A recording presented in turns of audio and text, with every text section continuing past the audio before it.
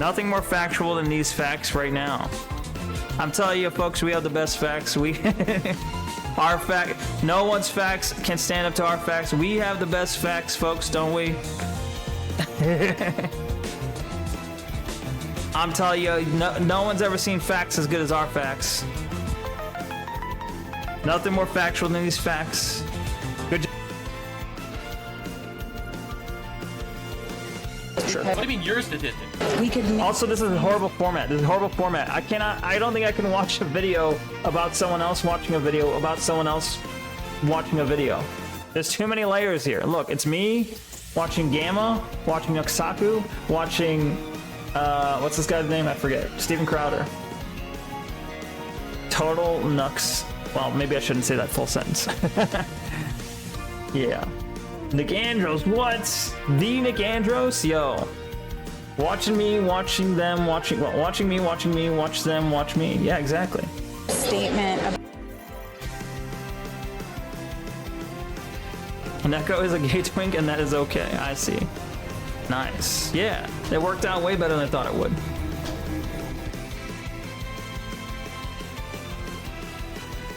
Right, I hear my bell, so I gotta fucking leave. No.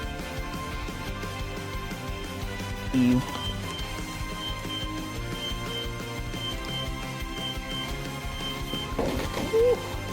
There goes my fucking tablet.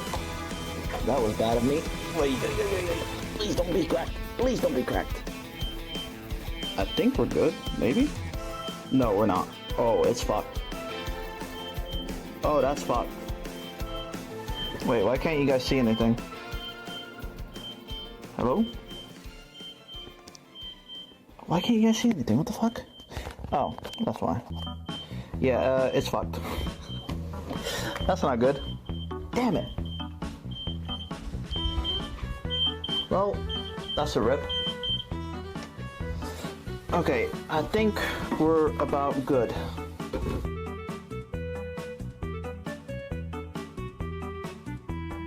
Over there. Careful. Hi. Oh my god. the wait though, I guess. Apparently I wasn't in teleport. Yeah. There's a light there. I'll grab his body, even though it's not really. I think he thought I was talking about this one over here, but I was talking about this one. I got teleported in here. Oh, did you? Oh. I'm glad I found somebody. So wait, I can't like run and jump with this, can I? You should be able to. Really? You think I can make the gap? Oh, what happened to you, Yogi? I know. I got shot by a nutcracker. There's a nutcracker there? Yeah. The only most. Someone's there's not much here. warned me about somebody, and then I ran into a mine. This is the longest 150 Backwards. seconds of my life. I was like, huh. I don't know. I felt anyway. As an audience, surely you're asking, how will such philosophical questions be resolved in this 40-minute Easter play? But then, a slip of the tongue. We had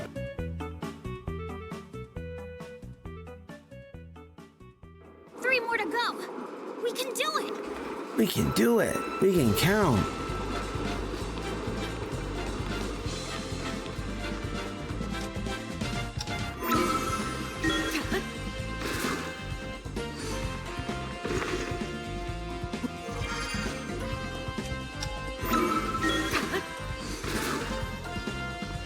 And we still gotta get to the...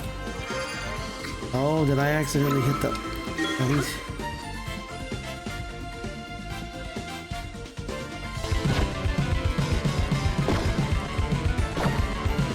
Are you... What the fuck? Pass the aspirin.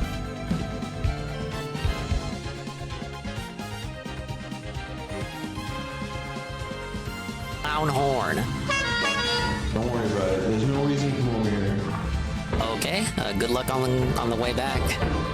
I got this. Hey, you got it. No!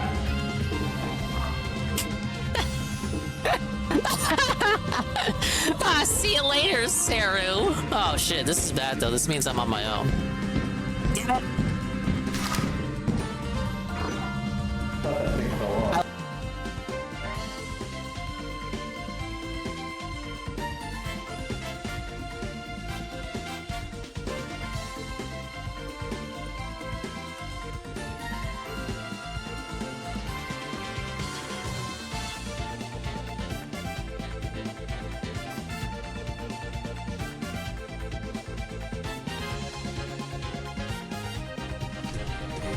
But I know in Left 4 Dead, I was going to say in Left 4 Dead, I know you'd sometimes find your teammates in like little rooms sectioned off that you could free them after a while.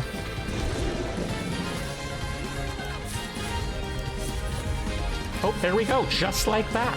The timing.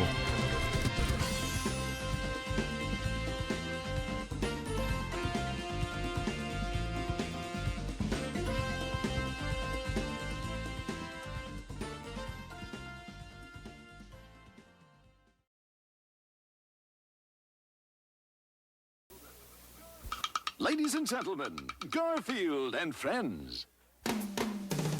We're ready to party! We're ready to party, we're ready! I hope you bring lots of spaghetti. I'm scared! Come on in, come to the place where fun never ends. Come on in, it's time to party with Garfield and friends. Dancing! Fiesta! Romancing! Siesta! Samba! La Bamba! Ay caramba! Disguises! Surprises! And pies of all sizes! Come on in, come to the place where fun never ends. Come on in, it's time to party with Garfield and friends. Come on in, it's time to party with Garfield and friends. Garfield and friends. And pay attention. There'll be a test at the end.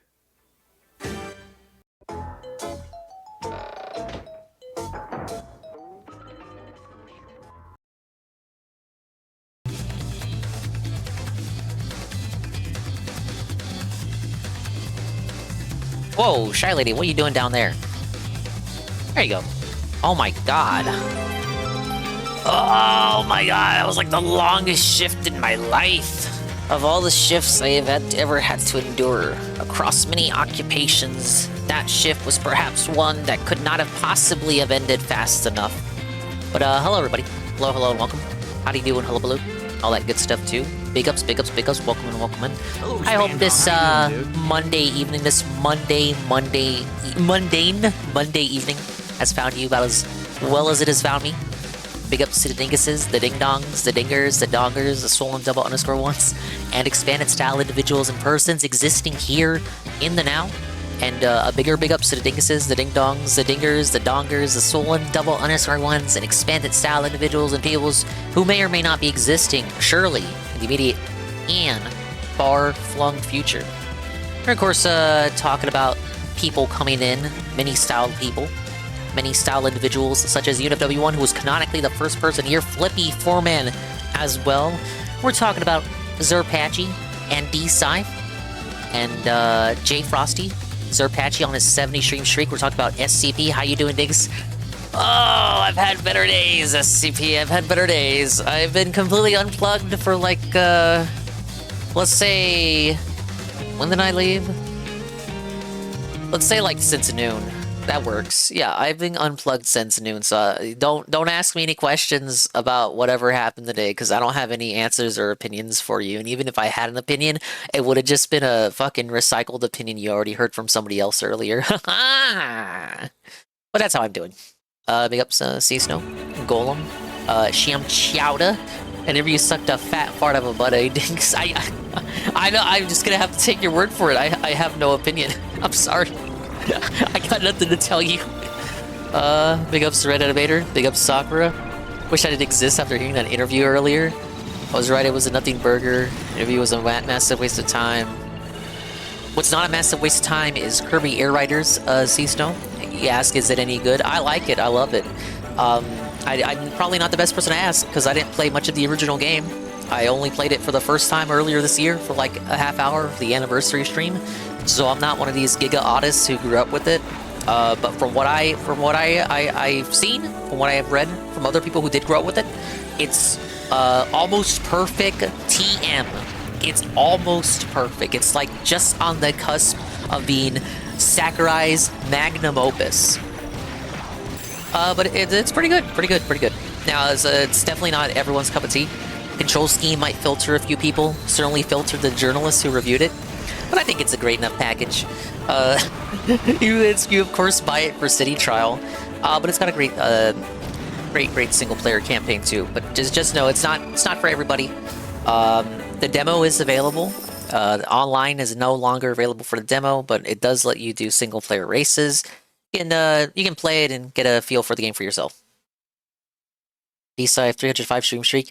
Y'all acting like when the Kingdom Casino started being nice to Phil, Asmon is going to keep stringing him along for content. We got Goki. As soon as the Twitch talk happened, it became Resident Sleeper.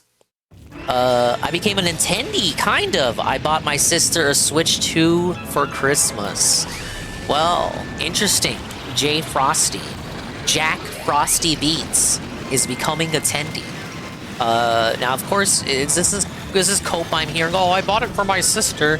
You're gonna be the one that's gonna end up using it more than she is. Of course. What? No donation. No. Eddie B43, another 25 via Extra Life, dude. Whoa. Whoa, stop the presses. Stop everything. If you can hear the sound of my voice, let's get some shout-outs. Let's get some hype and poggers and applauses in the chat for Eddie B. Chipping another 25 to the charity. And he says, these trophy cups better be filled with lasagna. Oh, we can only hope they are. Is that... Oh, because we had 275 before, so that puts us at 300? Oh my god. Does this mean I have to fulfill a goal? What did I have at 300? Ah, fuck. Yeah, that's why you said what you said. Ladies and gentlemen, Eddie B43 has pushed us to the Garfield Kart 2 goal. I must now, at some point, play Garfield Kart 2. I have no more sweeps, no more copes, no more excuses. Everyone was on their hands and knees, begging, demanding, asking for Garfield Kart 2 to be played, and I must acquiesce. I must finally play Garfield Kart 2, and perhaps then and only then will we discover who the true kart racer of 2026 actually is. Don't bother with it. Don't even watch the rap. Was right. It was a nothing burger. I mean, I told you guys my predictions going in yesterday, and I can't really tell you whether my predictions have been delivered on because I didn't watch it, but judging from most of the reactions here, you're just all coping. You're just mad that Phil, like, made $2,000 or something. I only know that because of Tevin's title. Look, I peeked in during work, but for the most part, I was washed. I could not have a moment to myself. I think I was pretty much for like a period of 3 hours, I could not even check my phone. I was just talking to old ladies all day, nothing I could do. But outside of those 3 hours, I took a peek. I took a peek at the phone. I saw Tevin's title said $2,000. And I was like, okay, yeah, sounds par for the course. I can only imagine what people will tell me tonight. And my imagination matches up with the reality. Now, will this become anything long-term for the guy? Will this lead to any more collaborations? Any more buddy trolling? I cannot say. I didn't watch it, so I don't know how he treated Phil. Perhaps this will lead to the King Snake arc part the second. You knew it was gonna happen? Look at your overlay. This Garfield PNG is from Garfield Kart 1. It's not new. It's not art from the new game. Ian Ziplin. Yeah, we got the momentum going. Thank you again, Eddie B43. Now, guys, we gotta shatter the donation goal to force Nintending segments on the stream. Do we make that one of the goals? You want Nintending? You gotta save the kids from cancer. Fuck it, I'll add it. We'll add it. It's gonna be gone by Friday. That's the code. That's the next code. That's the next goalpost goal. Oh, it doesn't matter. He made $2,000. He's gonna spend it on the mobile game anyway. It is true. It's objectively true. But when you say it like that, it comes across as you're just trying to square away with the fact that he made $2,000 and ate food. You gotta be like Triple P. Here, let me pull up the Triple P Twitter, because well, I had some moments to myself during work. I was like, okay, who is the one person that I can trust to have a very specifically amusing reaction? And I knew exactly whose account to pull up. So I think this is a good... Look, I know you guys aren't Asmon sweepers, right? Like, no one watches Asmongold here actively. So perhaps you may agree with the opinion that I'm about to toss on screen. Fuck Asmon. Look, I had said in the past that I for like a week I watched Asmongold clips just to kind of get a feel for like, okay, why do people talk about this guy? Like, what does he bring to the table? And not to say I disliked much of what I saw, but it really gave me that moist critical, hey guys, I'm Charlie here. I play the bat in Dispatch, and I'm going to give you the most milk taste opinions possible that are vaguely right-wing leaning. And after I watched the week of that, I kind of like, again, it's not like I disliked or disagreed with what I watched, but it was kind of like, well, I mean, there's nothing really unique being offered here. I guess it's like a centralized hub for that kind of vaguely right-leaning opinions. Like, if you want a creator to feed you very, very milquetoast opinions that aren't borderline Fuentes schizo posting, I guess that's the person to watch. It's like the approved mainstream content creator that really gives Hassan a run for his money. He really felts the liberals. Yeah, swollen dingus, literally, yeah. Actually, yes. So I was like, okay, I mean, it's like that clip of Meatwad. It's like, I get it. I ain't laughing, but I get it. And I kind of got my fill. Again, I didn't disagree with the videos, really, for the most part. The ones I chose to watch. Basically, what he had uploaded that week, the most recent videos from that week, the week's selection of clips. And it's not that I disagreed or really even kind of disliked. I mean, I didn't hate him. I was like, I wasn't annoyed by him.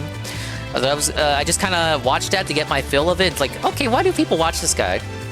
And then I watched it, I was like, okay, yeah, I see. It's like the mainstream safe edgy. Because like people say safe horny. Is safe edgy? Safe edgy is a thing where it's like, it's just edgy enough that people will call it edgy, but actual edgy people will just call it safe edgy because he doesn't go too far. Because didn't he apologize for his comments on Palestine? So he's not really edgy, he's just safe edgy. Like, if he really wanted to push that envelope, he would have said it even at the cost of, like, potentially losing his Twitch stuff. Now, of course, this is ironic given that I'm also on the purple platform, yet simultaneously not willing to tell you the truth about Palestine. But the reality of it is, my opinion of course, has consistently been that I don't really have my 2 cents to give on countries on the other side of the world that don't care about me. You know? You get it? And yet he wants to have an opinion on that, but can't even commit to it when pushed and pressed on it. He just runs it back and says, oh, I'm sorry, there are lovely people in Palestine. But like, that's not what you said a few days ago. Can't wait for the Ann lead sweep tomorrow. Yeah, I saw, one of the few things I saw in my sub box was that Ann is preparing the sweep. And look, Ann won't sweep, he'll just get on and say, yeah, guys, I told you, Roachman and Pig Roach would be boring. I told you guys. The thing is, isn't everyone kind of saying, I told you so? I told you it would be lame. I told you he wouldn't felt him. Now, I said my predictions yesterday. I said it was the worst thing it could be was that it was gonna be boring. Like, that was the worst thing. The worst timeline is that it's gonna end up being boring. I told you that the best timeline would be that he just nuclear felts him. Like, if you're gonna felt him, nuclear felt him. Don't just do Side-Scrollers 4.0. Like, if you're gonna ask him the same fucking questions that he's already been asked, 4 interviews already, the same questions he already gets asked on every fucking pre-stream, during every chill with Phil, during every Q&A, during anything. Like, at least go beyond the pale, bring Triple P on the call, bring Worski on the call, like, do something, man. I don't even care. Just make it worth my time. Make it worth my while. From what I hear, it was not worth my time or my while, which is why I didn't check in on it after I got done with work. And that's my sweep. It's totally not because I'm lazy. One time I watch Asmon is if Kirsch or Smugglana is watching him. I know about Kirsch. The other one, I've heard her name before, but I don't know much about her. I don't really care about Asmon one way or the other. He's right-wing critical. Yeah, now critical is like left-wing critical. Critical is left-wing critical. He's over here. Didn't he have that controversy? So, like, Asmon has a controversy like Palestine, vaguely right-wing individual, critical moist man, Sonar over here on the other aisle, having the left-wing style controversy for saying it's okay for kids to cut off their dinguses, and then he had to walk that back because just like Asmon getting pressed on Palestine, he couldn't commit to his opinions when he was pressed on whether he believed the kids getting their dinguses cut off was okay. And then he had a cry for like a week, and he was like, I'm gonna stop making content, guys. And then he like fucking walked it back, and then just continued as if business was usual. Business as usual, like the following week. Hey, Praise That Son. Dingus stream, yeah, welcome in. I'm sorry, it sounds, Praise That Son, it may sound to you like I'm recapping the Asmongold interview. I actually didn't watch it. So if you're coming in the middle of that, and you're assuming that you're in the midst of hearing my opinions, sorry, you don't get any. Think it's possible for Kino Casino to dehypnotize Asmon? Here's the play. Asmongold goes on Kino Casino next. Yeah, let's do that next. I'd be for that. You can't tell me Asmongold doesn't know about Kino Casino. This motherfucker's probably paying attention to the iDubbbz lore, and then it's just a short pipeline away from finding yourself watching videos of two fat Canadians. Or not, well, one fat Canadian and one coked up Canadian, my bad. Asmon isn't really right-wing, he just gives level-headed opinions, which makes you right-wing in current year. True. Hey, Toper. I don't even think Asmon was hypnotized. I just don't think he really cares about Phil, since he seems as a haha locale man. That was also my one of my takes, where it's like he's not really in it to Feltham, he's just in it to get laughs for himself, which is what he publicly stated. It's what he publicly said. He stated that publicly on the internet. He said it literally publicly on his stream. He said it publicly on his public stream. That he was in it to get laughs for himself, and was really the only reason why he was giving Phil the time of day, because he understands that Phil stands to gain a lot from it. And it seems Phil has benefited a lot from it, guys. I see on his night stream he hit a peak of 300 viewers. Unless he's surpassed that since I started streaming. 300 viewers, wow. You know, last year that was like the norm for like a day stream. Congratulations, Phil, it really paid off. But welcome in, Zuki Wookie. This is how Dinga's streaming career ends. Worst he sues him in oblivion for defamation, claiming he's still doing coke. Alright, well, speaking of Kino, I hope Asmon fans feel like Kino Casino fans and feel the need to defend Asmon. It's all a ruse. He's not hypnotized. He's not. I can't say anything, Goon. I didn't watch it. Maybe you did through GPM. I'm just telling you what I thought of. What I predicted yesterday, and my general opinion on Asmon after watching a week of his content, and only a week. This is all I know. I know nothing else, you guys. Besides Tevin's stream title saying DSP made $2,000, and DSP's current viewership of 300 viewers, and this tweet from PvP. This may be the biggest W of DSP's life. Asmongold has actually bowed down to the Pignosis. Phil will be gaining whales and will be a regular guest for Asmongold. Phil won. Amazing win, Phil. This bitch was weak of mind and you enslaved and broke him, sire. King shit. I can't even tell if this is ironic or not. It is ironic. It's ironically worded, but I think he actually does believe in this. He's just kind of, he's doing that showmanship way of playing it up. But I do think he's right. I think he genuinely believes this. He's just coloring it in a typical showman manner and making it like more exaggerated. He's exacerbating it, his way of his framing, exacerbating the framing. But I do think he genuinely believes this. And then we have this one. Lol, DSP won. Asmon is holding the big L and successfully hypnotized. Big ups to DSP for actually successfully robbing Mr. Gold. Well, we'll see. We'll see what becomes of this. I see a D-Site. I see what you're posting here from JG. Big ups, a fellow detractor style. Little cocky smug face from Asmongold. I don't know. He could be pulling the Kino Casino Arc Part 2. Clearly, there's something in it for him. I just told you he's in it for laughs. Which you could say that was also PvP and Worski's mission statement. Oh, we're just in it to see what content we get out of him. Maybe that's Asmongold's route. All the same, Snow says his audience was calling DSP based. Ah, yeah, they called the casino's audience called DSP based and the King too. We'll see where this goes. Are we really gonna rehash the arc? We're gonna rehash the casino arc just with Asmongold? Phil stands to gain so much more from leeching off of Asmongold. The thing is, it's all about the novelty, guys. The novelty of the king, the sire, the casino shit, like, it had a novelty to it, but it also had a lifespan. So how long until Asmon fans, like, stop pretending that he's based just because Asmongold finds it funny to fuck with him? Because we saw that too with the casino fans. They only thought that Phil was a king because PvP acted as though Phil was a king. But how long until that runs its course and they stop playing along? The moment they started felting Phil, the casino fans were like, "Oh yeah, that guy was a slur the whole time. We actually don't like him." So once the novelty runs its course with Asmongold, do the Asmon fans just drop the facade and just say, "Oh, we fucking don't like him"?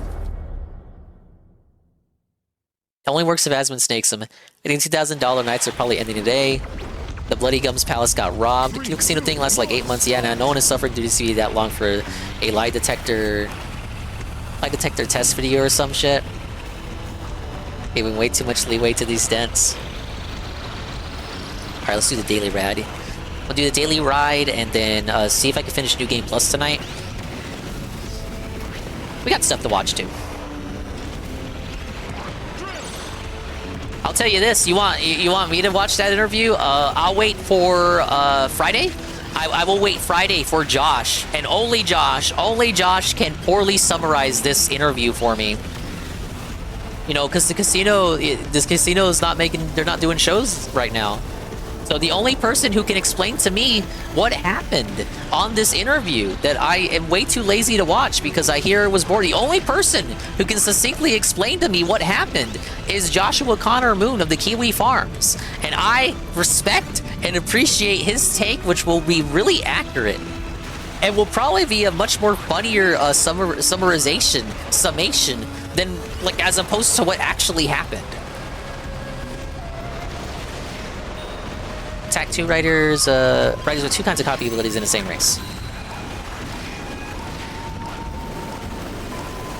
Asmon would only interact again if it's some game that he can laugh at him in. I tried watching 5 to 10 minutes and it got bored. Seems to be everybody's take.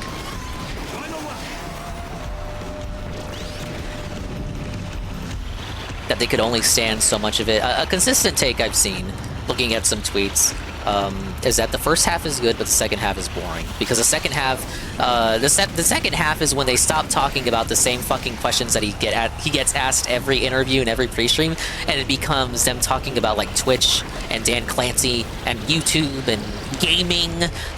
Apparently they cry about Phil Spencer for a portion of this interview, and that's when people start tuning out.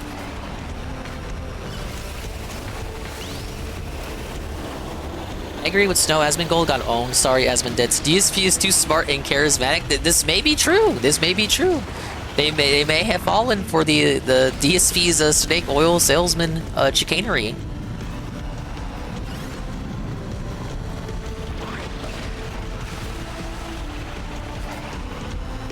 I mean, does Asmongold recognize that Phil is a clown in a locale? Obviously.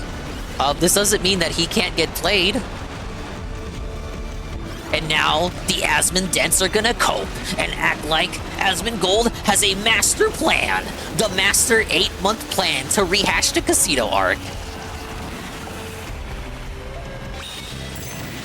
But the second their king stops being Phil's friend, they will also drop the facade and start hating Phil and act as though they hated Phil the whole time and only liked them because their king liked him.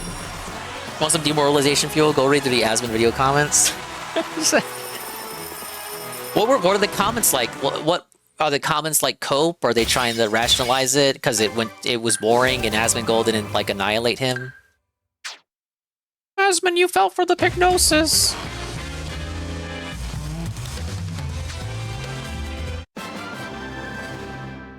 Mr. Pun, too long didn't read on the DSP Asmon shit? I'm not the guy for you, I didn't watch it. Dude, I had like the longest shift at work, it was like never ending. These ladies, I don't know. Is it because it's like Thanksgiving? So like, it's like, oh, well, I got shit to do, like at the end of the week. I gotta go like fly out and meet family. So I gotta call Dingus right now for all my burning questions. And it's like, look, lady, I love you, but like, we're gonna have to, I got like 10 calls waiting for me, you guys. No, Dingus, most people have no idea about DSP. Think either this is a redemption arc or DSP is genuine. Well, again, it's the result of Asmongold's audience, and it really, in my opinion, that's true. In my opinion, that puts it into perspective of just how small all of this is, and how meaningless it is, and how none of it matters. Well, this 2020 equivalent of the quartering DSP interview. Read them, man. There were already like 3 other quartering X DSP interview equivalents earlier this year. You could say the Keemstar interview was that. You could say like the Tapatio interview was like that. This bump will not last. Oh yeah, no. It's like, again, I said the novelty is gonna wear off.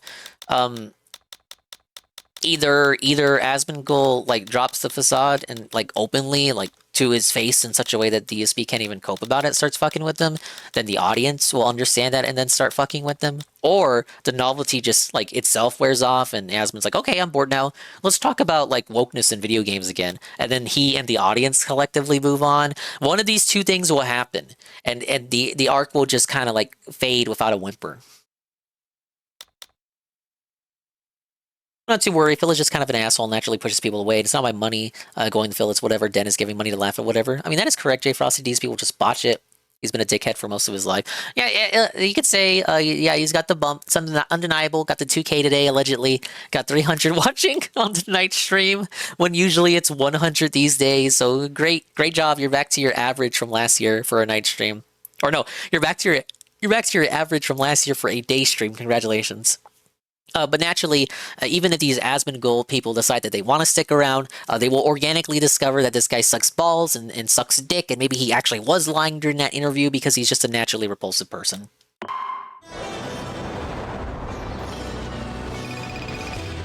It will last less than the casino? Yes. I can say that for sure, for certain. Asmon don't got that smoke. Number 1, he doesn't have that smoke. Number 2, he's got like 10,000 other things that he should be focusing on. Whereas like the casino is basically a very niche sector show for covering lolcows. There's like fucking, at any given time, there's over 10,000 different things that Asmongold could be covering and doing videos on. Dude hadn't even talked to Phil about whether they would actually be doing it for real, until, what, after the daily rap last night? He hadn't replied back to Phil and given him the Discord? Like, obviously this isn't a prior... Okay, if the Asmongold fans cope and act like it's some grand design, Hino Casino rehashing, he's got like the long con, okay, why is he being so nonchalant and lazy about it? This motherfucker couldn't even lock it in with Phil and give him the Discord information till like the last minute, but he's supposed to have some master plan and is gonna buddy troll Phil?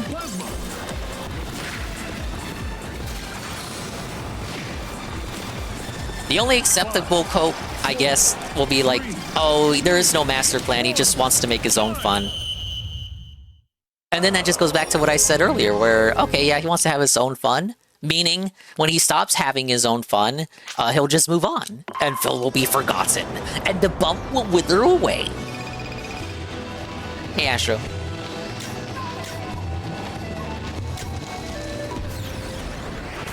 Over under on how many paragraphs Phil has sent Zach? I couldn't tell you. I didn't watch it.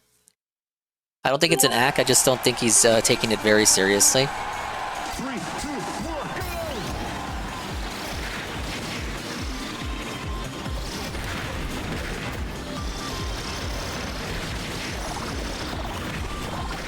But I stand by what I said earlier. I think he should go on the casino next. Let's get Asmon on the casino. Fuck it. We already had Mudahar on. Remember Phil's interactions with Mudahar?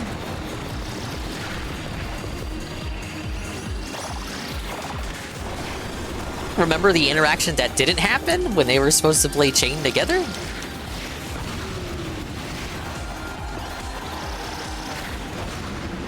There we go. Excellent. Whoa. Hello, Kai_Aster. I am so sorry. Work was kicking my ass all day, and I had your stream pulled up. He was doing the art stream. You guys missed the Kai_Aster art stream. The man formerly known as Goondollar. He drew a picture for me. He drew me art because I donated to his extra life. And I am very sorry I could not. Look, I didn't even see you. I was so busy on the phone talking to these people. I didn't even see you draw the art. Like as you were doing it, I did not see it. I did not pay attention. Like I had the phone to the side, and I was locked in. It must have been like a whole 3-hour period that I could not even look at my phone. And then I finally wrap up with my calls. I look to the side, and I sees what I sees, and I says what I says, and I sees the fucking Shy Guy you drew, and it was pretty good. It was pretty good. I just feel bad that I couldn't pay attention a whole lot more to the actual drawing process. But no, thank you for drawing the fan art. I did see the end result. I did take a peek. Like when I was finally done, I'm like, oh fuck, he actually drew something. I'm like, oh yeah, I see it now. I see it now. I'm so sorry. I was preoccupied. I'm just very exhausted after the day. Hey, Pop-Tart. 3, 2, 1, start. Dents were on Twitter defending DSP. I wonder if Asmon Dents will do the same. Did you just see the PvP tweet I put up? Where yeah, you did. Where PvP was saying that Phil won.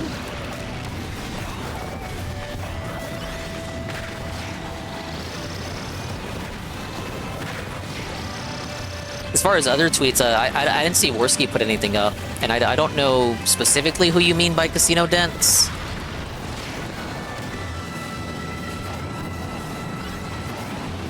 Worski hasn't tweeted in like weeks. I don't know what that dude's doing. But that's fine, I haven't tweeted in months. There's no reason to, nobody cares.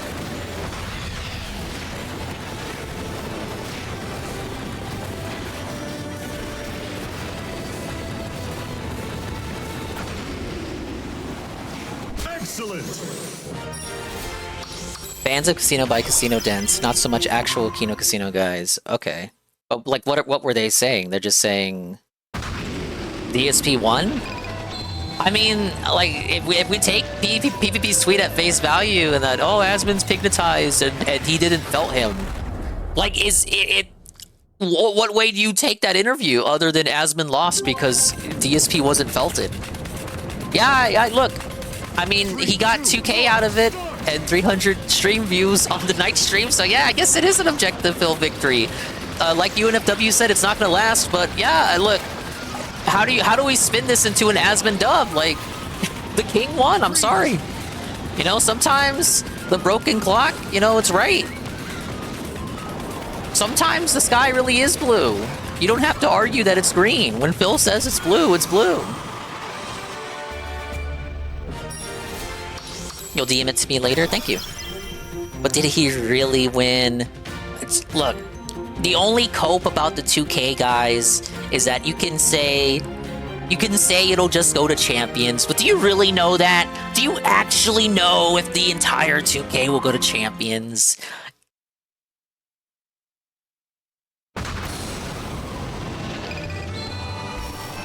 Astro says, have you seen his chat?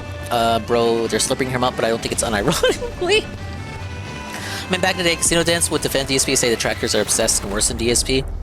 Well, that line of thinking wasn't unique to that arc. Like, people have tried that tangent before.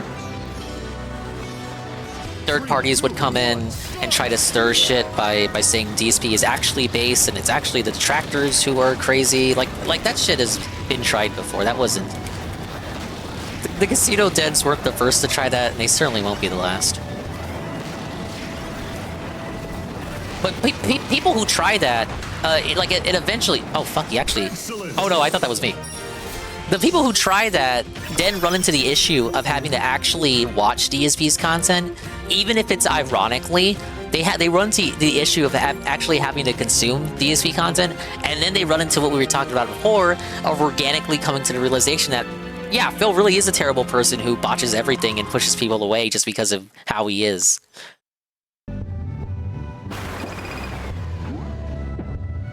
Yeah, we'll go to DoorDash and shit. But will Cat get anything? Will any of the 2K go to supplement Cat's DoorDash? This is a real question. Or does Cat have to order on her own still? Does Zach have Eevee girls in his house? Zach Rar wins again. But Phil's married. Phil has a meaningful relationship, whereas Zach has to rely on whores. It's not a meaningful relationship. They're just in it to fuck each other. No, she orders her own shit. Just gotta be humble about the loss or be indifferent because it really doesn't matter at the end of the day. No, that's cope. Oh, it doesn't matter. It doesn't matter, Sean. It doesn't matter. That's cope. Yeah, you can't say that. It has to be an L. You have to kneel. You can't kneel and say it doesn't matter. That's not proper kneeling. You have to say, oh, it was the king won. Nothing I can do. You have to huff the copium. You can't say it doesn't matter because that in and of itself is a cope. I'm sorry, I'm being a jackass about this. I didn't even fucking see the interview. I'm just like, you gotta be graceful about it. No, I agree. You have to be graceful. The only way to really truly square yourself away with it is just realize, yeah, that money's probably not going to go anywhere to improving his life and his setup. Yeah, he really is still going to be miserable. Yeah, he really is going to boot up the stream tomorrow and ask for $300 more. Split across 150 on day stream and night stream. Like, that itself also sounds like cope, but it's objectively true. At a certain point, the cope is also just the truth. The cope is just reality. It sounds like cope, but it's objectively the truth. He's just gonna boot up the stream tomorrow and ask for another 150. And the bump, as UNFW said, will just naturally wither. There's no way anyone new from Asma is gonna survive watching DSP content. However, like Casino, they will still give money. So DSP holding fat W's. It's true. Wait, I can purchase power downs? Why would I want that? DSP doesn't care if he has hundreds of views. Chat is slower than Dingus chat with 25 people in it. Hey, thank you. He gets money and celebrates with daily 5 guys and fried chicken. it really, at this point, it feels like he fucking eats on stream daily. The goals are so arbitrary. You could be, oh, let me roll over. Oh, and let me count it for 2 goals. Oh, guys, we're at 10 goals again. Let's order some more 5 guys. Obnoxious as fuck. I'm rubbing salt on the wound. Look, you gotta hear it from me. I'm not gonna sugarcoat it. I told you, I outlined it for you.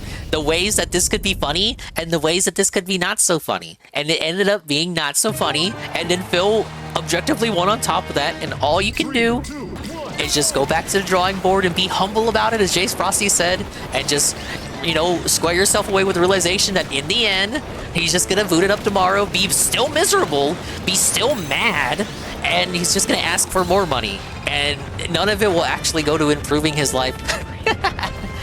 And the novelty will wear off. The people organically there to watch him will stop watching. And yeah, life will just move on, and nothing will come from that. That's all you can do. You have to be a humble, mature adult about it. You know what? I lost, but it doesn't matter. 5, 4, 3, 2, 1, time! Dingus already practiced before stream. This is the DSP celebration stream. It's like when Billy Mitchell won. It is kind of like how I acted before Billy Mitchell won. I remember it was a Xenoblade stream. I was like, look, there are 2 routes, and I want Billy Mitchell to win because it'll be funnier. But that's like kind of different because I had years of sweeping for Billy Mitchell under my belt because I just didn't get a good vibe from the people going after him, and I was validated. I won. Me. I got no court money out of it, but me.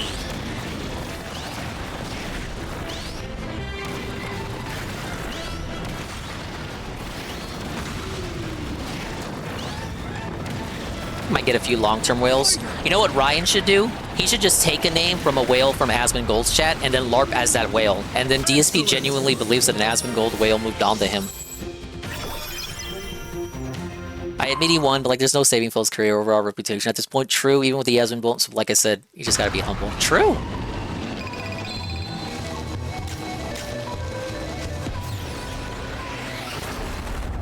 As me and Anne always say, just stand by the sidelines and watch the flames. 3, 2, 1, start! Okay, so he's up to 400 now? 800 bucks and 2K on the day stream?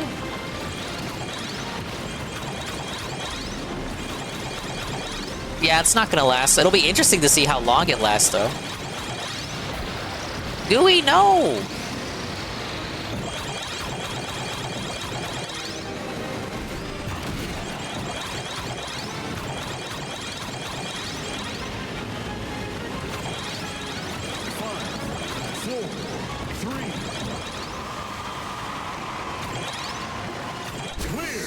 Some sob story about how he just wants to chill, how today was an example, how it's possible and how it can work. But I heard from a small fraction, tiny bit of Tevin's stream that I saw, that he was also complaining about having too much attention now. But it's like, you wanted this! You wanted one of the biggest content creators to talk to you. Here's that attention you ordered. 2 weeks is my guess, but is that one guy, Iron Chef Sakai? It doesn't matter who Iron Chef Sakai is.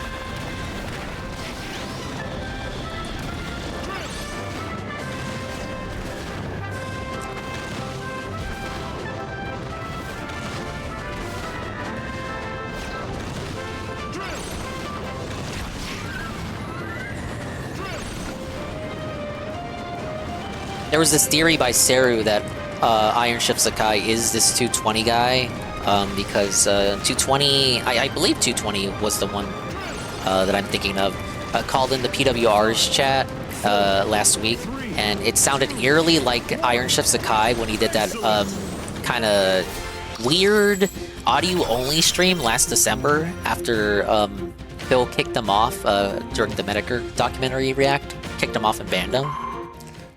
It was like eerily the same voice.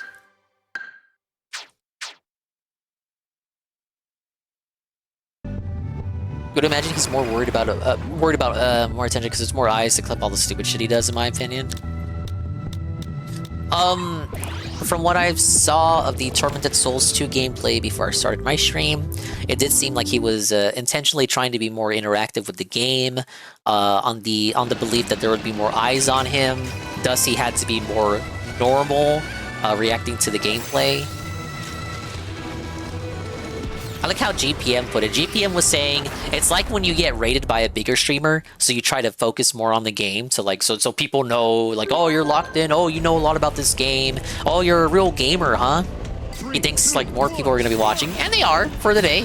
So he's like, okay, let me lock in more on the game, let me not focus on drama, let me show these Asmon guys, like, what I'm about, and like, oh, I'm a real gamer.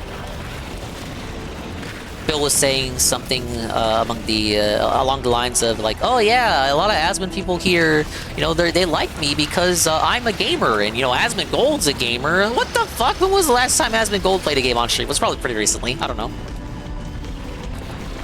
That guy doesn't talk about games. He talks about woke shit in games. Those are two different things. Oh hey, Fenrir, if I didn't say anything. And thank you, Nightzoomer1 for the 55 stream streak. Welcome in, welcome in. We're talking about how I didn't watch the Asmon Gold interview, so I don't have any opinions to give you. I'm sorry. I'm gonna lose.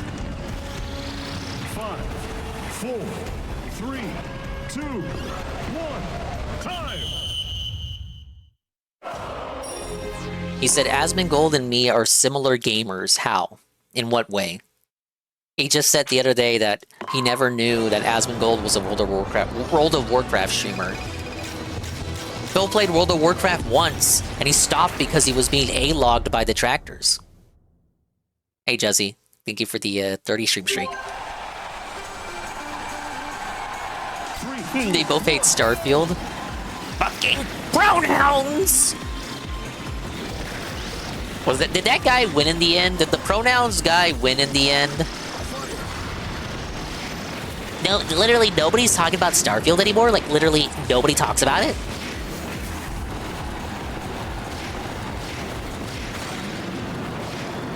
Guy probably lost bigly in the short term, but in the long term, was he not validated?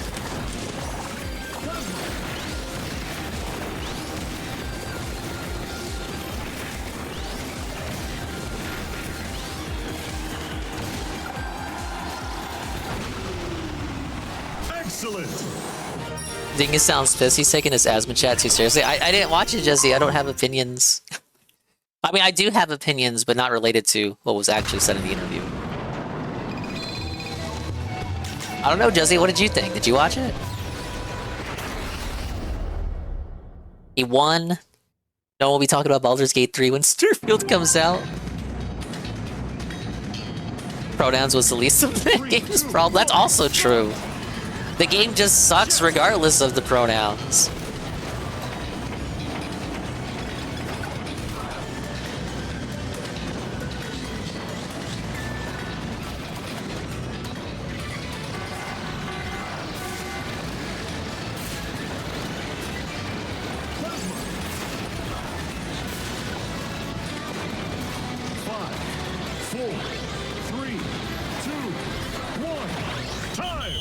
Barely made that. I listened to Shroom listening to parts of it. Also saw Mark rage quit it, did he? That guy gets brought up when people mention Starfield or when there's a woke game. So you're telling me you can't go mentioning that game without bringing him up. Like he is so central to the conversation revolving that game. You could argue that people remember that guy's crash out even more than the content of the game. It's certainly the thing I remember most when I think about Starfield. That and Synthetic Man's review of it. I don't know, guys. Maybe Bethesda should have just made a better game. Excellent. But like 80 hours into it, game's bad. Guys, we just gotta... Come on. Here's how Starfield can still win. We need to give it a No Man's Sky redemption arc.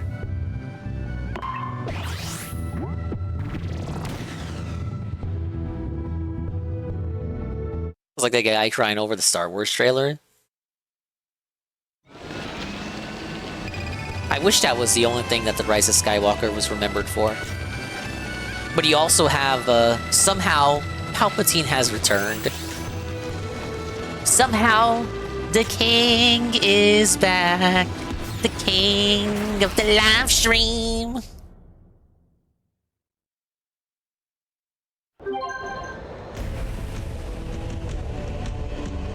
Three, two, one, start!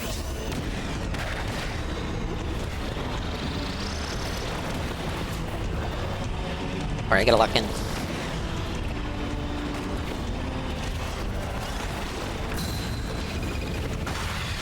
Oh, one shot.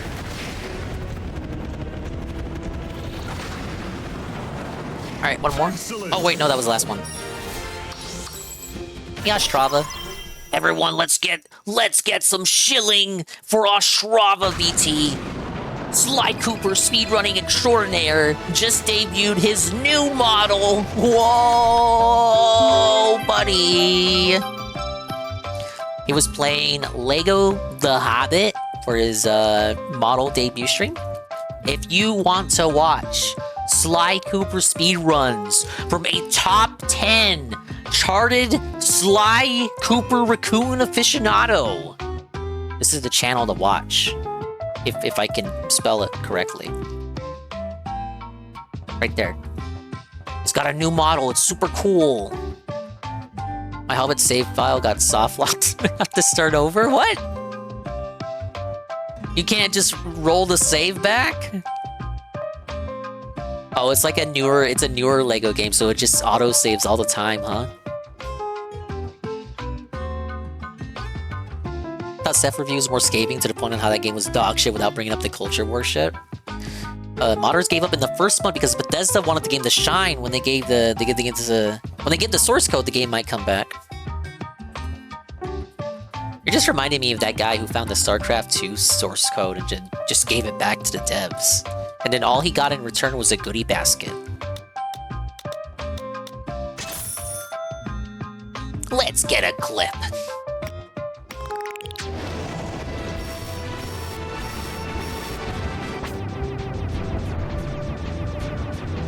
Whoa, it's my favorite game. Sly 2 Band of Thieves. Whoa. What the fuck happened there? Look, we come so far, chat. He had a PNG tuber for this clip. From humble beginnings. We went from PNG tuber to Lil Chibi tuber to actual full body, full grown, made by a Japanese artist 2D live 2D VTuber model. I got hit by a train and died. I've had that happen to me before in episode 4, where you get hit by the train. It'll just carry your corpse for like miles before the screen fades out. 3, 2, 1, go! All right, here's where I lost before. I'm gonna lose again.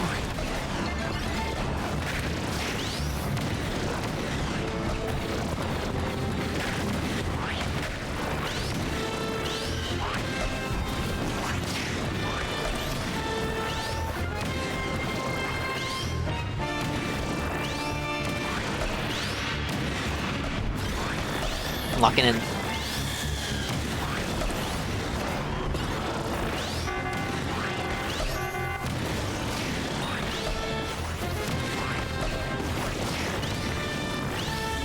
Oh, he's too strong. 5, 4, 3, 2, 1, time! Oh, and he was smoking. We just spam the clip shoutouts till we don't get an Ostrava Sly 2 clip. He has non-Sly 2 clips. I've seen non-Sly 2 clips. I'm sure the non-Sly 2 clips are from other Sly games, but you said non-Sly 2 clip. Rebsy says, All I have to say is that this happened before when the casino gave him the buff. Now he's going through a second buff, and now he'll go back to his old self. the tourists are in for a rude awakening when that happens. No, for sure. That's consistent with what everybody else has been saying. Like what Goon has been saying, what Jay Frosty's been saying. Like, when these people, whether they're like unironically pigmatized or ironically pigmatized and they're just going along with it because for the moment Asmon is getting cheap laughs from it. Once they realize that they have to actually, like, they have to do the bit, they have to play the part and actually watch DSP content, they will realize that he is just a uniquely annoying person to have to watch every single day. They will realize there is a reason why the people in his audience have problems.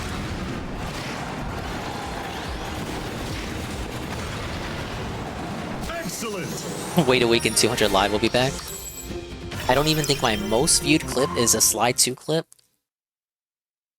Let's see, can we get another one?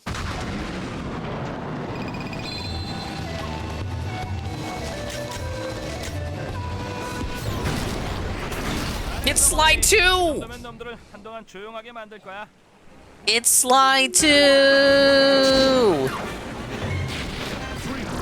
In Korean. Excuse. Murray, what are you doing? The Murray has wonky physics. I like Gooey with the cowboy hat on. How do I not have Gooey unlocked, though? This must be some kind of mistake.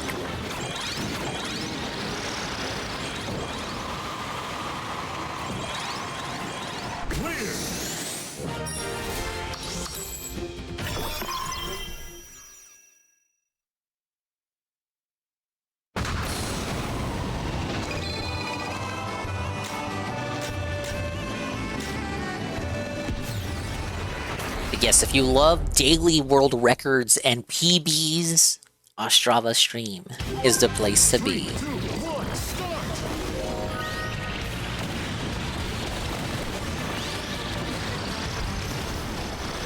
Let's get some lore. Is the schedule changing? I'm with you. Well, thank you to the Insanity Fox for the follow. Is the fox in your name like Delphox? Are you a Pokemon enjoyer? That's true, he does get world records daily. He got a PB very recently in one of his categories. I forget which one, but he was telling me about it. God damn it, Rocky! I'm sick of it! Dong. How you doing, dude? I'm doing great, thank you for asking. Ah, fuck, I'm getting sent back. I'm doing great, Jesse. Thank you for asking. Rocky Mains, rise up. What? Do we just switch to Battle Chariot? We're never leaving this place. How are we an hour in? I'm still in the same area. We're supposed to beat this today. Or not beat it, but like, beat the new game plus. I still gotta grind the rest of the checklist. One day I wish to be like Dingus and feel great every day. It's something to work toward, ain't it? Look, today I could be better though, Jesse. Work was real long. You know, I had to be locked in. I couldn't pay attention to really anything else.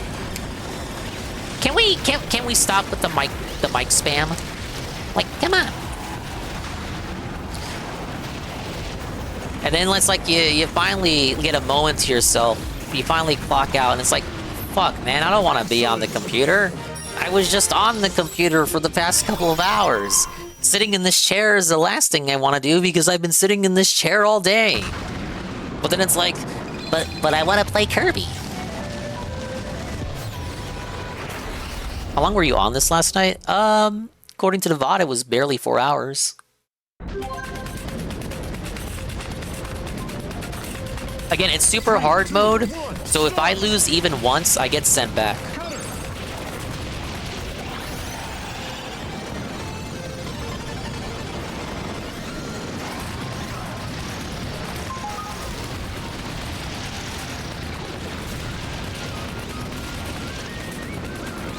On every other difficulty, you can just you can restart from the challenge you lost, but here you get sent all the way back if you lose.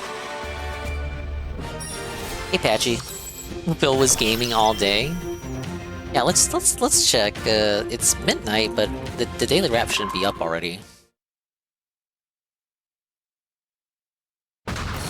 And it's not.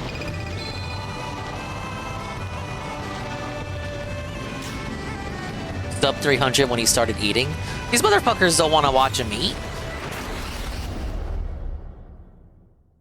Alright, Rocky, be nice to me. Oh, okay, ended like 10 minutes. Okay, so yeah, he's recording it. We're gonna watch Lord Frogmire felt Pokemon then.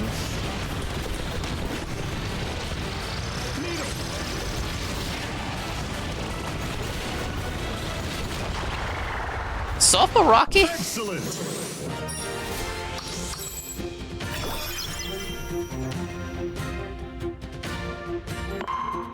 You don't really want to watch him crow over this, CBH.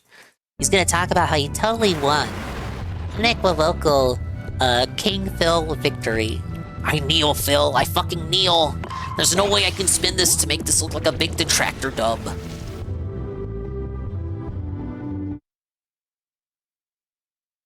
All I can do is go back to the drawing board and come back stronger tomorrow.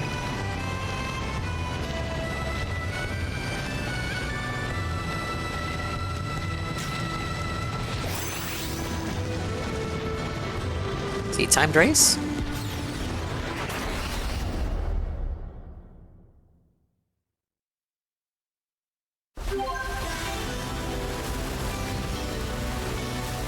Three, two, one.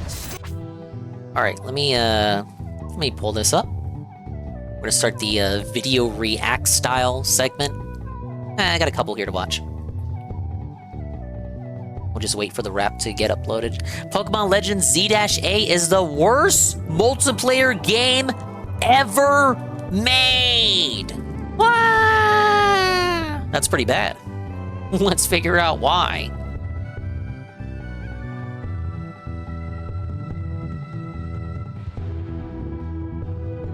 It's supposed to be about like the ranked mode.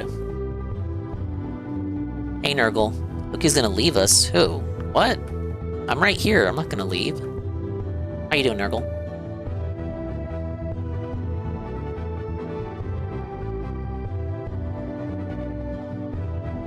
Oh yeah, by the way, you inspired me. We have the new redeem here, since you've been sending me so many fucking channels to check out. Did I get the thing I sent you? Yes, I did. We now have a new quote-unquote redeem. You can recommend VTubers and PNG tubers for me to check out. Ah! Express your best caution. I understand this will be a very dangerous redeem. But if they're cool and you think they deserve appreciation and observation, perhaps we will check them out in the immediate and far-flung future. Remember that Frogmire's a cuck that got bullied by his brother for having the wrong opinion? This is objectively true.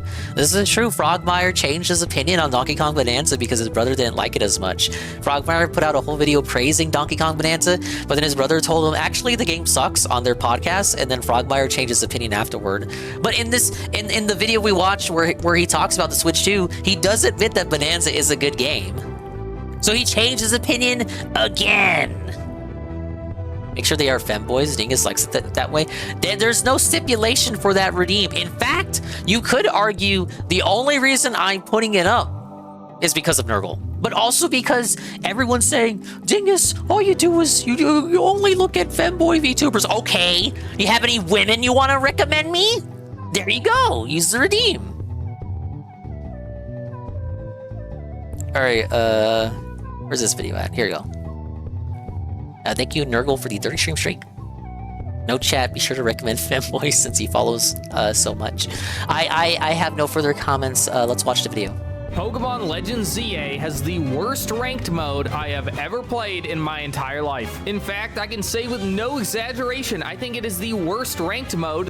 No exaggeration, meaningful content. No exaggeration. Entire life. In fact, I can say with no exaggeration, I think it is the worst ranked mode that has ever been created. And trust me, I have a lot of experience playing really bad multiplayer games. I've hit rank 1 in Yu-Gi-Oh! Master Duel probably 30 times. This includes formats where you watch your opponent play for 10 minutes straight, only to surrender immediately on your first draw. You could easily go for 2 the hours without VTuber playing recommendation. a single card, and that was much more fun than this. I played Ranked Smite, Yaruchu? a MOBA that's already really bad. But even worse, the player base is so small I'll give him a look, see, look, listen. upper end. So you will have ranked games where it's 2 pro players and 3 guys who are new to the game versus 5 people who play every once in a while, and that's considered a balanced match. And although not ranked, I have even played Gen 1 Uber's format, where the only Pokemon that matter are Mew and Mewtwo, where it is a legitimate strategy to get your Mewtwo paralyzed so that you can stall longer before running out of moves. And still, Legends ZA is by... Gen 1 Uber sounds awful. I hate to pause already, but isn't that like there's maybe less than 5 viable Pokemon? He says just Mew and Mewtwo. I'm pretty sure there's a few more in there. You can toss in Alakazam or Starmie. Pretty sure Starmie and Gengar are like... But it's like you're just seeing the same 5 Pokemon. That's gotta be hell.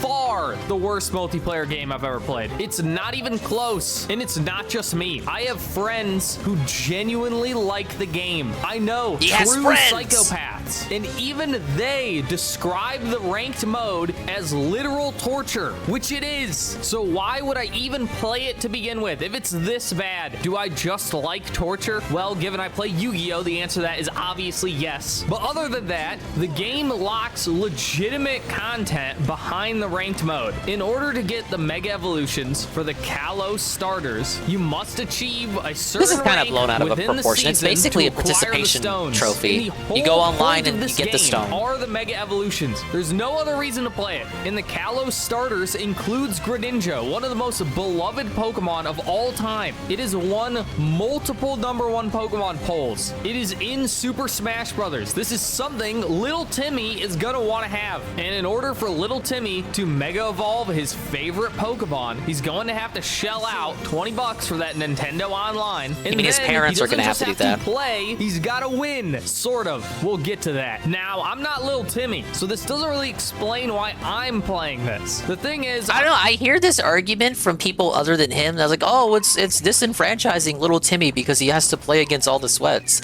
But if you actually look at it, it is a participation trophy. Like you get the Mega Stone pretty quickly. I just don't. I'm not falling for this. it's almost like it's played up to make Game Freak look worse than they actually are. Oh my god, this is so disheartening, and to poor little Timmy isn't gonna get his Mega Evolution. Man, this ain't no fucking kid that can't play online. I don't believe this. You're making up fan fiction. These hypothetical little Timmys that aren't gonna be able to get Mega Greninja. If you can't get a participation award, if you can't play one fucking online match to get this Mega Stone, guess what, little Timmy? You didn't fucking deserve it. That's my hot take. Screw little Timmy. He didn't need the Mega Stone anyway. I've watched a lot of reviews of this game. I had my own review, and the only people who actually played the multiplayer are Nintendo fanboys. Probably because they're the only ones willing to try it, but I cannot let the online consensus be that the worst multiplayer game I have ever played is good, because obviously it's not. So someone's got to actually play this and let the world know that this is not being a reactionary. I have given it the best shot it could possibly have, and it's horrible. I made it all the way to rank A. That's as high as you can go. So there is no argument that I did not do my due diligence. I was gonna say Dingus was base, but then I realized he was sweeping for Nintendo and Game Freak. No, why should we cap for these hypothetical little Timmys that don't exist, Goon? Where are the little Timmys?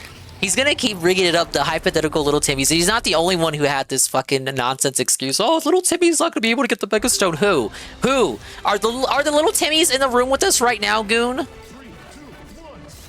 And unsurprisingly, the little Timmy needs to pay for Nintendo Online. No, they don't. His parents need to. So like, comment, subscribe, hype, and let's talk about why the ranked mode is so bad. So let's begin by explaining what is even going on here. The ranked multiplayer, the only way to play with other people other than private matches, is a 4-player free-for-all. You get 1 point for knocking out an enemy Pokemon. That's it. There's nothing else. You don't lose a point for fainting. You don't get any points for dealing damage. You can die 3 times, 1 to each opponent, and then you get 1 kill steal, doing 2 damage the entire fight, and you have now tied the game. They genuinely made... Bro, talking like kids aren't playing high-ranked lobbies in FPS games. Yeah, these are the same people who make jokes like, oh, you lose to little kids in Fortnite because, like, the kids are no-lifing Fortnite. Yet I'm supposed to believe they're too incompetent to play Pokemon online enough to get a participation award of a Mega Stone. A multiplayer game where the only objective is kill stealing, the most annoying part of probably every video game. And in a game where kill stealing is the primary objective, what if I told you if you run in a circle, no one can hit you except for a very limited range of moves? As long as you are moving when your opponent targets you, they can never hit you. So I don't know if you're putting the puzzle pieces together, but a legitimate strategy is to run in circles, doing nothing, wait for your opponents to start fighting each other, and then just steal the kill. I'm in a ranked match. One of the players go AFK. Little Timmy here realizes he can get free points off the AFK player. Unfortunately for little Timmy, I'm the Sweat Lord here to keep him from getting his favorite Pokemon's Mega Evolution. So he hits the opponent once, and then I immediately steal the kill and kill him too. 2 points for me from doing nothing. I just stood there and waited. I do this multiple times, by the way. Well, you just wanted it more than little Timmy then. So basically, the entirety of the lower ranks is just running in circles, watching little Timmys fight each other, and then stealing all of their kills. But what happens when people figure out this strategy? When everyone's just running in circles waiting for other people to fight? Well, you have one other option, and that's to one-shot. No one can steal your kill if you feint them in 1 hit. So the meta is to use a boosting move or just use a Pokemon so strong that they always get the 1-shot, and you only ever attack if you know you'll get the kill. And if not, remember, run in circles. They cannot hit you. So how are you going to ever get that 1-shot if everyone's running in circles and you can't hit them? Well, you have a handful of moves that cannot miss, like Thunderbolt. Though if you notice what's on screen right now, I do think it's based that if people go, the Sweat Lords go on Pokemon ranked and gatekeep little kids from their Pokemon rewards. But like, again, it's like, how do you know that you're going up against a little kid? Because it's not like you just have to because Nintendo Online is the way it is, there's no voice chat. You'll never know if you're actually going up against a kid who doesn't know how to play the game, and you won't know if you're actually doing the gatekeeping. Like, it's just fan fiction. It's just fan fiction to make people sound like either like they're cool for gatekeeping the kid, or to use it as a point against the devs by saying, oh, look, the hypothetical kid can't win because he's too bad at the game. He doesn't know how to play because the sweat lords are too sweaty. But again, like, the requirements are, he'll say what the requirements are, but it's literally play a match or two and you will get the stone. And I'm pretty sure they changed it too, that you don't even have to win. So they can get kicked, they can get their ass kicked and still get the stone.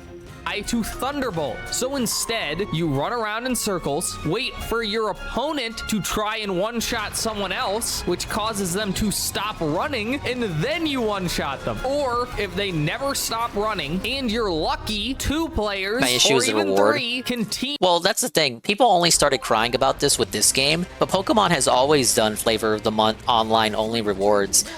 The only thing that's changed is that now you have to pay for the online rewards. Though even then, that actually started with the Switch 1 generation. Every time you had to go to GameStop back in the day with your 3DS or DS to get like the legendary Pokemon, like how was that not Flavor of the Month? Because you only had a limited time, like a month, to go get the legendary. And you were still gated by online, so if you didn't have Wi-Fi to download the Pokemon, you know, you couldn't have the Pokemon. And then they kept doing that with Switch 1 generation with these mystery gifts and shit. Like they always did that. It was always done. It's just people have taken notice now because of the Switch 2 and all of its controversies. Team up on the one person running and you can pincer them. Great game design. Incredible. Well, if everyone's looking for one-shots, there's a really good way of throwing them off, and that's playing Pokemon. They always did it is rarely a good enough rationale. Nintendo always did this bullshit, so it will never change. I'm not saying that to justify it either. I'm more saying it as a like, why are you complaining that you're being shit on now?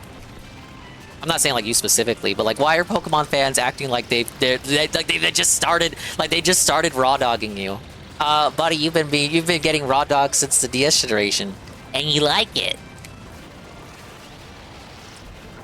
Pokemon that can never be one-shot. That way you can bait them into trying to one-shot you, which means they're not running in circles anymore, and you can then one-shot them. Truly genius. Except not really, because remember, you don't lose points for dying. So not dying doesn't actually help you that much. So sure, they think they're gonna one-shot you, and then they don't, but then someone else will just steal the kill. So maybe that one guy didn't get a point, but someone else did. You gain very little. I guess it does help in those rare 1v1s that basically never happen. And since you're just going to be running around, you might as well use a reflect or a boosting move or something. Although not as good of an idea as it sounds, because those still stop you in place just enough time to then get one shot by some random person coming from nowhere. It is a free-for-all after all. But I would say the defensive mon's still pretty common. So if you have all of these Pokemon that cannot be one-shot but are still taking very large hits, the last piece of the meta are tiny Pokemon that run around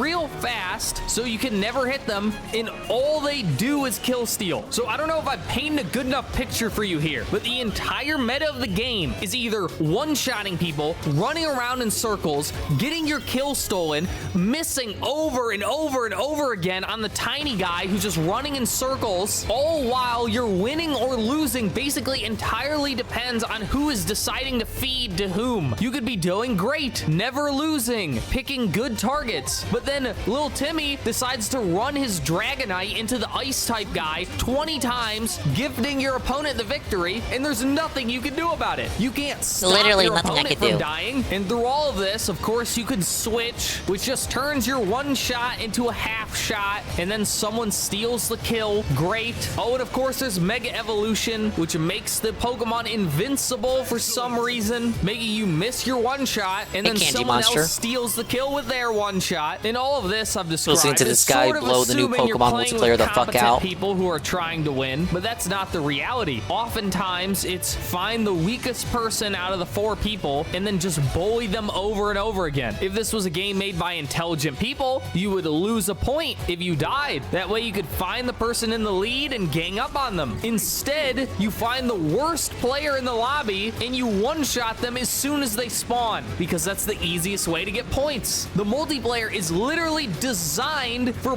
bullying little Timmy into not getting his Mega Evolution. Or at least that's how it should work, because winning is not how you rank up. It can help, but it's definitely not necessary. How the ranked works is you start at rank Z and you make your way through all the letters up to A, and you rank up by getting points you receive for completing challenges. You do not have to win to get points. In fact, I have a clip from the first season of the game where I get 1 kill and go AFK for the rest of the match, and I gained rank. I lost 10 points for getting 3rd, somehow didn't get last, but got 20 points for completing Imagine challenges. losing to the guy that was AFK for more than half the match. Pokemon kill. So it is basically impossible to lose rank. In fact, now it is impossible. Sup with Timmy's Somehow mom? that wasn't good enough for people. Again, this should be evidence that the ranked mode is insufferable, that it's basically impossible to lose rank, and people were still complaining that they had to play it too much. Because now, even for getting last place, it's -0 points. You get 10 points for knocking out a Pokemon. All you had to do was knock out 3 Pokemon, and you would never lose rank. And that's assuming you never Mega Evolve, because that's 10 points. You never knock out a Mega Evolved Pokemon, because that's an extra 10 points. You don't pick up any items, that's another... It's pretty unique when the critique of the ranked mode is that you have to play it too much. Like the solution is, oh, this is my favorite game, I love it so much, but can you make me play online less?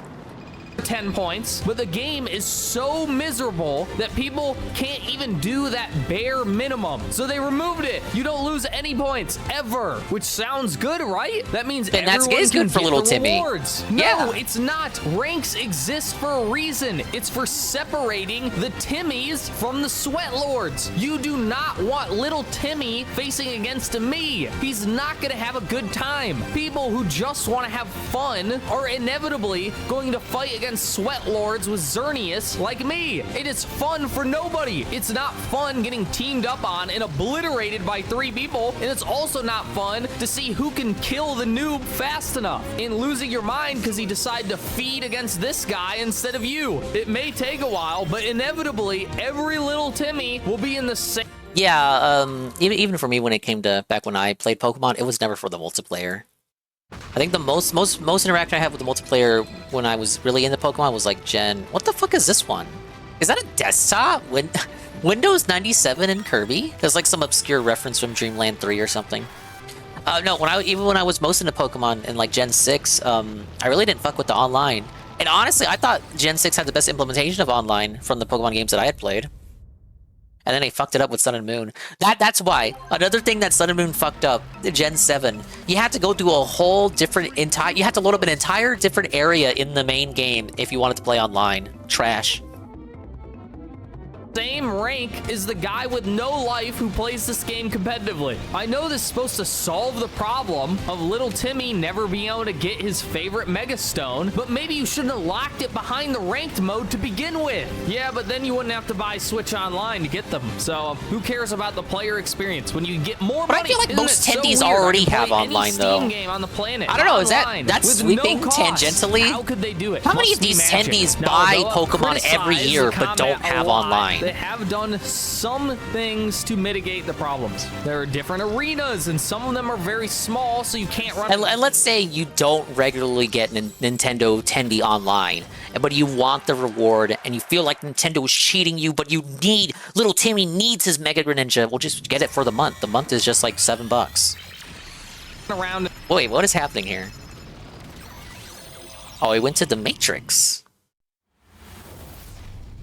Mitigate the problems. There are different arenas, and some of them are very small, so you can't run around anymore. Doesn't really fix anything, though, because now who gets the kill is basically random. If it's a one-shot ability, it's whoever hit it first. And if it doesn't one-shot, it's the person who hit it second. And sometimes you don't actually know. No one's throwing out the calcs for these, because it's dependent on your opponent. Did they EV train? Do they have perfect Festival IVs? Plaza was Are ass. they built defensively or offensively? Are they going to... Usually people play on Smogon unless they're doing official tournaments. True. You're either, when it comes to competitive online Pokemon, you're not fucking playing Legend Z-A. You're doing 2 formats. You're doing the official format, VGC, or you're doing the straight up literal fan fiction format, Smogon. There is no in between. Switch, you don't know. Why the multiplayer fails spectacularly is it's a game where winning is dependent on your opponent's failures. Because dying does not make you lose a point, you playing well is less important than your opponent playing badly. There's nothing you can do about someone Nothing feeding. you can do. In fact, sometimes feeding... Didn't Zed make a video crying about pirate Pokemon play fan games on Super Nintendo Pokemon? Why did he buy it? Same reason why Phil will make those same arguments, but then still buy games, because he's a content creator, so he has to make that sacrifice by showing you just how bad the game is. Is optimal. I have given out so many points with my Gyarados, who gets one shot from Thunderbolt from anywhere because it's an unmissable attack. But Gyarados gets me a lot of points, and I don't care if I give the person in last place a free point every 30 seconds. You know that because you didn't see me stream it. And then someone who had no right getting second gets second, and someone who played well the entire time ends up getting third or fourth. And there's nothing they can do about it, all because I want to use Gyarados, and they don't have someone who has Thunderbolt, or maybe they even do and they're just not quick enough, or I'm targeting them the whole time. I feel like I've done a pretty good job of establishing that the ranked mode is bad, but was there ever any hope to begin with? Or is Legends ZA just have a bad combat system? And I think it's a little both. The ranking system itself is terrible. Why do you get points for losing? If you want to make money off Switch Online, just lock the Wait, Goon says, that's a fucked if you do, fucked if you don't. I think this game sucks, I'm not going to play it, but you didn't get to the good parts. Or you didn't give it a chance is another one I hear with that. You played the whole way, yep, the game sucks. Well, why did you keep playing it? Stones. I wanted to give it a fair shot, games played, and keep it as a regular ranked system. That way, the little Timmies fight against the little Timmies, and the sweat lords like me. You're a little interested in the side game, Pokopia? That comes out in March. What should be completely obvious. I kind of want to go back to Animal Crossing. Points for dying at the very least. If they don't I've want never a streamed game it, full of just but I have an extremely island. defensive Pokemon that all deal 1 damage to each other. I just gotta check if there's anything with my real name in it. Kill and lose 1 point for dying. There has to be some punishment for feeding. Other than that, I don't think there's much they could have done. Pokemon ZA just has the worst action combat it possibly could have. It plays like an MMO. Why does Tackle have charge time? The best way to judge the quality of a combat system is the multiplayer, because there is no greater opponent than another person. People will analyze and innovate and push the combat system to its limit in order to beat each other, discovering all the flaws and intricacies as they go. In Legends ZA clearly failed that test. I have to check because I've never played it since 2021. Like, I played New Horizons. No lie, no exaggeration. I played it every day for a year since this, after like the game came out, because it was like COVID times. So I booted that shit up daily for a whole year, 365 days. I booted that shit up like it was a fucking gotcha. And then I had my fill. I had my fill. I was like, okay, a full year Animal Crossing New Horizons. Okay, okay, I had my fun. Had my fill. I think they kept doing updates after that for like the DLC and shit, which I never touched, but I should have access to with NSO. I never did the DLC, and now they got this whole other big fucking update coming in. So I gotta check if there's anything with my name on it. I used like, I'm pretty sure I used a nickname, or I made up a name for my character. I didn't use my real name, but I have to check everything else. Like, I didn't let my family play it. It's not like I didn't allow them, but like my nieces weren't into it, so like there shouldn't be anything with like my family's, anyone in my family's name in there. I just gotta check if there's like anything, like maybe a custom article of clothing or like a flag design or something. I gotta like check. I gotta inspect my island or any trace instance of the power level. And if I don't find anything, I guess I can stream it. That Pokemon, despite all of its flaws, normally does not fail. Pokemon has a great multiplayer. There is a competitive scene for every Pokemon generation ever. You can play Gen 3 Pokemon multiplayer right now. There are still people playing 10 years later because Pokemon has always had good combat. The games don't really take advantage of that, but the combat itself is good. Nobody... You know, I was shitting on Gen 1 Ubers earlier, but I I did gain like a real appreciation for Gen 1 combat in Pokemon when I was playing Stadium last year. I had like, I don't know, I just gained a real newfound appreciation for just like the depth of the combat, the reliance on status effects and moves and shit, and really having to work with the kits that you were given. And it was made all the more better by the fact that I was relying on the rental Pokemon to beat that game. And then once you finally do, sure, it was mostly because you were relying on hacks and hoping for the best with the RNG. But no. Pokemon, I would say Pokemon does have good combat. He's going to be playing this in 10 years. The majority of people that even try it drop it as soon as they get the Mega Stones. So if that's the only reason anyone's playing, how much do you actually have to play to get the content that's already in the game that should be available by literally any other means? Well, to get Greninjite, as soon as it came out, it was to rank K. And this was back when you could rank down. So it could take technically forever if you're not good enough. The reality, if you're not Little Timmy, it took, I don't know, 20 minutes? Well, that was clearly too much for people. So in Season 2, you can get the Greninjite from rank Y. So that'd be about 4 minutes. Technically, you can still get 0 points from a game, but you'd have to basically just be AFK, do nothing at all. Now, to get the Delphoxite, you have to get to rank S. So about 15 minutes, maybe 10? Remember, you cannot rank down at all. There is no losing points. All you have to do is play, and yet they keep reducing how much you have to play to get the items. It's almost they know like that nobody wants to play the online. They know it's bad. They know no one can stand to play this for more than 15 minutes. I mean, it's a joke. How can you argue with me when the developers themselves know no one can stand to play this? I basically lost my mind. I told you, Astro. Getting to rank A. I told you earlier that it's basically a participation award, these fucking Mega Stones. If little Timmy can't stand to play 20 fucking minutes of online in his favorite game, maybe he doesn't deserve Greninja, you know? You know what I'm saying? And it took less than 2 hours. I only have 2 hours of footage, and that's with me upgrading my team, IV training them. Wait, only 2 hours of footage? It only took him 2 hours to max up the online? Stand to play this for He's crying about 2 hours? And still less than 2 hours. The whole point of a ranked mode in any multiplayer game is it's endless content. It gives you a reason to play against other people. Why'd I do Air Glider with Battle Chariot? Progression. And even that very small thing they messed up. 2 hours a month is nothing. This is a pointless feature. It shouldn't even be in the game. Maybe a fun add-on to a complete product, but this isn't a complete product. The main game's already terrible, and then this just adds insult to injury. Now, in fairness, most people will take much longer than 2 hours. By this point, I had already caught every Pokemon. I already had all of the EV training items I could want, so making the team did not take long. I also just Googled whatever the best team was. Oh, so he cheated. I didn't want this to take long. He Googled I was kind of lazy about it, so all I looked up is what the Pokemon were, not really the moves they were supposed to know or the EV spread or whatever, but it was still certainly much better than people just picking their favorites. As for IV training, I really only did that halfway through when I noticed I wasn't getting the one-shots I wanted. And those items I got just from winning multiplayer battles. I think by the end of my entire ranked experience, I only got 3rd place I'll watch it, times, and I never got 4th, ever. Thank you. In one of those 3rd places, I got more than I did 2nd place most of the time because of how the point system works. I am not alone, by the way. You can see in these clips how many people are using the exact same Pokemon as me. And if they're not using the same as me, so things really haven't changed since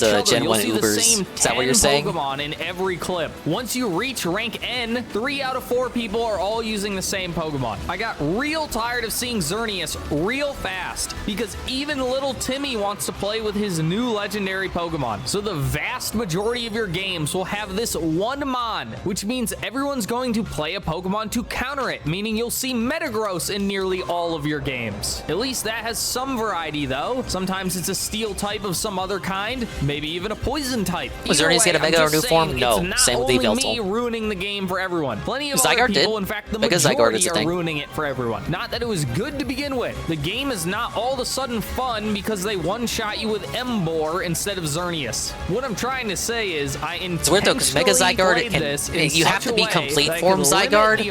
So I think it's like the only case where the Zygarde has to be a different form to Mega Evolve. Enjoy torture, you could probably get more than 2 hours I'm doing great, out of thank you for this. asking. Or if you're really bad at I video just had a long games, work it could day. easily take you double or triple the time it took me. In conclusion, worst game ever, bad main game, bad multiplayer. Big surprise. This video is a part 2 to the review I already made because I never talked about the multiplayer mode because I didn't play it, but at a certain point through my own insanity, I decided to 100% the game. It kind of got to me. People saying that I rushed through the game, barely even played it, didn't play the side quests, didn't really give the game a real chance. Well, now I've completed the ranked mode, and it was much worse than I ever thought it'd be. And in the next video, not literally next, because a bunch of games are coming out, but after those will be the 100%ing ZA video, where the game is not better, it is much, much worse. So subscribe to see that, and bye. All right, there you go. That's the reason why the multiplayer sucks. I stand by what I said. If little Timmy can't suffer 20 fucking minutes of online, then maybe he doesn't deserve his favorite Pokemon's Mega Evolution. And he won't pay for the online, his mom will. And he didn't even buy the game, his mom bought the game. I lost again. I just want to beat this top ride. What games are coming out besides Metroid? They're not announced. Oh, wait, the Yoshi one next year, and Mario Tennis, and Switch 2 edition of Animal Crossing. But yeah, I presume we won't get any more announcements till the February General Direct. We also have Tomodachi Life and Rhythm Heaven, but those are Switch 1 games. All right, and here's Phil to tell you more.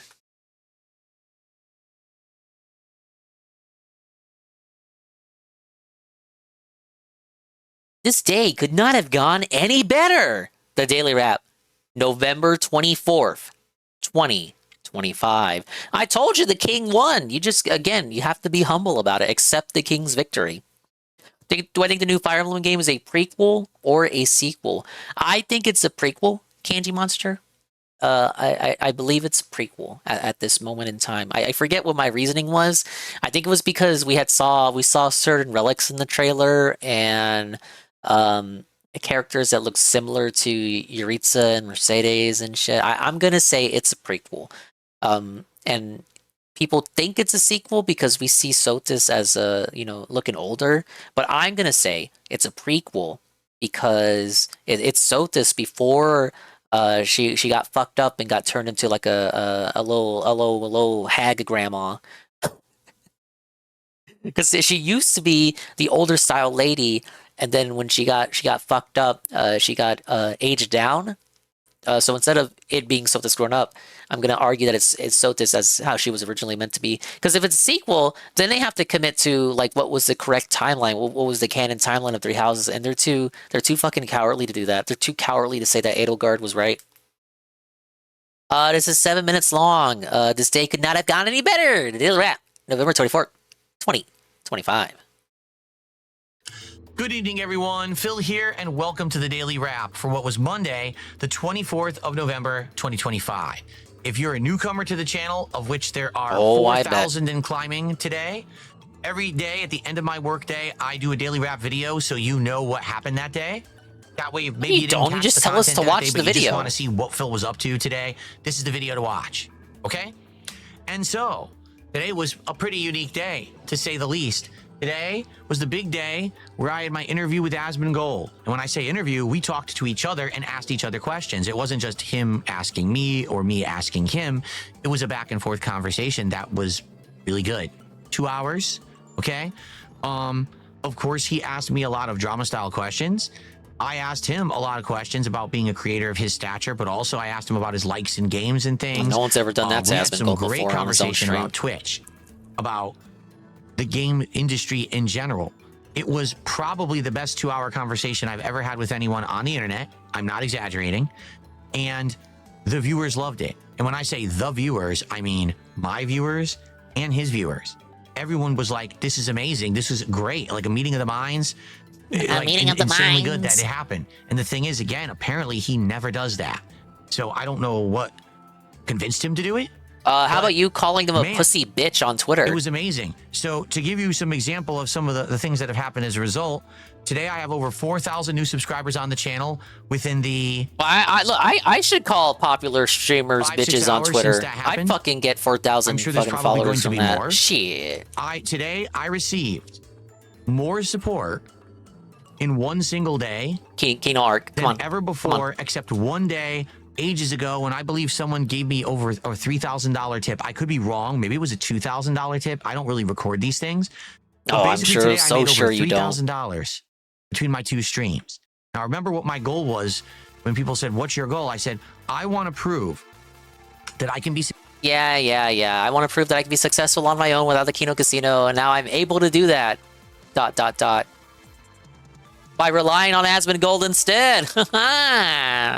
Successful, not making drama content, not doing toxic stuff. You know, last year, I had one day where I made that much, and it was the co-op react that I did with Kino Casino to the Review Tech documentary. Okay? And then I said, you know, I don't want to do that content. I would rather be myself, play games, be positive, have fun, leave a lasting legacy of positivity on the internet. So it's my goal. He's leaving off the asterisk, isn't he? Didn't he say he wanted to be able to make that much money on his own?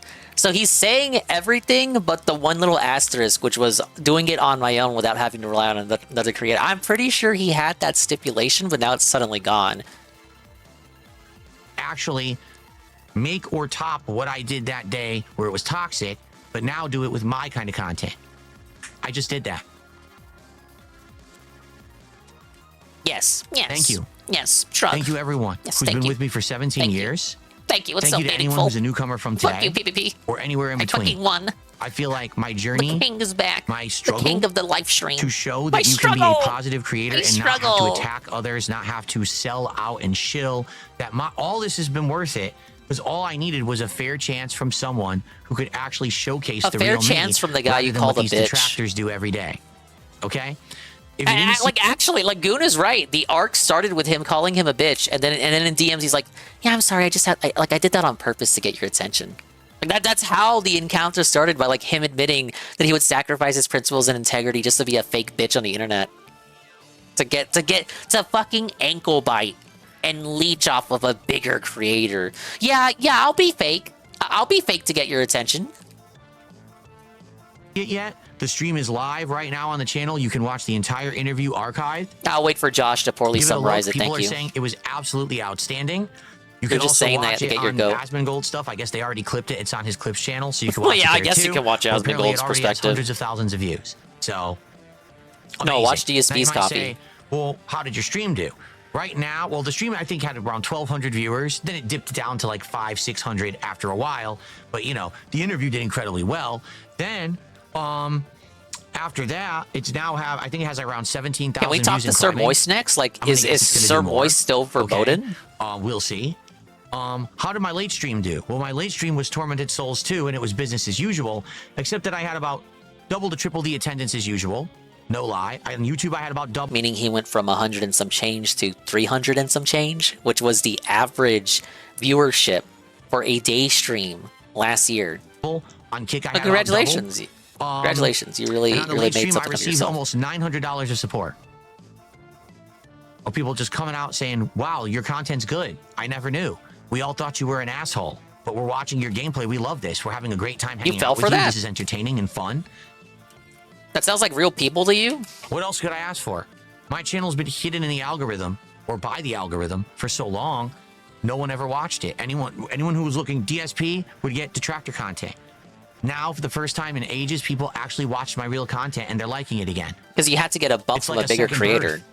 This isn't gonna fix you in the and algorithm. The thing is, today I feel like I'm a lot less. If anything, toxic than people I who used to see be. you, like, I they'll used see to be the this Asmongold irreverent, version toxic dude of that trying to appeal interview. to teenagers. They won't Today see I'm your way version. More mellow, way more down to earth.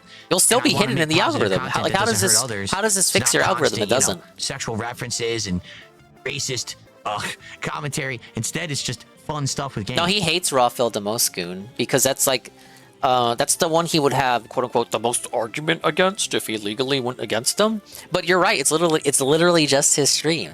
So he fucking sieves at that guy because he's not even transformative about it. Like, he'll bend the knee to detractors who are transformative and like do put their own spin on shit. Like, a good example would be like Rebsy or King Diddy Duke. Like, he'll begrudgingly like accept that there's really nothing he can do about that kind of style of the detractor. But literally, Raw Phil, holy shit, you know, he wakes up at 3 in the morning, unable to fall asleep, in a room separate from his fat wife, and sieves about the existence of Raw Phillip. So, anyone who checked it out today, thank you. If it's short-lived, it's short-lived. But hey, let's see what happens. Let's walk forward and upward. Almighty _ Tevin raid. Listen, it's a Tevin raid. Listen, big ups Durkee, big ups Shroom Dukem, big ups Call Me Kurt Angle, big ups Commissar Authority, big ups Amram, Y2 Kilo, big ups OMG Zelda, big ups Mitch Kadef, big ups Gara, big ups Fedora Glow, welcome in. I'm watching the thing that you just watched, but I'm watching it from my perspective with my lame opinions. Big ups Riku Zephyr, big ups Sixrelli, big ups Blue Steel. I gotta be honest, Tevin, listen, Tevin. I had the longest shift of my life. It was a shift that could not end fast enough, soon enough. I didn't watch that fucking interview. Yeah, so instead, I had everyone else on the stream tell me how lame it was. They're actually just coping because the king made $2,000 and had the most meaningful stream of his life, and he finally lived up to the promise he made that he was going to be able to show the Kino Casino that he could make as much money as he did on their collabs, but on his own, and he did it. ... But it wasn't on his own. He relied on literally Asmongold, the most well-known creator ever. So well-known that Hassan can go to China and sieve and maul that Chinese people knowing who Asmongold is, but not knowing who he is. Let's make it a sticker. Big ups Mad Adder, big ups Silent Assassin, big ups Starberry Shorter, big ups Century Slayer, big ups Nelcools, and thank you for the follow, Nelcools. Big ups Max Marinart, big ups Euresia. And big ups Ann1337. Sir Gold, you are someone who... here's my idea. Because there's only so much commentary I can give because I didn't fucking watch it. And even if I did watch it, my opinions would be recycled from other people that you already listened to anyway, who watched it live. I think Asmongold should go on the Kino Casino next. I think he should just go on the Kino Casino and just go on their show. But they can't. That can't happen because they're on vacation right now. Yeah, just fuck it. I want to see Phil's response to that. What would the cope be? Oh, he can do what he wants, or would it just be, oh, fuck that guy? You're talking to those assholes? Fuck you. No, really, I mean it. But people were telling me it was boring. Oh my god, the first half was kind of good, but then the second half was cringe. Look, guys. I said yesterday on the Dingus stream, I says to them, I says, it's gonna be lame. But if Asmongold's gonna felt him, it has to be the nuclear felting. Because I've seen this motherfucker get grilled by side-scrollers, and the UFO man, and Joshua Connor Moon from the Kiwi Farms, and Tapatio, and Keemstar, and Wings of Redemption. I've seen it all. We don't need to litigate the mobile game spending for the gazillionth time. If you're gonna felt them, just felt them. Bring Triple P on. Just leak the link to Triple P and have Triple P jump on. And that didn't happen. It did not happen. Instead, Asmongold allowed himself to be hypnotized, and he fell for it. And the Asmondettes fell for it. And now, Phil is making bake, and he has $2,000 and 300 viewers on a night stream, which is basically what he used to get last year on the day streams. So big ups, the king fucking won. I gotta fucking kneel. There's no cope about it. There's literally no cope. The king actually won. Look at his title. The title. The day could not have gone any better. I'm sorry, Phil, I kneel. The king is back, the king of the live stream. Ah! Married man, by the way. This guy likes roach cock more than his own wife's cock. Wait a minute. Look, you gotta be humble about it. I was talking about it with the Dingus viewers before the raid. I was like, you gotta be humble about it. You just gotta accept the loss. You gotta kneel to the king. Here's how you square yourself away with it. He'll just come back and ask for more money tomorrow. The money will just be all gone. The money is now gone. Now, is that kind of a cope? I don't know. Maybe we could hope that the money gets all spent on champions tonight. Maybe it might be. Who among us is able to prove that? Who among us will be able to prove if the money will already be gone by tomorrow? Perhaps he will actually hold on to some of the money. And you can also square yourself away by saying, oh, the novelty is going to die off. So I was saying over here that, like, okay, whether Asmongold was unironically pignatized, or if he was ironically pignatized in a Kino Casino kind of way and is just playing along for his own fucking cheap laughs and thrills, either way, the novelty will wear off. And at some point, the Asmongold dents who are playing along, now these dents, these Asmongold dents, they're either playing along because their king is, or they are unironically pignatized. Whichever the case, if it's column A or column B, at some point, they will have to actually play the part. They will have to play the bit and actually watch raw, authentic, organic filled content like they did today. But soon, they will discover that they cannot do that, and that they will eventually come to the startling realization that Phil is a uniquely frustrating and annoying person that naturally and organically turns away anybody and everybody who comes into contact with his content. I think his 90% knows Will's going crazy on stock accounts. I was saying Ryan should make a new account that's the same username as a known Asmongold whale account and just like steal their username and just start tipping Phil with that username. So he thinks like an Asmongold whale like uniquely moved over, like unironically moved over. And to just LARP as an Asmongold whale and just pretend like you're that person, just skinwalk as that person. So he thinks like one of Asmongold's top fucking supporters was convinced that Phil's content is good. Oh, yeah, let me scroll up. Tevin says, is it mean to say I regret rating after that, though? Oh, I'm sorry, Tevin. Gotta hold the L, got and forgotten, and it's gone. It's Jover Turvin, DSP won tonight. This is the victory parade for DSP. This is just the... I'm not... Even if you regret... Even if you regret it, I'm not walking it back. I am not... I'm not walking it back. I'm gonna stay consistent to what I said. I said what I said. I'm not changing it just because you're here. This is my opinion. It means fucking nothing because I didn't watch it. I didn't fucking watch the interview. You listened to all of it. You unironically know better and more than I. This is just my take on people telling me what happened.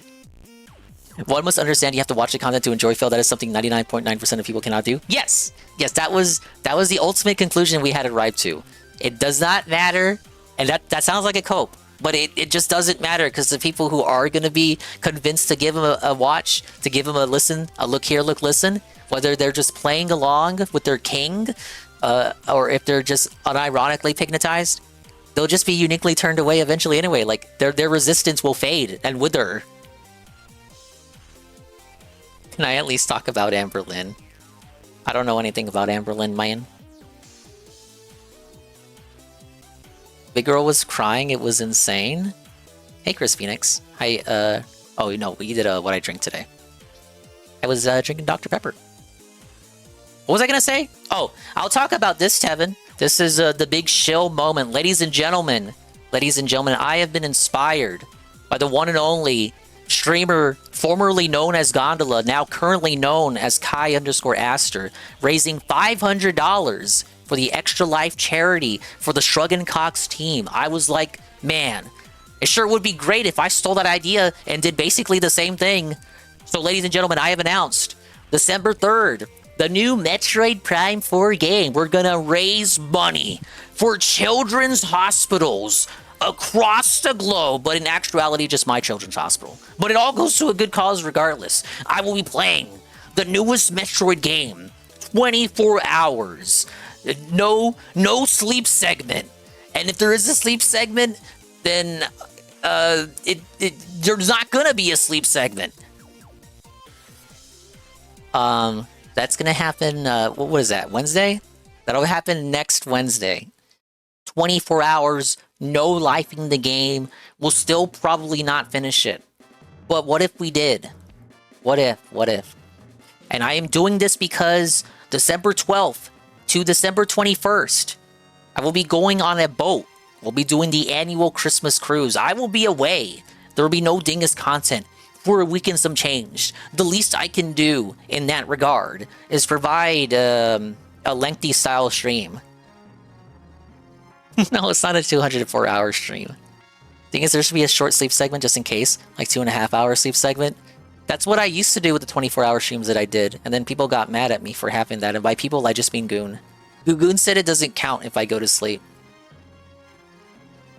I better not sleep for like 12 hours. I won't!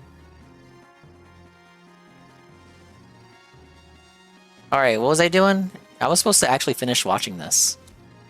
Fun stuff with games. So, anyone who checked it out today, thank you.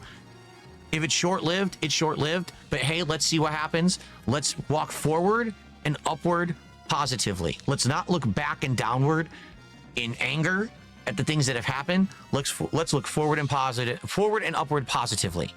He stumbles over his words more than I do. Today, best supported day all year. Top Stuff the at day Kino that I worked Casino? at Kino Casino and made the most last year. Making positive content this time around. And insane positivity for the channel. Thank you for that. Tomorrow, full day of streaming. Let's talk about it. First off, no podcast in the morning.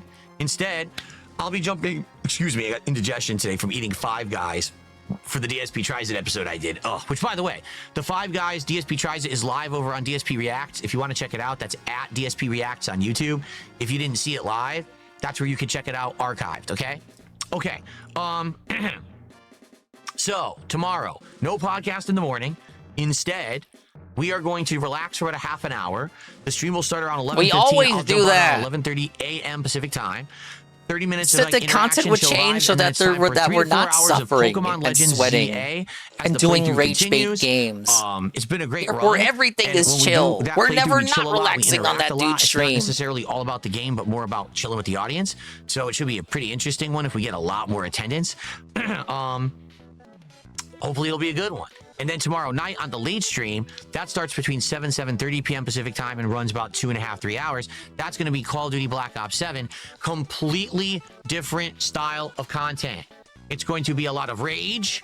It's going to be a lot of fails. You're going to laugh at me sucking. So that'll be a good one. All right. Hopefully you'll join me for that. So tomorrow, completely different kinds of content, good variety of stuff. If you want to know what I'm doing for the rest of the week, check out my posts tab here on the channel. Every single night, I post up my schedule for the rest of the week. Shit, he's actually shilling more than usual just because of the alleged new people tuning in. Call of Duty, Black Ops 7, Pokemon, Tormented Souls 2, Super Mario Galaxy 2.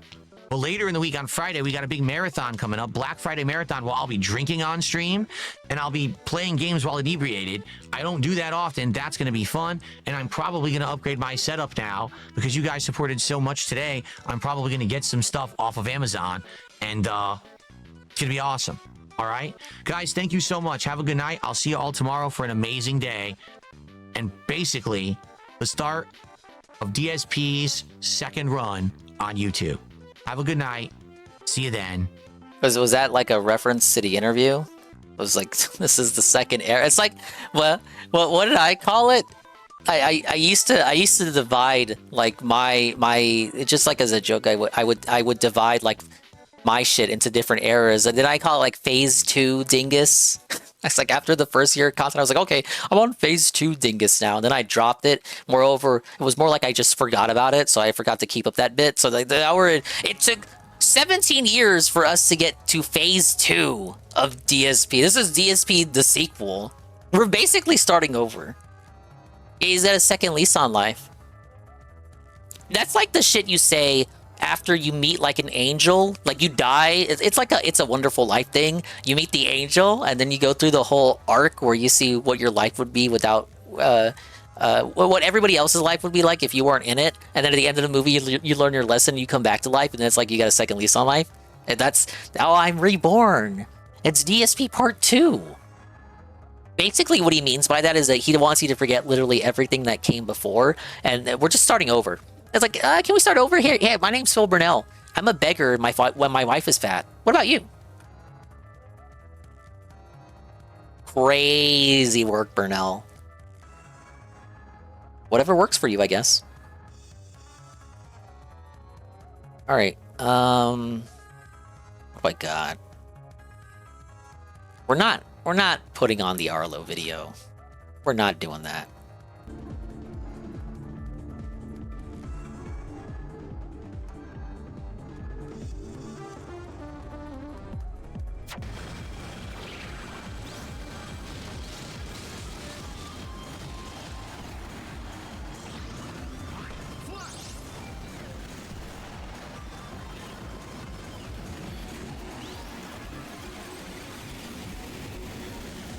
The worst part of all of that is the dents in the comments going, tee-hee, tee-hee, I found you from Aspen, tee-hee. Alright, here's my next question. Does that always happen whenever Aspen talks about someone? Or is it just something that uniquely happens in this situation because the dents are weird? Actually, it is? Oh, well, there you go. Tee-hee, I found you from Aspen, tee-hee.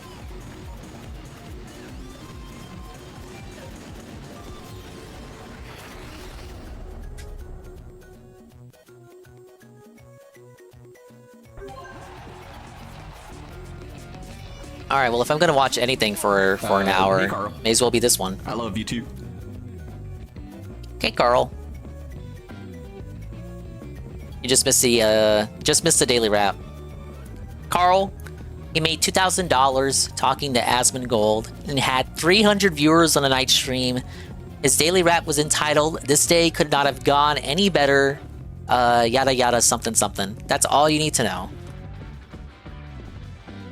And Triple P tweeted that Phil won, and that we must all kneel, and Asmongold was felted, and it was a lolcow, and became pignatized. Oh, you put your thoughts in the Poochie chat?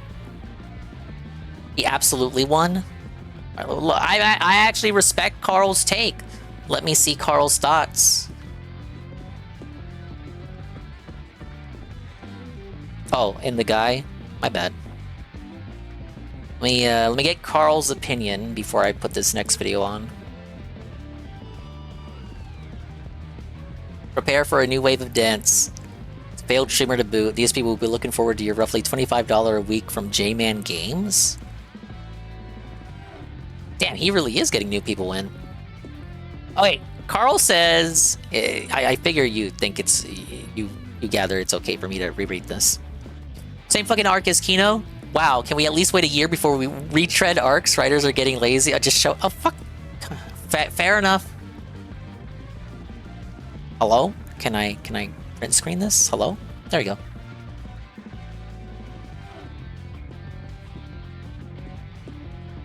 You get the fucking Carl take. And I like to see this too.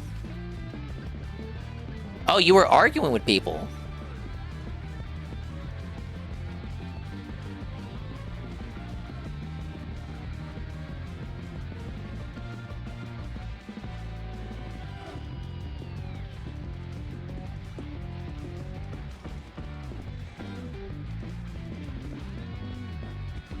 Is what Carl had to say.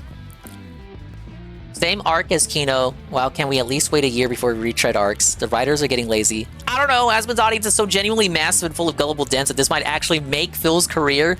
Let's just say Kino didn't give me the same feeling that it would last forever, even though he's still financially benefiting from it to this day.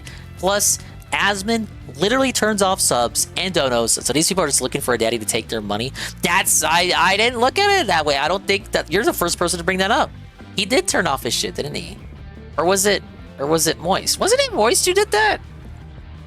I don't know, these fuckers are the same person. Maybe that's why nobody brought it up, because it was Moist. And seriously, how does Phil stumble through life with this absurd pig roach luck? He drunkenly insults Asmon at 3 in the morning and results in his largest career boon ever. That's what I'm saying! He calls him a bitch, and Daddy Asmon helps him get $2,000. At least Sir Moist had the good sense to say, fuck no, I'm not interviewing DSP.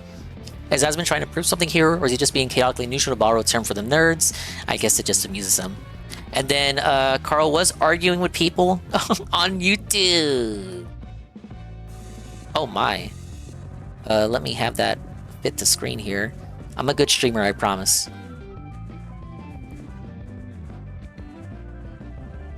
He's completely full of it. The only reason he's not on Twitch is because they demonetized his channel permanently. He never started his righteous crusade against Twitch until after he was essentially banned. But make sure not to make the claim that he was banned, or he will be quick to call you out for misinformation, even though that is essentially what happened. Also, the ban was not for saying the N-word or whatever he claims. It's for years of general hateful and derisive conduct towards his audience, as well as begging too hard. Yeah, the reasoning was the hateful slurs, plural, wasn't just for that one time that he said the N-word. Though we'll never know the specifics of it because they never bothered to say, because they're not obligated to say why, specifically why, what exact instances and reasons you got banned for was. Okay, this is the J-Man Games. Talk about misinformation. Asmon actually live on stream. Search his Twitch channel. It says the user disabled the channel. He was not permanently banned. When that happens, Twitch takes their channel away. You dislike him. But from this post, it seems it is because you listen to a lot of the fools. Carl says, I said he was not banned, but rather he was permanently demonetized. Then I made the claim that they are essentially the same thing because DSP only streams for money. Interesting take. I agree with that. DSP does only stream for money. He always says, oh, I could just play this for myself. I could be playing this offline for myself, but then never actually does it. He does stream for just money. He never plays games offline. So yes, you could just say he only streams for the money. Do you have reading comprehension issues? You might get along well in his stream chat. That's a good one. No offense, Carl, but arguing with these dents is useless. They're probably more impressionable and dented than DSP dents. This is going to require J-Man to literally sit and watch the content. Yeah, so Carl says this J-Man guy is an actual streamer who will be allegedly maybe donating to Phil now. Like he was actually attracted and drawn in by the interview. Look at his name, failed streamer. Phil's main audience.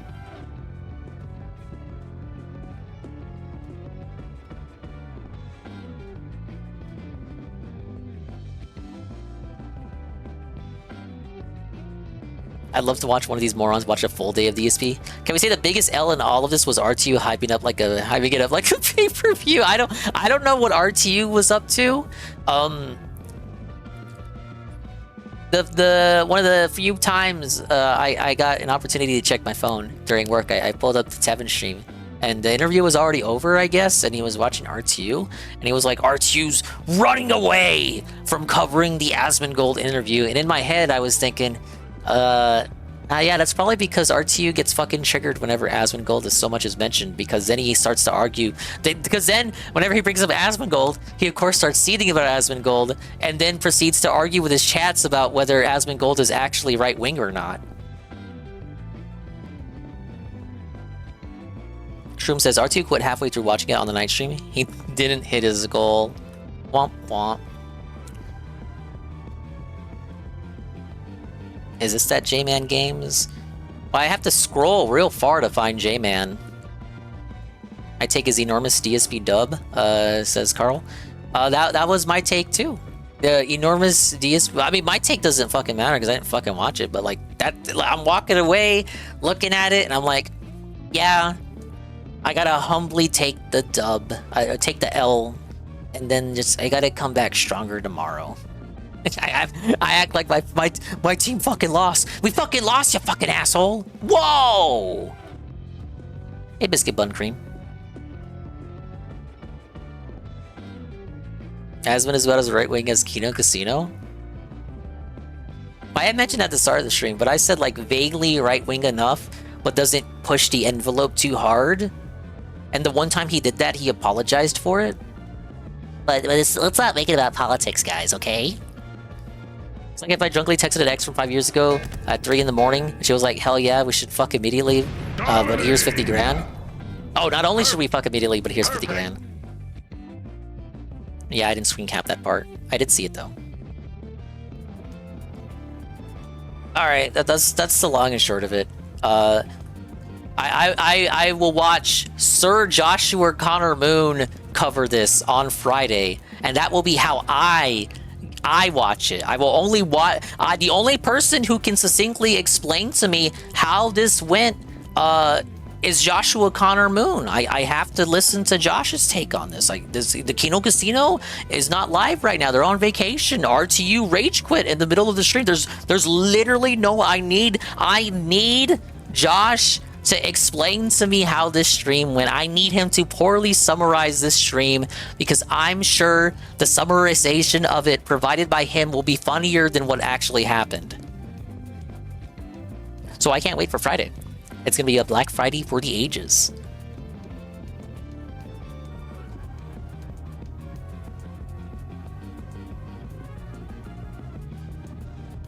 Alright, what's this? I need something to watch. Hey, Silent Assassin. If I didn't say so already.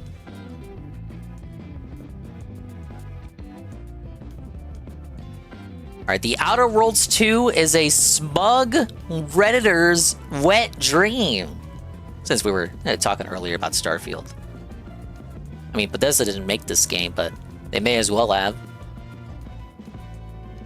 Commander, we've been hit by one of those space anomalies. Buddy? And the piloting system is down. Buddy. The astrogator's gears are shot!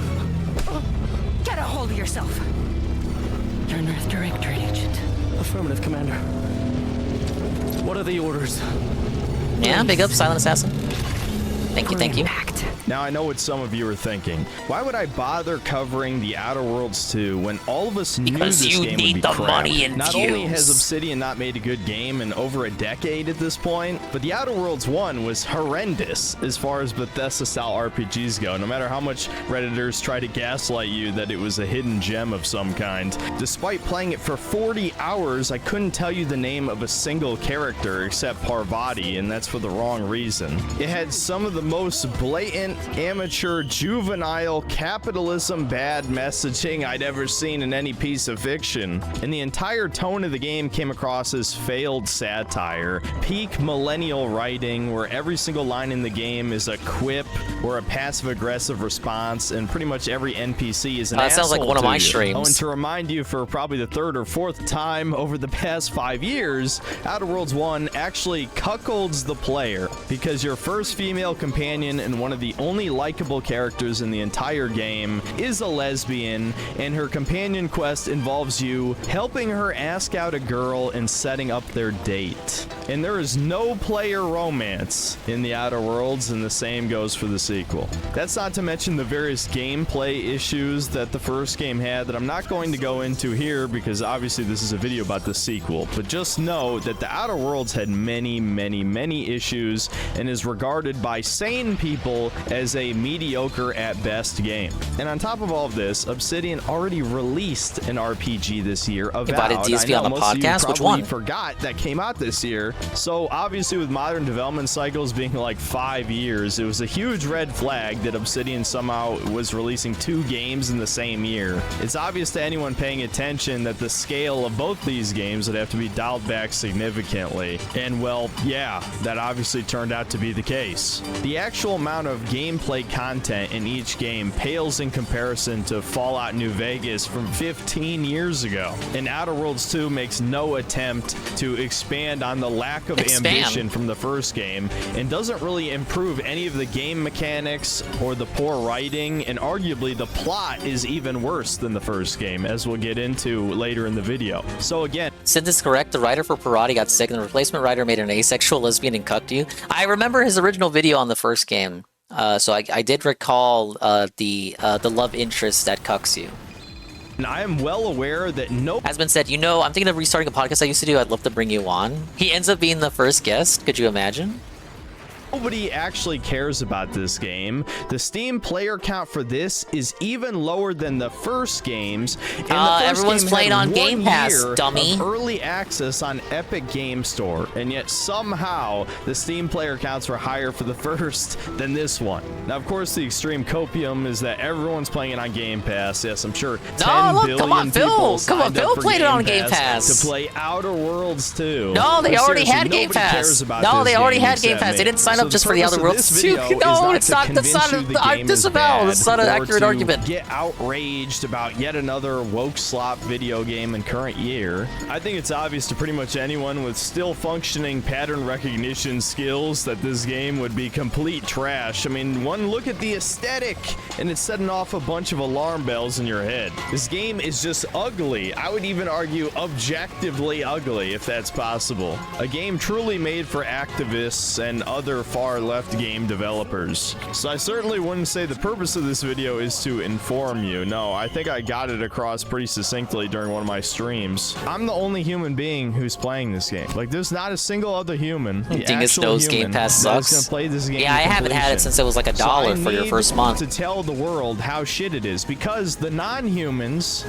will tell you, no, actually it's good, guys, and no one's gonna bother to prove them wrong. Nobody. It gets good 40 hours in, you guys. But enough rambling. I need to break down the specifics about why Outer Worlds 2 is an objectively bad game. So normally I would begin with the gameplay, but honestly, I don't see a point. The shooting mechanics are very generic in this game. Not necessarily bad, I would say mostly just acceptable with a few bullet spongy exceptions. So I'll break down the specific flaws later. For now, I'll just explain what exactly Outer Worlds is, because I can imagine some of you have just heard the name and don't really know anything about the franchise. Well, to put it simply, it's another dystopian sci-fi world, very similar to Starfield, except this time the dystopia is more intentional. I assume that Outer Worlds is supposed to be satire, lampooning late-stage capitalism, but it's honestly hard to tell because of how unfunny it is. I know humor is subjective.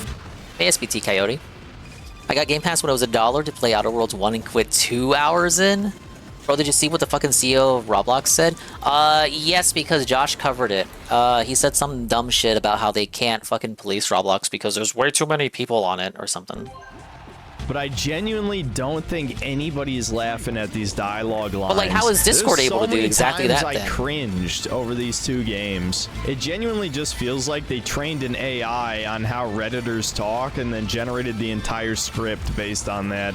Outer Worlds 2 has a lot of the same problems as Starfield. They're very comparable. I'd also say on some levels Penguin able to moderate all the fucking children on it, but Roblox can't? Aesthetic. You said literally anything weird on Club Penguin, you got banned. There's actually no Roblox can't do the aliens same at all in this game. Again, much like Starfield. Instead, Outer Worlds is about the far future.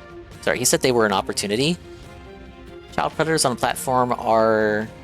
sorry, I gotta open this. Oh, this is that Pirate Nation guy that steals shit from 4chan and makes thousands on it. Oh well. The CEO of Roblox says child predators on a platform are an opportunity. When asked what he thinks of the problem with predators on Roblox, CEO replies, I'm not pronouncing that name. It's way too crazy to pronounce. And he says, we think of it not necessarily as just a problem, but as an opportunity as well. How do we allow young people to build, communicate, hang out together? How do we build the future of communication at the same time? Wow, buddy, what a really regarded way to approach predators on your platform. Hey, Billy. Yeah, look, you said anything in Club Penguin, they would get your ass out of there. Sorry, I was talking over the video. Let me pause and rewind that. But yeah, you say anything in Club Penguin, they got your, they fucking showed your ass the door. It's not that they can't because they don't want to, dingus. True. Many of those kids are whales, or they work in what is essentially a sweat mine producing content for the game for pennies in ad revenue in exchange. They got like some sort of creator system, don't they, where you can put your stuff on the market, you can sell your stuff on your server and then make money off of it. But it's like fucking you get like 10% and then Roblox gets like 90%. It's some ridiculous profit sharing you gotta do. At least minus the rip-off Guardians of the Galaxy aliens. There's actually no intelligent aliens at all in this game, again, much like Starfield. Instead, Outer Worlds is about the far future where... Thing is, do I Operation Cherry Juice or Operation 308? I was willing to let this fucker keep living, but not anymore. Well, Carl, I'm not necessarily able to provide guidance on that because of the purple platform that we're existing on currently, but I think you should drink a lot of cherry juice. A wink for your gout. Wink. Corporations dominate the galaxy and can just straight up purchase star systems from the Earth government. It's supposed to be a retro-futuristic setting, but the art design is so weak that it's hard to tell what type of technology level the game is actually at. Some stuff looks almost steampunk, some stuff is clearly World War II inspired. Other elements just feel like a straight up ripoff of Star Wars, like the new quote-unquote fascist faction, the Protectorate, is just the Empire, combined with some elements of Soviet Russia, a little bit of Judge Dredd here and there. But of course, way more Soviet Russia, because we can't be taking any of this seriously because sincerity is dead.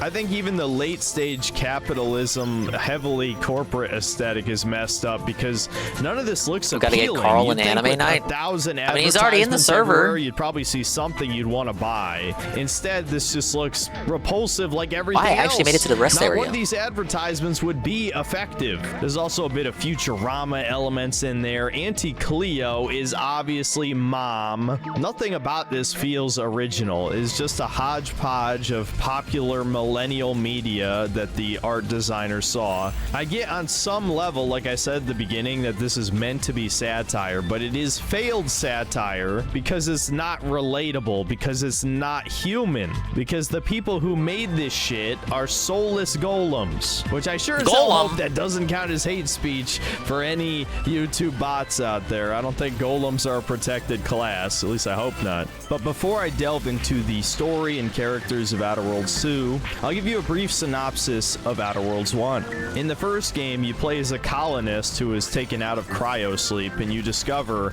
that one of the two ships that was sent out to explore the Halcyon star system brought all of its passengers out of cryosleep way before yours, and so the system has already been taken over by the Corpos, the villains quite literally being called the Board. Wowie Zowie, a faceless corporation, what a compelling villain. And so you work with a discount. I watch y'all's anime, but I'm a slash binger, so I don't do week Sanchez to week. to save This season's been kind of weak anyway. In my opinion, the good shit is look, I got kind of a bias. The good shit is the romance shit. We don't even watch that on Saturday. We call it ding slop. solar system from the dangers of late-stage capitalism. And the commentary is about as on the nose as you would expect. People are working 120-hour work weeks, and all of the food is ultra-processed and has no nutritional value, so people are dying of malnutrition. Most of the citizens are brainwashed and just repeat corporate slogans as you talk to them, things like that, right? Stuff that gets really annoying really fast. And yet, Dingus loves his strangely, the game is rom-com. incredibly forgettable. The best show this season is I actually had to Yanokun. look up what the plot of the game was because I forgot what the couldn't full name remember is, but it's anything, look up despite Yanokun. having spent probably about 40 hours playing through the whole story. I mean, essentially, you just explore a few planets, which are all just empty sandboxes. I will give the first game something over the second. There actually is one city when you explore the Corpo world. It's not a huge settlement, but it's actually bigger than anyone in the second game. So yes, the second game is less ambitious than the first. That's how you know it's a good sequel. And also, to the first game's credit, you could actually join the villains. Yeah, you could choose to side with the board and enact their plan to cull the population to deal with the future mass starvation and possible rioting and all of that stuff, right? Again, I'm spoiling points from later in this video, but in Outer Worlds 2, you cannot side with the Protectorate. There is no option to join the villains in this supposed... In my opinion, One Punch Man is a series that lives and dies by its novelty wearing off, and it's just not funny anymore.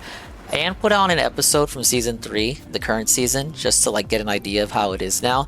And bro, no word of a lie, that shit, it was like episode 6. The whole episode, Carl, is just the S-class heroes talking in a building, and we don't see Saitama. What the fuck? And you know what? But people like Seru didn't watch season 2. I watched season 2 after consuming season 1. Season 2 was also whack and ass. And you know what? People acknowledged it back then too. So I don't know why anyone had any idea, any glimpse and gander that season 3 was gonna be good.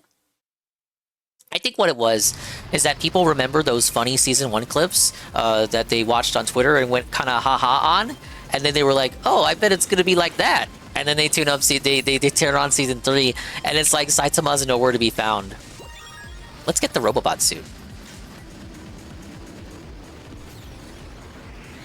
RPG. Why? Because it's problematic, Chud. You wouldn't want to join the Enclave, would you? Yeah, it reminds you of a certain The real shit you want to watch from the cringy One Punch Fallout Man New guy Vegas is mod Mob Psycho from a 100. couple years back. But no, this is a professional AAA video game where the game devs are a bunch of massive pussies terrified that the player might want to join with one of the cringiest fascist factions of all time. But we'll get into that later. I'm doing great, So Infamous the Chaos. good Thank you for ending asking. involves you defeating the board and helping Doc Brown awaken your fellow colonists out of cryosleep to save Halcyon. Giant With running the ending Rick! teasing the Rick and Morty. possibility that Earth has been destroyed. It definitely wasn't the best story by any stretch, but I wouldn't say it was terrible. We're watching If it wasn't for Synthetic the Man incredibly tear Outer Worlds 2 insufferable apart. dialogue, it would be okay. Now onto the plot of the second game. Instead of playing as a colonist, you're now an Earth Directorate Starman. agent, basically a space fed. And your mission is to travel to the Arcadia need all the cars system go to back? investigate the manufacturing of skip I'm only missing drives, Formula which I guess Star. is another word for warp drives, because using them is creating these rifts which are destabilizing space, basically making like black holes. And so you need to stop the Protectorate from continuing to manufacture these, or they'll destroy I heard all about of the reality Buggy Go one. itself. I And haven't no, read the it. game does not answer the cliffhanger of is Earth destroyed. In fact, they actually remind you of the cliffhanger of that ending in this game's ending. So I guess the writers actually fucking forgot that they even wrote that until the very end. The game begins with a pre-rendered cutscene showing you a recruitment propaganda film for joining the Earth Directorate in the guise of a adventure serial. And this very first scene in the game has a girl boss in it, really setting the tone as you witness Commander Zane, this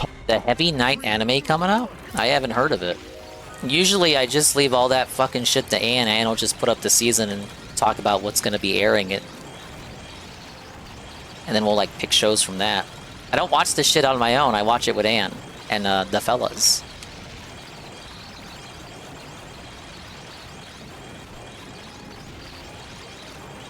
Or sorry, I'm locking in.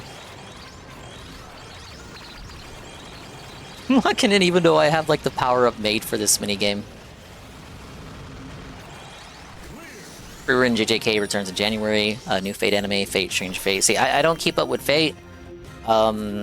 We watched season 1 of Jujutsu Kaisen, but we dropped it halfway and then never went back to it. Yeah, Anna and us will for sure watch Rerun. tall, muscular woman and her useless sidekick who is a small, effeminate Zoomer man. And trust me, guys, this is the first of many, many girl bosses. I'm not going to go over every single one in this game. And I do want to clarify, when I say girl boss, I don't just mean they're boss bitches and they're mean to the player for no reason, even though that is also true. I mean, literally, these are women in charge who also happen to be insufferable to the player. The writers went out of their way to put women in positions of power in about every single area you can talk to non-hostile NPCs. What's the wrong with leaders that, guys? of 2 of the 3 major factions are elderly white women, but don't think the Protectorate is based. Wow, 100,000 more road Trust me, miles it and has plenty of girl I can unlock bosses marks. too, and a lot of diversity, just as much diversity as the other 2 factions. But I'm getting ahead of myself once again. So after this cutscene, we are brought into character creation, and much like many other modern character creators, this one is absolutely terrible. You can make a quadriplegic, essentially a nugget, chopping all of your limbs off and replacing them with prosthetics, but it is incredibly difficult to make a conventionally attractive character. Everyone looks like a hideous abomination. All the men have feminine eyes, and believe it or not, there is no slider for lips. Even though they have sliders for most of the rest of the face, you have to pick a default face to change the lips, and you cannot edit them further. I have no idea why. It probably has something to do with lip syncing, but considering that you never see your player character speak, it doesn't really make sense to me. As for the RPG mechanics, on some level, I should probably praise this aspect of the game, because you can tell, just like the first game, that Outer Worlds RPG mechanics were designed with replayability in mind. correct. Unless you pick a specific trait, you can only specialize in 2 skills. And there are an incredible amount of skill checks in this game. You're going to come across one every 10 minutes of gameplay, spanning across all of the skills. I picked the brilliant trait so I could specialize in a 3rd one, and even then, you won't be able to complete the vast majority of skill checks in the game. Even something as universally applicable as speech doesn't come up as much as you'd think. Just a few more hits. I wouldn't be surprised that there's more science checks in this game than speech. Speaking of which, that's one of the ways you know this is a Reddit game, is science has an exclamation point after it. Trust the science. GPM says, Dingus, I finished Silent Hill F. It was okay. Too much fighting towards the end. I'd agree with that. It was very, a lot of action towards the end, which I would say is atypical for Silent Hill. The ending was nice, and I will say they led you on for 50% of the game to believe a different theory. 8 out of 10. I will go back and get the other endings. I have not forgotten. I'm just prioritizing other things for the moment. Thing is, if we're gonna do Heavy Night, it's the same fucking studio that did Big Cat, the girl who forgot her glasses, and Momentary Lily, aka Big Red Flag. Oh, then don't do it. We don't need to watch it then. Checks in this game than speech. Speaking of which, that's one of the ways you know this is a Reddit game, is science has an exclamation point after it. Trust the science, gods. I mean, there's a fucking faction that worships a universal equation that predetermines all things in the universe or whatever. That's how Reddit this fucking franchise gets. Regardless, on paper, the skill system is probably better than most RPGs. The thing is, in application, a lot of these skill checks don't really do anything. You can still complete pretty much any quest in the game without them, and a lot of times they don't even skip a step in the quest. So really the only times you're missing out on content is when the only way to get into a room is with lockpick or occasionally engineering or hacking. I picked engineering as one of my skills, and outside of it being the main crafting skill, it had very, very few skill checks in conversation and in the environment, which I guess makes sense given that, again, yeah, it's the skill for crafting, so it probably shouldn't be that universally useful. Much like Outer Worlds 1, you can pick a character background, which just gives you a lot of unique dialogue options throughout the game, and in a few cases actually allows you to pass certain skill checks without needing the appropriate skill. I picked Renegade. I appreciate how much you dislike Nasu background, and holy shit, some of the cringiest lines in the game came from this, and ultimately turned out to be pretty useless. I don't think it could be used in substitute for a single skill check. As for traits, these all seem to be somewhat useful. I picked Brilliant, which allowed me to specialize in one additional skill, but Lucky has quite a few special skill checks throughout the game, and Innovative seems like it'd be pretty powerful if you're big on the crafting system. Ironically, even though I was an engineer, I didn't actually do that much crafting, because after a certain point in the game, money doesn't really matter anymore, and you can just buy everything you possibly need. But I have to say, an element of the RPG mechanics that was disappointing is perks. Perks work just like New Vegas. You can only pick one. Is this his 20-minute video format or still the hour-long ones? This is an hour and 43 minutes. It's he wanted this video to live up to his Kingdom Come Deliverance 2 video. So this is the video that he's been working on for weeks. Every other level, but strangely, you don't usually unlock perks after investing 8 points in a skill, and they go up to 20. You would think out of all the skills, guns or explosives would unlock perks all the way up until 20, but they just don't. I don't know if Obsidian's trying to say you should invest in a bunch of different abilities, but it makes more sense to just put all of your points into something useful. Like if I have 20 guns, then I'm doing way more damage, and if I have 20 speech, then I can convince anybody to do anything, right? It actually felt like I made a mistake in the early game putting a few points into science, because it meant that I couldn't complete every single speech or engineering check. And I don't want to overload you with too much information here, but I also just so happen to be under-leveled for about half of the game, and I have no idea why. I actually did over half of the side quests in the game. In any case, I think the skill system was handled well, but the perks were somewhat disappointing disappointing. They didn't really affect my playstyle in any significant way. I basically just picked everything that added into my overall DPS. Shockingly, speech actually increases your damage with guns. No, that's just it. Okay, so his speech check is 1% chance. It's just that he's also a luck maxer. He's got the luck shitter build. So it's not that he has high speech, it's just that he has high luck that it just doesn't matter. With a specific perk, which, yeah, whatever. I'm not going to question it. More damage is good. Now, moving on from character creation, getting back to the story. As soon as you take control of your character, the very first NPC in the game you meet is a black guy named Niles, and he will be your first companion. And I already know what you're expecting me to say. Is it Niles the butler from that one show? But you would be wrong. If you watch the stream, no, Niles is the Fire Emblem guy. Is the least insufferable companion in the game. In fact, he feels like the only fully developed character out of all of your companions as well. Is that just because he's the first one? It was clearly a very deliberate choice that only one of your companions in this game is white, and it's a woman. So yeah, there is no white male companion in this, which is ironic because Vicar Max was the best companion in the first game. I guess the devs didn't like that everyone liked the white guy. So in Outer Worlds 2, it's a complete diversity squad that just looks utterly repulsive and unlikable for the most part. But I was very shocked. Do you not have a single that Niles was a non-human more companion in this game? than Like, where are the essentially aliens at? Judge I don't have Dredd this one. companion of the game, Tristan, who we'll get to later. But in this tutorial mission, he is a new cadet, and obviously he looks up to you since you're the captain of the ship. And you'll notice Single this game robot has companion? the whole telltale blank will remain. Didn't Starfield have this problem too, where there's like a surprising lack of alien companion characters, or just like NPCs in general in a game that's supposed to take place in space? Remember this, pretending that there's any consequences for your dialogue choices. Is this hamster your favorite? He's mine, TBH. I like Lololo and Lalala.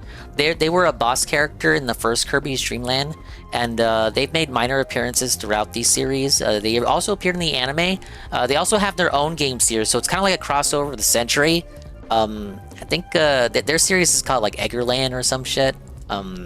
I haven't played those games, but it's like a crossover the century, and they're cute little blue and pink balls, and that came out wrong and weird, but I like them. Only aliens in Starfield are generic monster enemies. You like them so much, why aren't they on the overlay? Because the overlay was hastily thrown together and I haven't had time to make it better. Sorry, GPM. I'll do better in the future. Does the robot tell you its pronouns? The biggest black pill is that there's no aliens in space, you're alone. Maybe, is that what they're trying to tell us? There are no aliens in space? You fell for another one of the FBI's lies about the aliens. There were no aliens. There never were aliens. They were actually right. They were honest when they told you about Roswell. It really was a weather balloon. But as far as I can tell, all it does is influence what binary path you tell the character to go down at the end of their companion quest. So I can't say that it's a lie that the NPC will remember the dialogue line you choose, but it is mostly meaningless. I like just Cappy like as well, Telltale obviously. games. After this conversation, you are introduced to your crew, who are a bunch of red shirts throwing very obvious death flags. And then we speak to our contact, Augustine DeVries. Now, the game hypes up how badass this chick is at multiple points. How she is one of the greatest examples of an Earth Directorate agent. This woman, and we're all supposed to act like this is normal. And for no reason whatsoever, it is established in this conversation that both DeVries and Niles are sexually interested in one another. They just had to slip in a little miscegenation in there. I'm sure that has nothing to do with political ideology whatsoever. And she has infiltrated the Protectorate since they're the most incompetent fascist faction of all time. She does multiple absurd things throughout the story right behind their backs, and they never suspect her. So thanks to her, you're able to infiltrate one of their stations. You fight your way through, and suddenly everything goes wrong as Augustine DeVries has betrayed you, getting your entire team killed except for Niles, who has half of his face burnt and his arm gets chopped off somehow. As much as I wanted to put him out of his misery, there is no player choice here. And so you chase her down, and no matter what you choose here, she sets the station to blow. You just barely escape in a convenient nearby escape pod, and you float adrift in space unfound for 10 years until Niles finally discovers your pod and brings you out of stasis. DeVries blowing up the station has made everything worse in Arcadia, creating a giant rift in the system that will essentially destroy everything within the next 10 years. And so it's up to you to stop her and somehow collapse this huge rift in Arcadia to save the whole system.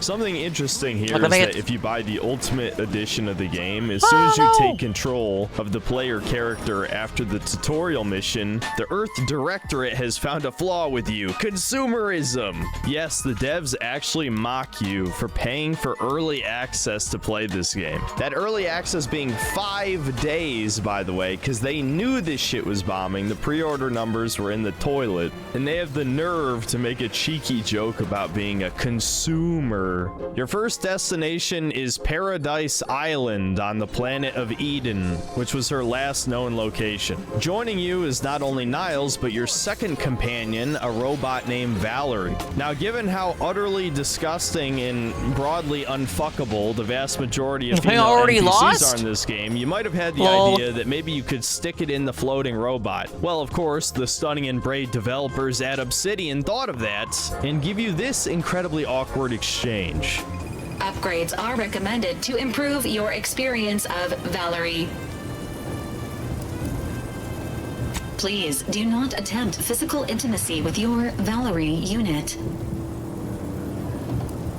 Acknowledged. And yeah, that's just the tip of the iceberg for cringy dialogue in this game. As I said earlier, there is no player romance in the Outer Worlds 2. Probably because half of the characters are self-inserts for the fucking rainbow-haired developers. Not that you'd actually want to romance any of these abominations anyway, except for maybe the ginger cultist chick. But whatever, let's move on. Instead of having one giant sandbox like an Elder Scrolls game or Fallout, it's a series of much smaller sandboxes with slightly more densely packed content. Or at least it is for the first planet. The second, third, and fourth planets are all a series of mini wastelands with barely anything worth doing on them. Much like the first Outer Worlds, the first planet clearly had the most effort put into the game design, and either they didn't have the time, the budget, or the ambition to complete the other three. Since I don't want this to be anywhere near as long as the Kingdom Come Deliverance 2 video, I'm going to sum up your objective on this first planet. Man, that video was 4 hours long and we watched all of it. Very few noteworthy side quests as they come up. Basically, your objective is simple. You need to make your way to the Vox station.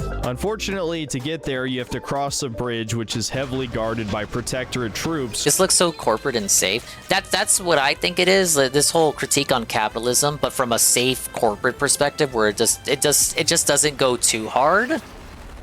We're not going to let anyone so that they don't hurt their publisher, executives, several different corporate ways fifis that you can get across the bridge, which I definitely have to give Obsidian credit for this, because it actually felt like there was genuine player choice here. The main method of getting across the bridge would be siding with Auntie's Choice, which is one of the 2 major factions you can side with in this game. Yes, you heard me right, 2. This game has a faction system like Fallout New Vegas, but there are only 2 factions in the game.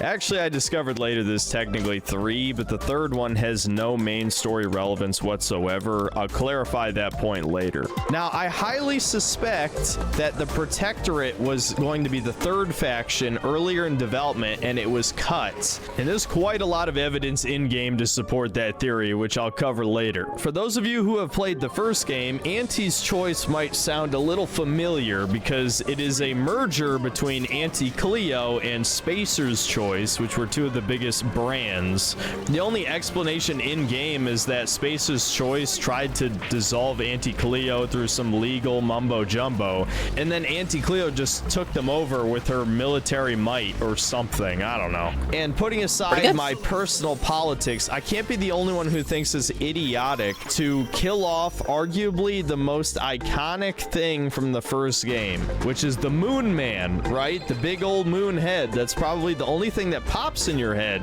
when you think of Outer Worlds, well, now it doesn't even actually exist anymore outside of the title screen. As to why they're here in Arcadia, of course, in true corporate fashion, they've invaded a new star system and just started killing all of the inhabitants and taking over their towns. Okay, obviously I'm slightly exaggerating. Canonically, they only killed the local military, but this is a totalitarian government that literally brainwashes all of its citizens with something called mental refreshment. How the hell would you get these people to buy your products? Mental refreshment is when DSP goes for that second coffee. Invaded Soviet Russia back in the day and killed Stalin, that all of the Russian citizens would start buying Apple Jacks and start working for the company. But honestly, I'm reading into this a little too much. This is not meant to be an immersive universe. This is supposed to be comedy with several quotes, you know, something akin to Futurama. I'm not supposed to think about it. But to get back to the story, as part of the main quest, you wander into the mayor's office of Fairfield and eavesdrop on Auntie Cleo, the CEO of Auntie's Choice. Hey, Straight's been saying DSP's on another Renaissance run. Is it true? We'll see if he keeps getting $2,000 every stream throughout the week. Boss of 60-year-old woman who is the head of the biggest mega corporation in the galaxy. Like I said before, an obvious ripoff of Mom from Futurama. I don't think they even tried to hide the heavy inspiration here. I honestly didn't get much of a chance to talk to her throughout the playthrough because if you don't side with her faction, the only other time you ever Yo, Dingus, I'm so far behind on this. It's once it's super relevant again. Like, what the fuck? How? I couldn't tell you. I haven't been catching up on the gay cat boy. Not that there's anything wrong with that. Interact with her in this game is to kill her. The replacement mayor, this Minister Milver Street guy, is essentially just an effeminate soy boy salesman type.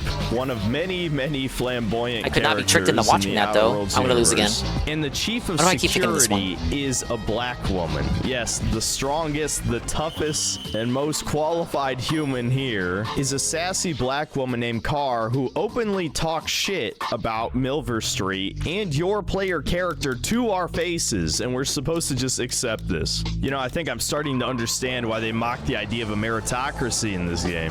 And you have to be aware, this is pretty much your first introduction to the Auntie's Choice faction. So already, I wanted to side against these people. Just shop at the Mega Boomers, discover that dude is gay as hell. That is one thing there's anything wrong with that in this game. Because there's not. Any NPC that's actually important has an absolute fuck ton of health. No, not the mayor. He dies in one shot because he's a little sissy white boy. No, this black woman can take about 20 shots to the face, the first of many bullet sponges in this game. But in the interest of actually making an honest effort to evaluate this game, I decided not to kill everyone here. No, instead of massacring Fairfield, I decided to accept as many quests as possible. So at this point, the main quest splits off. Like I mentioned before, you have several ways of getting across the bridge, and you're offered two options right here. You can either help Mill Street gain access to the secrets of mental refreshment from the Protectorate, and in this quest is where we meet our third companion, who I actually never recruited and indirectly killed, but yes, she's another girl boss, an Asian one. He killed the female companion and never recruited her? And she's another character that talks shit to your face. Option B is that you disable the Protectorate's nearby automech repair facility. And option B is the one that I stuck with at first, but shockingly enough, you actually have an option to repair the facility, but since the Protectorate has no faction reputation, this has no effect on the broader game whatsoever. It is never brought up again. The only possible purpose I could see for helping the Protectorate here is if you want to do Westport's quest to get across the bridge, because they were a former Protectorate settlement but have no direct association with them anymore. But one of the quests there requires you to get a part from the automech repair facility. In any case, this is probably as good a time as any to start talking about side quests. I think Paradise Island is the only map out of the four that actually has interesting ones worth talking about on some level. Again, much like the first Outer Worlds, you can tell the Apothecary Diaries. We were watching that one. If Ant finished it, I wasn't there to watch the ending, but it's apparently still going. The thing is, what do you think? End of the year, we have Twitch stream, Discord Anime of the Year showcase, and show off the best and lame shows of the year. Don't you already do that? You're gonna do that regardless of what I tell you. So, yeah, you should go ahead and do that.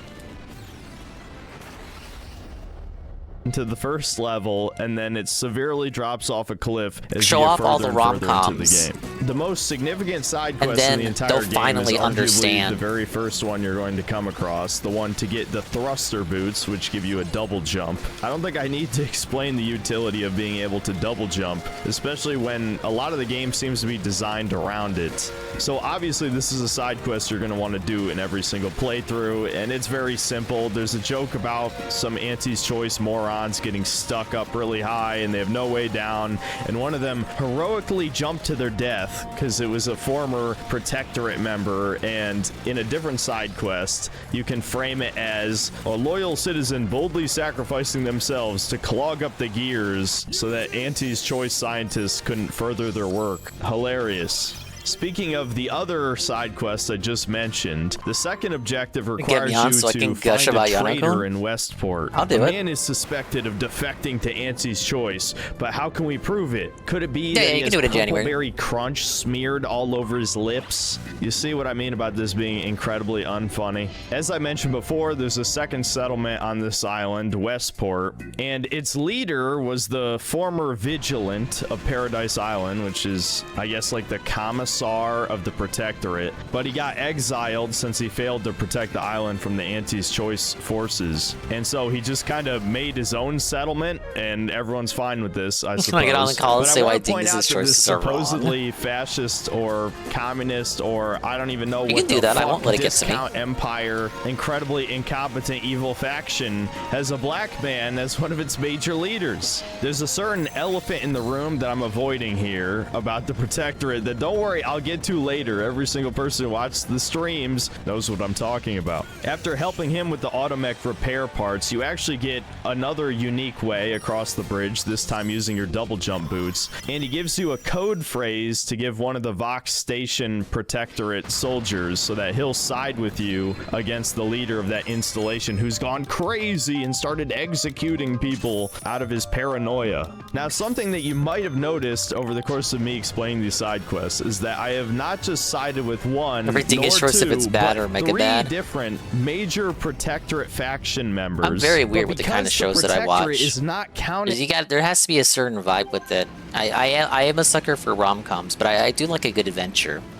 There was that one that Anne had showed a few years ago that I really got into. I don't know, it was the Bandit King one. I really like got into that one.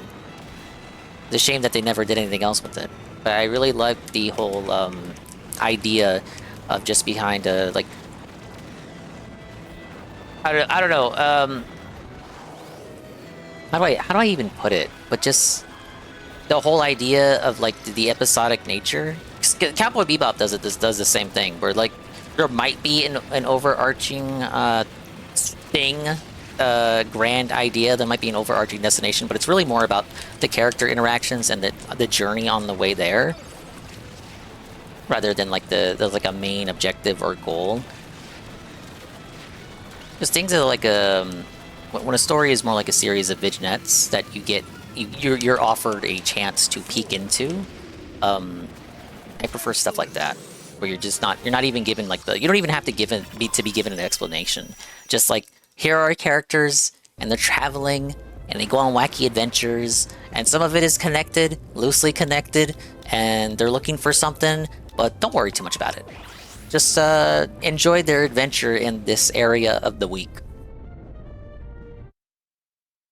As a faction, King of Bandits. when you cross the bridge to go to the Vox Station, all of the soldiers are still hostile to you. So all this effort Did is I like Blue utterly Gender? I didn't see meaningless, it. despite the fact that I somewhat praised the player choice to give you several different options to cross the bridge. This is why I recommend Kino's Journey. I've also heard about Kino's Journey. I've not seen it. It's me, of course. I've heard about Kino's Journey, but I have not seen it. But from what I see, because when I heard the name, of course I had to do a little bit of research, and yeah, it seems to be from what I read of the same kind of setup as to what I was just describing.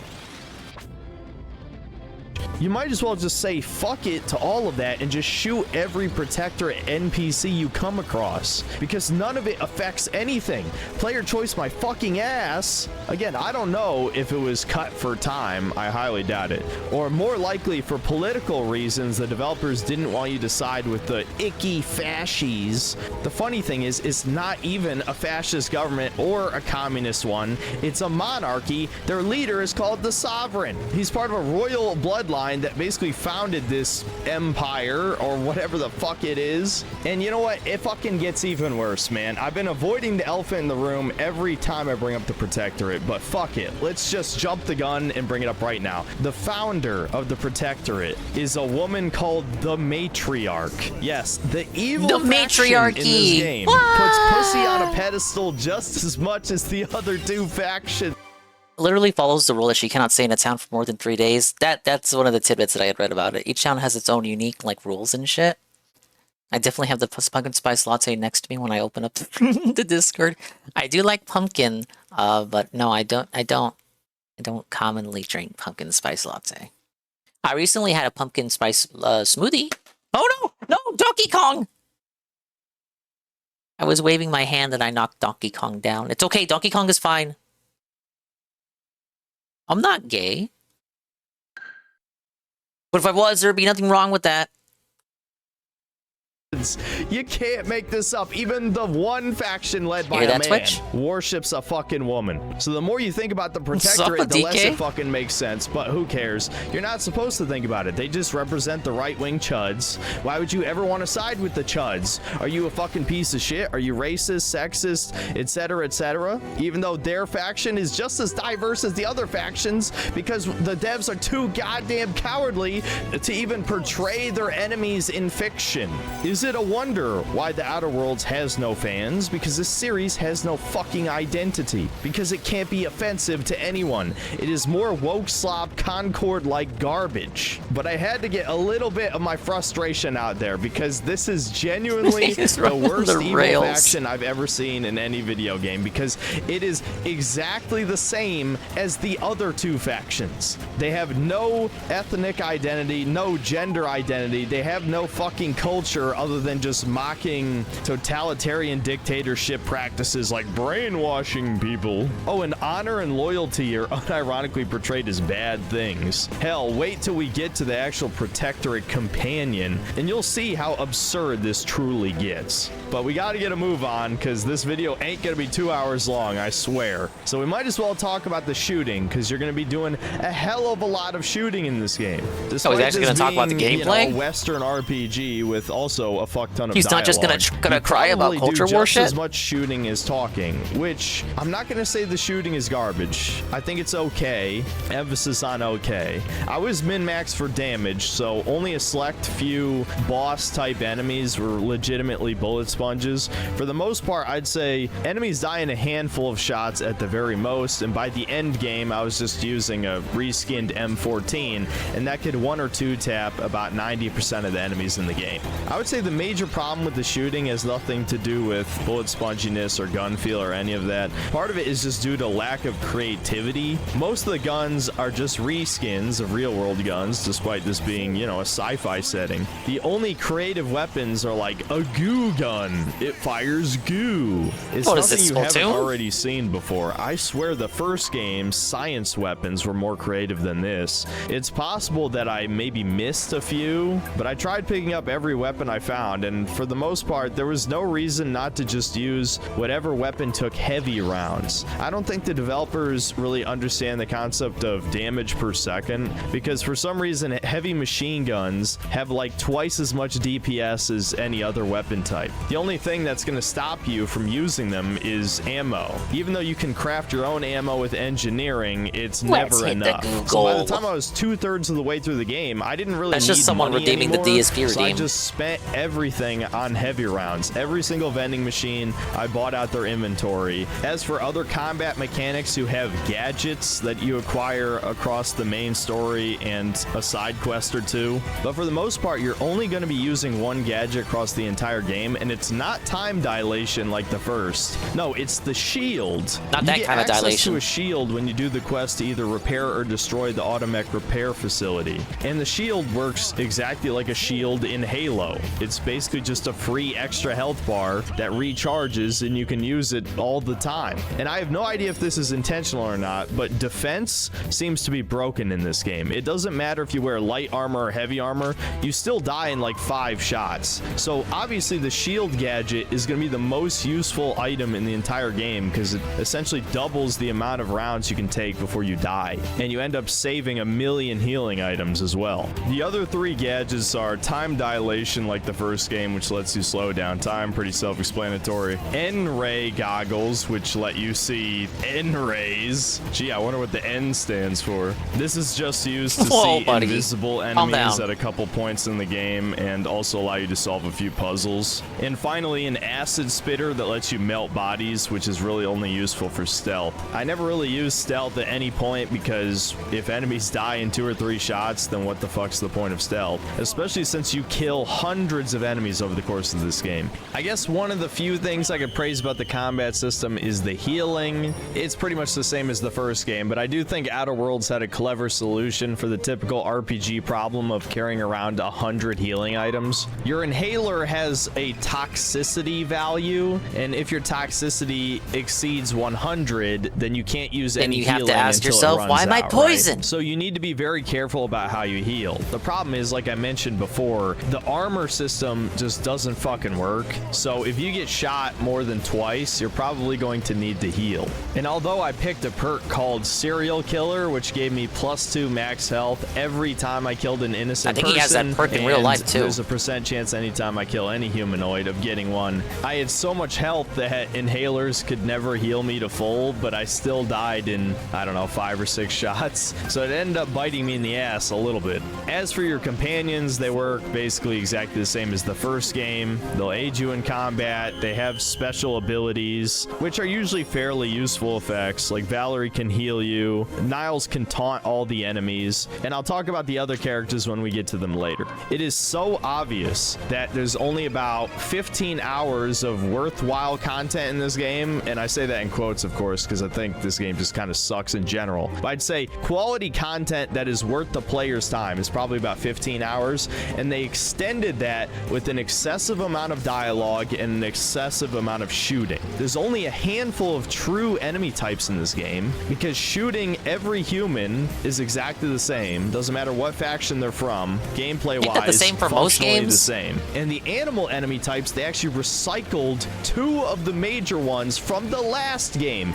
Yes, Mantisaurs and reusing assets. Were from Outer Worlds no sequel 1, has ever done that. They're the major enemy types you fight in Outer Worlds 2, despite being in a completely different solar system with new planets. That's how fucking lazy these developers are. So combat encounters get really old really fast. Probably the only vaguely interesting enemy types in this game are the mechs, and even then, they're bullet sponges, so that's not really very fun, but at least it gave me a reason to use electric weapons instead of just heavy rounds the entire game. So yeah, the combat is competent, but it's excessive. I mean, there's probably recycled enemies Kojima would never. Don't worry, he hates Kojima just as much. It feels like this game is barely any true exploration to the dungeons. It's just a series of hallways where you shoot things over and over again. And even then, there aren't even that many dungeons, and there's almost no reason to actually visit a dungeon if you don't have a side quest that leads you there. With one major exception on the 3rd planet in the game that we'll get to later. So yeah, get ready to do a lot of fucking shooting in this game, and even on normal difficulty, your character is made of glass, which definitely didn't get annoying at all, guys. So again, I have to say combat is serviceable, because I think on some level Obsidian knew,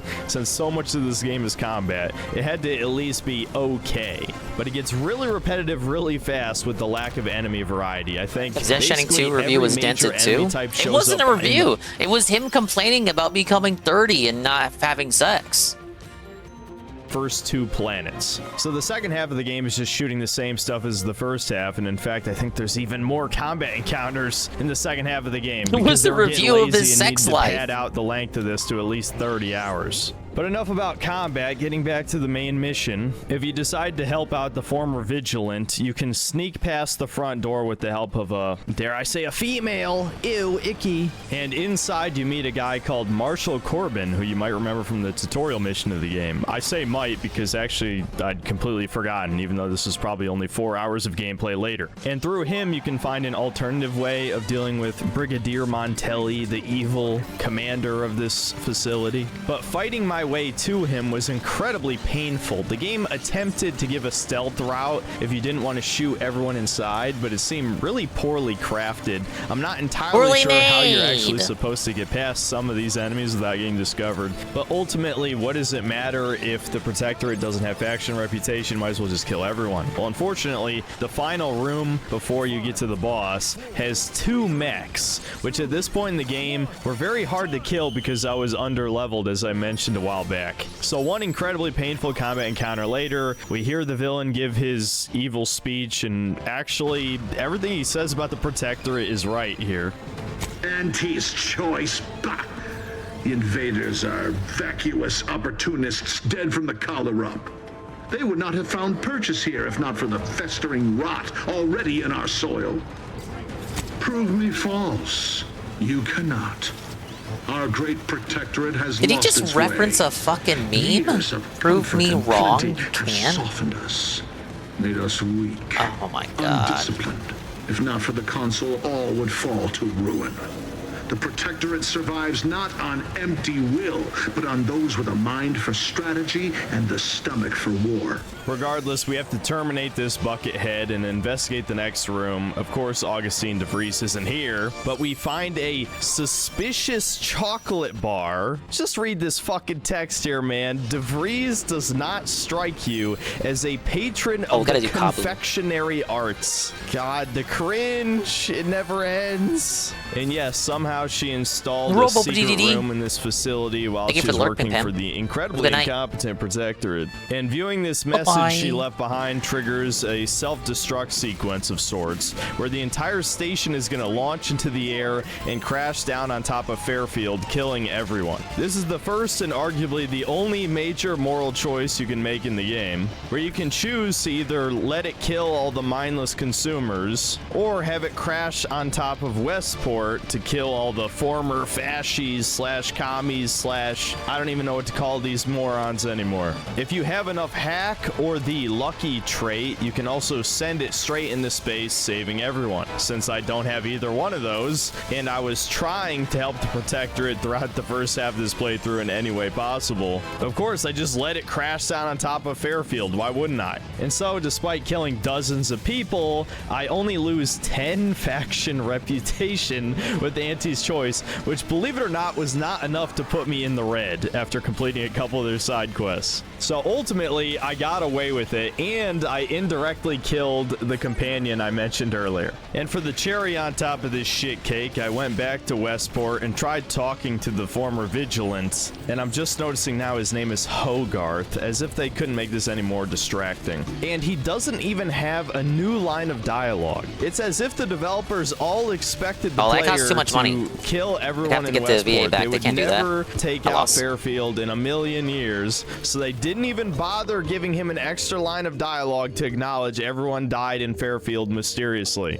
or that you even accomplished the mission he sent you there to do, which is to take out Montelli. No, not even one line of dialogue for that. Okay, this game is fucking unfinished. Believe it or not, up until this point, the game is somewhat tolerable outside of the incredibly cringy dialogue. I think from a gameplay perspective, the open world design here is perfectly serviceable. The only real problem I have is that exploration is not really rewarded in this game. There's not much of a reason to actually check out the mini sandbox unless you already have a quest telling you to go there. There was a crab boss I couldn't even fight because I didn't have the Corpo companion with me. So it's just like an empty cave where I can't even really interact with anything. Now, as for the other 3 planets, the amount of worthwhile content drops off a cliff. So although many of you are probably looking at the length of this video and thinking, ah, fuck, we're only a fourth of the way through this, there's not nearly as much to talk about when it comes to the rest of the game. Now, before we move on to the next planet, there's a strange location that feels unfinished that you unlock at this point. It's an Auntie's Choice ship that has been taken over, and it's called the Free Market Station. It's out in the middle of nowhere. And I thought this place would be a quest hub, similar to the second location from the first game, but despite talking to pretty much every NPC here, I could only find 2 quests. One of those 2 quests is to give us our Protectorate companion for the game, Tristan.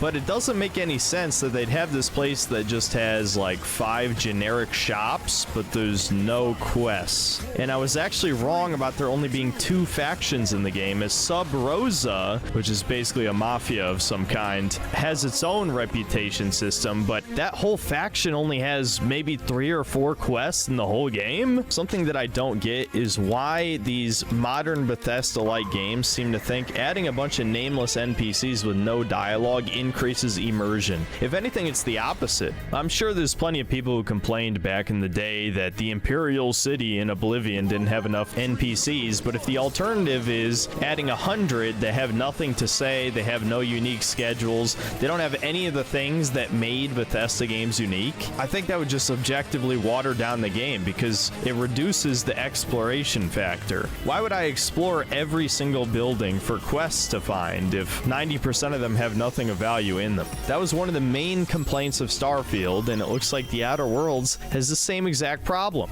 You could easily cut this location out of the game and lose nothing of value. It's yet another unfinished element. Well, in any case, let's briefly discuss Tristan because he represents yet another problem with the Protectorate. He is an arbiter, which is basically judge, jury, and executioner. He's a ripoff of Judge Dredd, except incredibly fucking lame, dude. This shit just a hodgepodge of sci-fi references.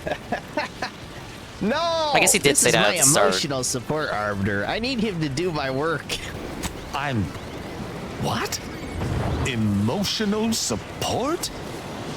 You know, that has a nicer ring to it than I'd have surmised.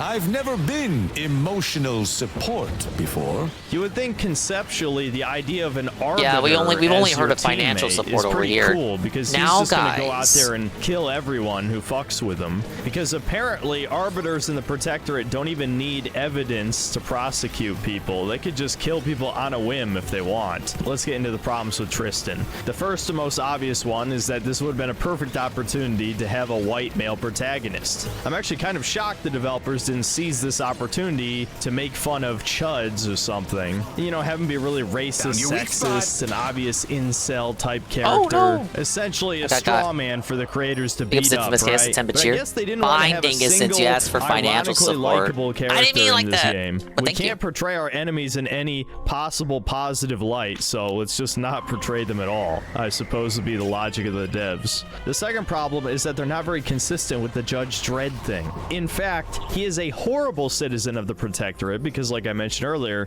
the Protectorate doesn't have any faction reputation. So despite having Tristan your party, Protectorate soldiers still attack you on sight. This is so unbelievably lazy. It is barely explained with like a one-off line. Those fools! Protectorate subjects should know better than to attack a Protectorate arbiter. I had no choice but to judge them as traitors to the Protectorate. Why would they simply open fire? Why wouldn't they attempt to conversate? Then they should have reported me to their superiors rather than attempting to exact justice themselves. Now I need the tomato. I shall continue to answer slights of this nature through violence. But hopefully, I shall not need to do this more than a few times. And the other party members don't really care that he's on your side either. I mean, they'll be wary and not trust him, but nobody threatens to leave just because he joins. The way the arbiters are explained in-universe makes it sound like if any of the party members wronged him, he'd shoot them in the face. But he's a complete fucking pussy, and this is actually explained why in his companion quest. This is the shit that blew my mind. I actually got infuriated infuriated when they explain this part. Got mad at the This video entire game? companion quest revolves around researching the assassination of the Supreme Arbiter, which I guess would be the equivalent of a Supreme Court member. Not only is the Supreme Arbiter a woman who taught Tristan everything he knows, but also she had the incredibly novel idea of investigating a crime before enacting justice. Yes, this is a real fucking line of dialogue in this game.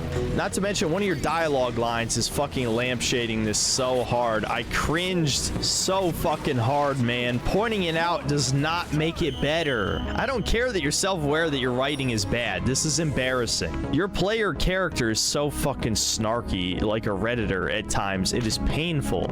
Would you believe me if I said the worst dialogue lines in the game don't come from any of these quirky rainbow-haired characters, but actually from the player? I tell you my big complaint about my neighbors. At least you don't have to hear the lines being voice They're acted. standing pretty close. Oh my god. Oh no, thank you, but I couldn't possibly indulge when there's mischief afoot. How is that a brilliant... What the... Who wrote it? Sounds like you're seriously denigrating the work of your colleagues. Pleased to meet you, former Endpoint Delgado. I don't know what to call you now. When you had me killed doesn't exactly speak to your qualities as a host either. Your calculations are falling apart. Stand down or I have to take you apart. Those with power and bits will always exploit those without. This is inevitable. I put down a lot of yappy folk in my day. Got one more standing from me. Dude, it's so bad. There's no way the dev Modern team games seem thought so this scared to was let good. you make choices that Here we remove go. content. Every line is Reddit. Every one of them.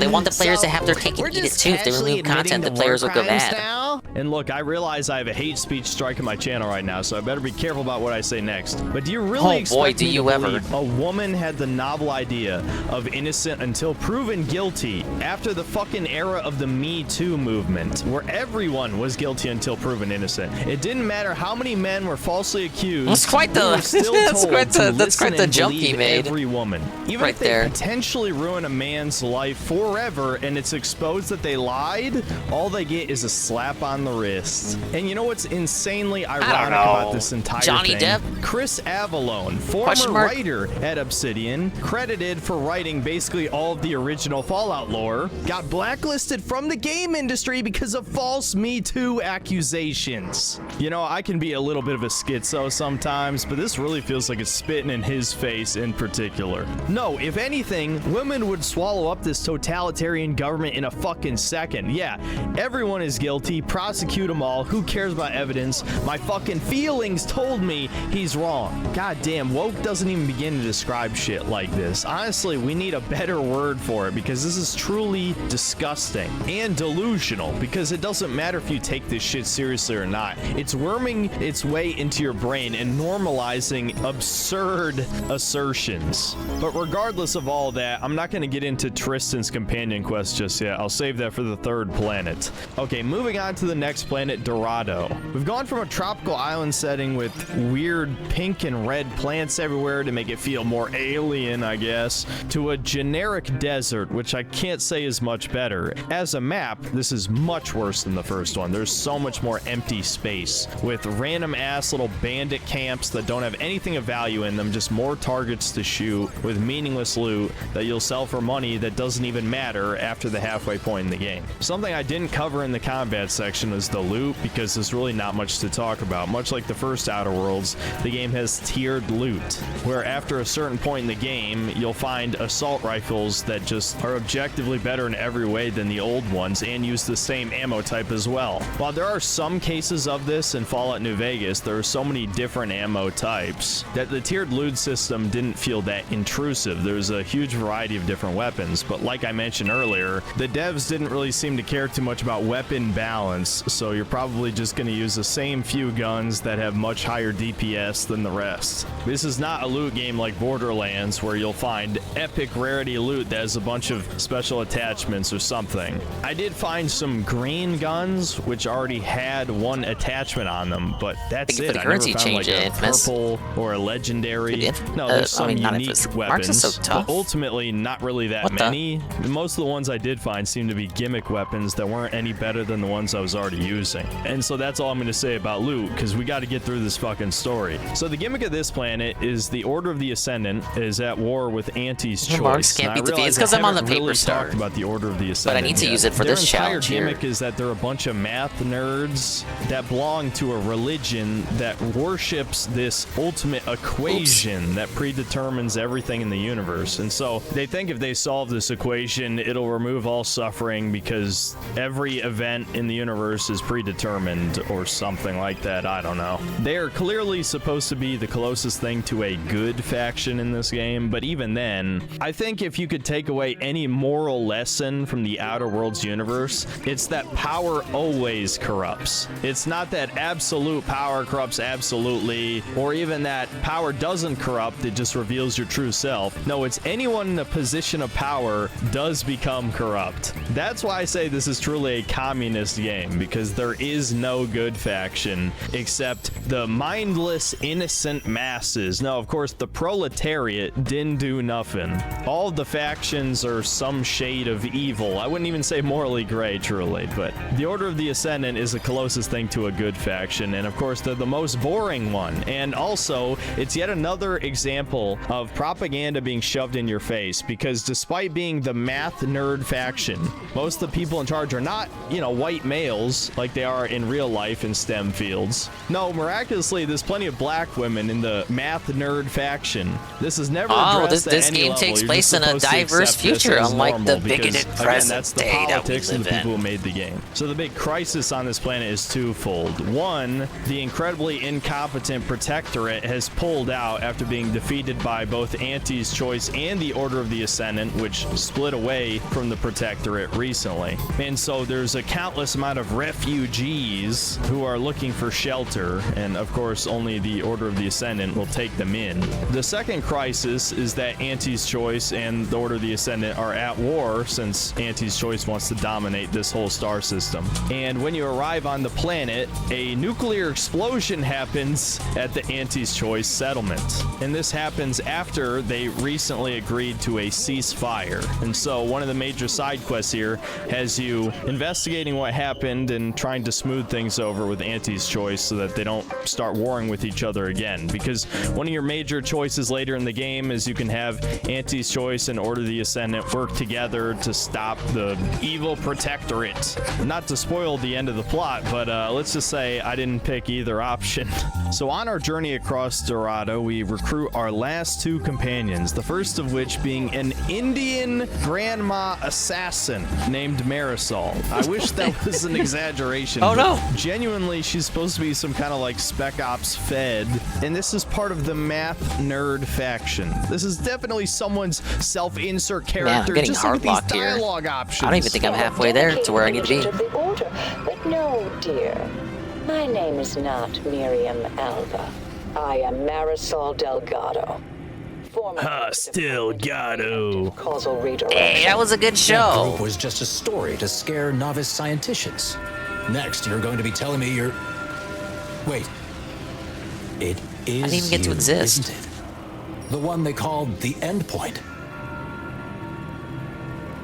Okay, you know what? I'm glad I streamed the end of this quest. Excuse me? Oh my god.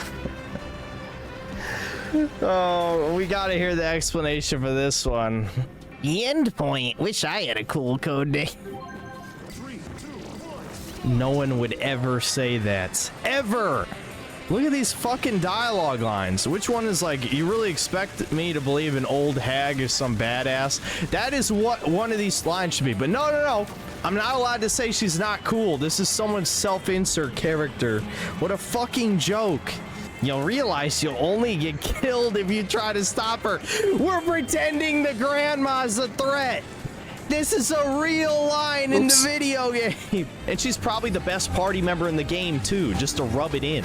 The quest to recruit her is a pain in the ass. Takes way too long running around this facility, investigating shit when I didn't even have the right skills for any of the checks anyway. But it doesn't matter if you do or don't, because she just takes control of the situation, because she's suspected of launching the nuke. Of course, she didn't do it. And at the end of the quest, even if your investigation goes horribly wrong, she still just kills the fucking bitch in charge of the facility. Wow, what a quest. As for the other companion you recruit, it is an evil cultist who was almost killed by her own companions. It's sad because she's the closest thing to an attractive woman in this game, but they couldn't even stick to the psycho bitch. She keeps apologizing for her behavior indirectly, almost like a teenager embarrassed of saying edgy things. The only reason I kept her around is because she never objected to me killing people, which is something I started doing a lot later. In any case, I haven't even mentioned what we're supposed to be doing with the main quest.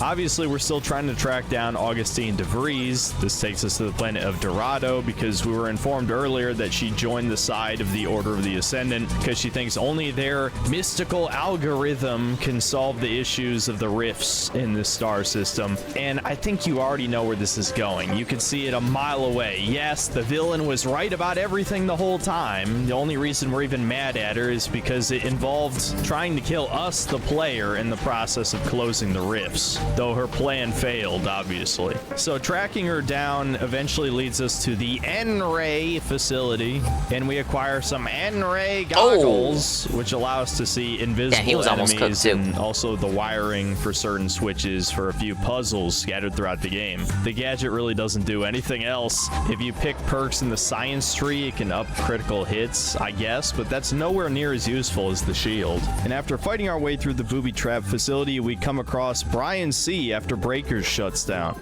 Not that Brian. Stop dying at once!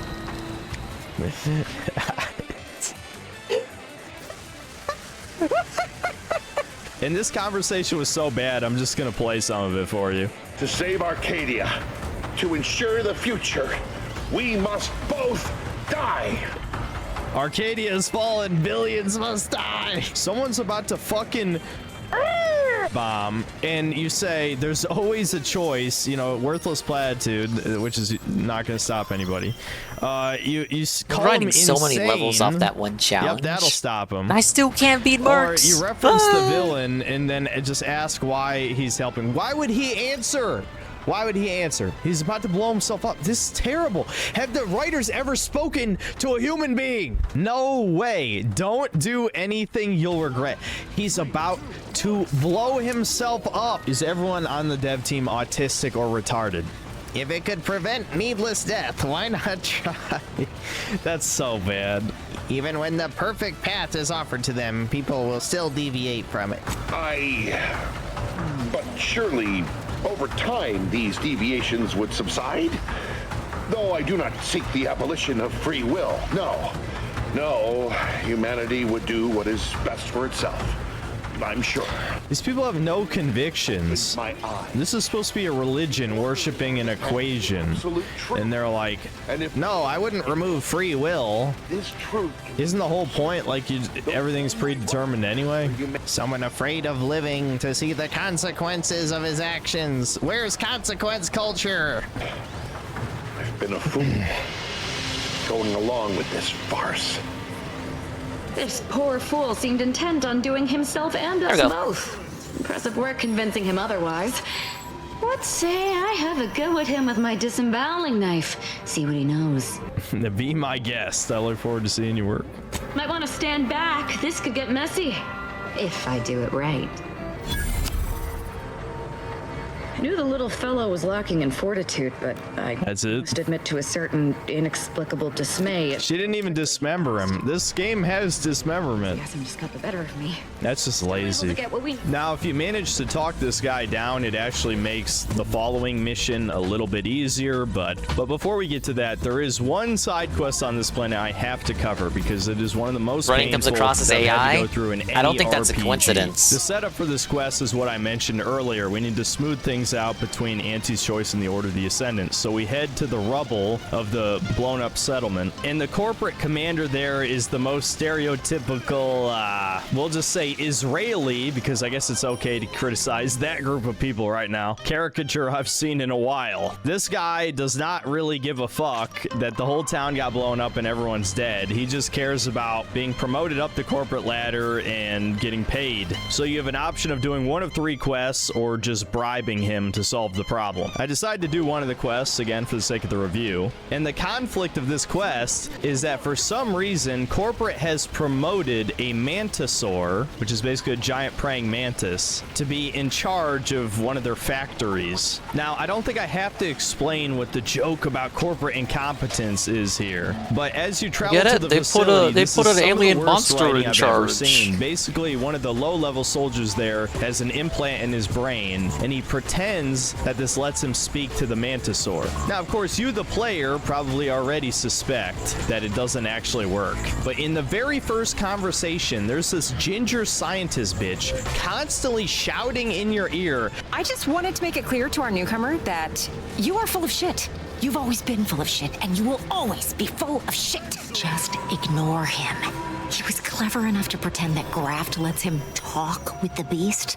So overnight, he upstarted from simple trooper to de facto commander of this installation. Listen to me. The man is a charlatan, a fraud. And if you give him the specimen, it I didn't will be watch it, forever so lost I don't to have his any ignorance. opinion on Do that. you think I'm a fucking idiot? Of course I knew that it was fake from the fucking beginning. They don't even Other than pretend. that, the They don't king even won. give the dude dialogue lines that sound convincing. I mean, what is even the joke here? You understand that part of humor is the unexpected, right? If anything, it would be 10 times funnier if it turned out actually the implant does let him speak to the mantis, and then the mantis tears her fucking head off after she talks shit about it one too many times. But to get to the point, your quest here is to go fetch a mutated mantisaur egg, and you can either give it to the dude or give it to the scientist. And the dude wants to breed it with the mantisaur to Imagine make an PvP just doesn't like wake up super tomorrow. mantisaur He died race, in which his sounds sleep. pretty cool. Worse, But he of gets course, sent back the to ginger bitch jail. is They like, caught him "No, doing the coke thing's again." just gonna eat it. And so our alternative option is to give it to her in the name of science. I think Phil would And of actually course, this is a ejaculate it and then fucking proceed to Reddit go fuck game, his so, wife. you know, science He'd good. be so happy. Whatever the man wants is bad. So we fight our way through a huge nest of mantisaurs to get an egg,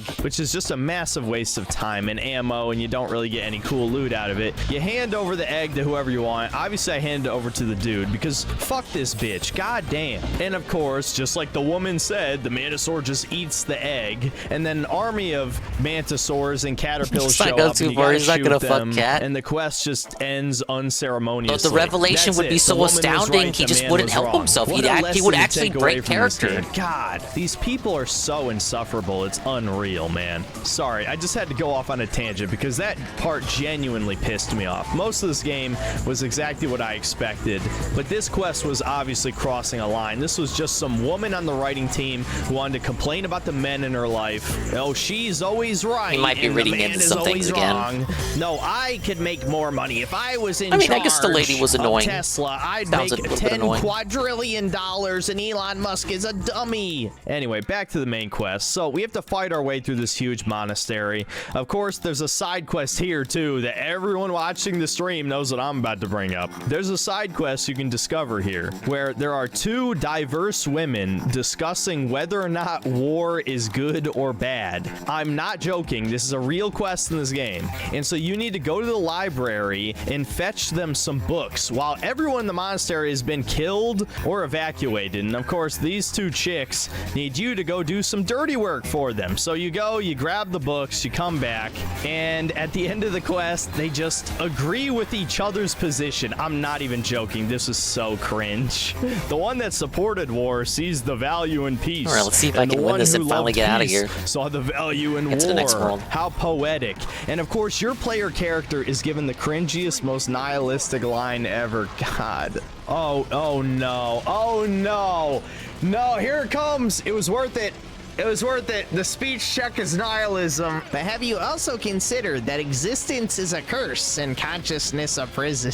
And no, there is no way to kill these chicks. This is an Unreal Engine 5 game, so you can't even use console commands without a mod. Future Synth here, as it turns out, there actually is a way to kill these characters. As I was kindly informed, Marisol's side quest actually leads to the death of one of these characters and the potential death of the other. So yes, I'm about to go on yet another tangent. I promise this will be one of the last ones of the video, though. So the Indian grandma assassin is contacted by one of her former colleagues from over 20 years ago because her genius research could lead to the destruction of the entire universe. And yes, these two are both lesbians and were formerly in love, of course. They're just hitting every single left-wing stereotype they possibly could with this game. So yet another genius girl boss bitch who tells you what to do. I'm just gonna spare you a lot of time. We do her dirty work, which involves burning all records of the research to the ground. Unfortunately, someone already requested a copy, and so this requires us to fly back to the monastery on Dorado. It's there that we discover that the younger brown researcher, the one who hated war,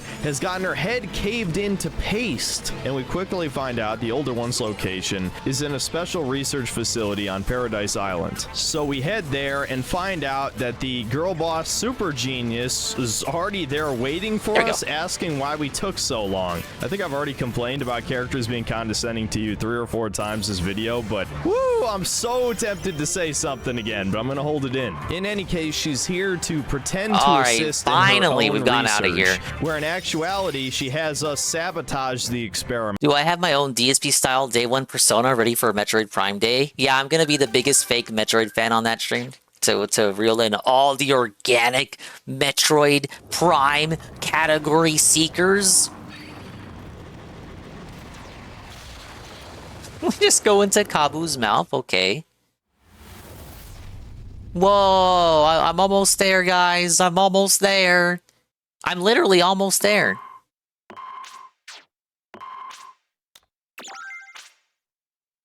So that the Order will never try to recreate it again. As for I'm genuinely interested in the game. It's generating but some I'm not the kind biggest of Metroid man. or something that I suppose would lead to the destabilization of the actual universe or something to that effect. I don't know. I was only half paying attention. And of course, the person in charge of this whole experiment is the older woman who loved war. And our grandma assassin implies that she killed the younger one. Yeah, just straight up crushed her head. Again, I can't tell if this is supposed to be humor or not. An 80-year-old woman crushed her colleague's head like a watermelon, I guess, to get access No, that to sounds this like it's supposed to be played research straight, first. sir. This is what I'm saying. This shit is so inhuman, it's unreal. You can't say it was AI generated, and AI would not be this stupid. Only female writers would be, let's be honest. And look, I know everyone watching this is wondering, why did I not point out Marisol's goofy-ass goggles that are looking in 2 different directions? Well, because the devs obviously designed them that way on purpose to look stupid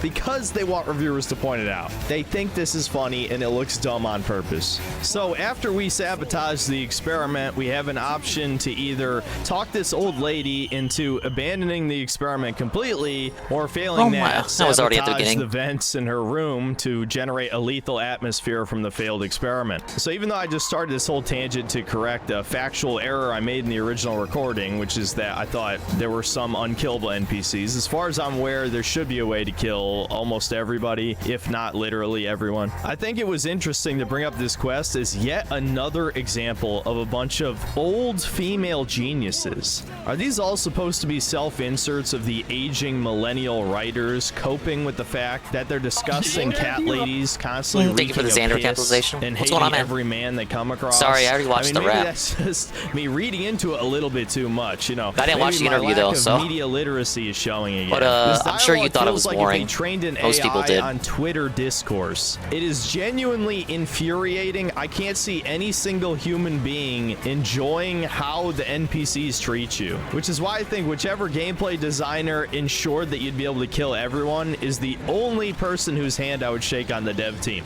Everyone else is going straight in the incinerator. As for the conclusion of the quest, even though I killed the old lady, Marisol and her former lover resolved their differences, and I got to kill basically everyone here, so I guess it's a win-win situation for everyone. All right, back to the story. Now, once you fought most of the way through the monastery, suddenly DeVries' ally stops you with a moral quandary. He's tied up a bunch of his fellow order members in a room and has a hydraulic press about to crush them all. And so, like a Saturday morning cartoon villain, he's like, well, hero, will you run past them to get to me before I can send all this info to DeVries, or will you save the civilians? Well, there is no karma system in this game, and I don't even think you lose any faction reputation either for letting them die, so you might as well just skip them.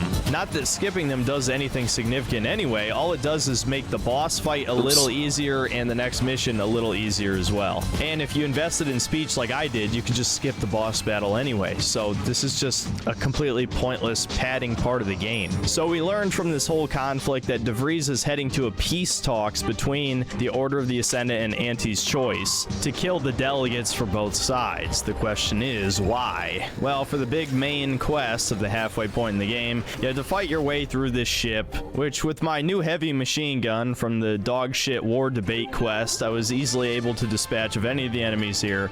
We finally confront Augustine DeVries, and this conversation is incredibly railroaded. Just like I'm sure everyone predicted, she turns out to be right about everything. The skip drive technology is causing the rifts, as was actually already explained to us at the beginning of the game, and so all of her actions have been taken to both stop the Protectorate from further researching the rifts, and by extension, stopping Auntie's Choice from getting access to the technology so that mankind doesn't wage war with the rifts and destroy the entire galaxy. Now, I still don't entirely understand the logic of how continuing the war between the Order of the Ascendant and Auntie's Choice would lead to the Order solving the problem with the rifts. Again, the writing here kind of just like tanks off a fucking cliff, and she just sounds like a crazy person. But at least we learned something useful out of this conversation, that somehow the incredibly incompetent Protectorate has some genius researchers on their homeworld Praetor and have discovered a way to close the rifts with a rift modulator device.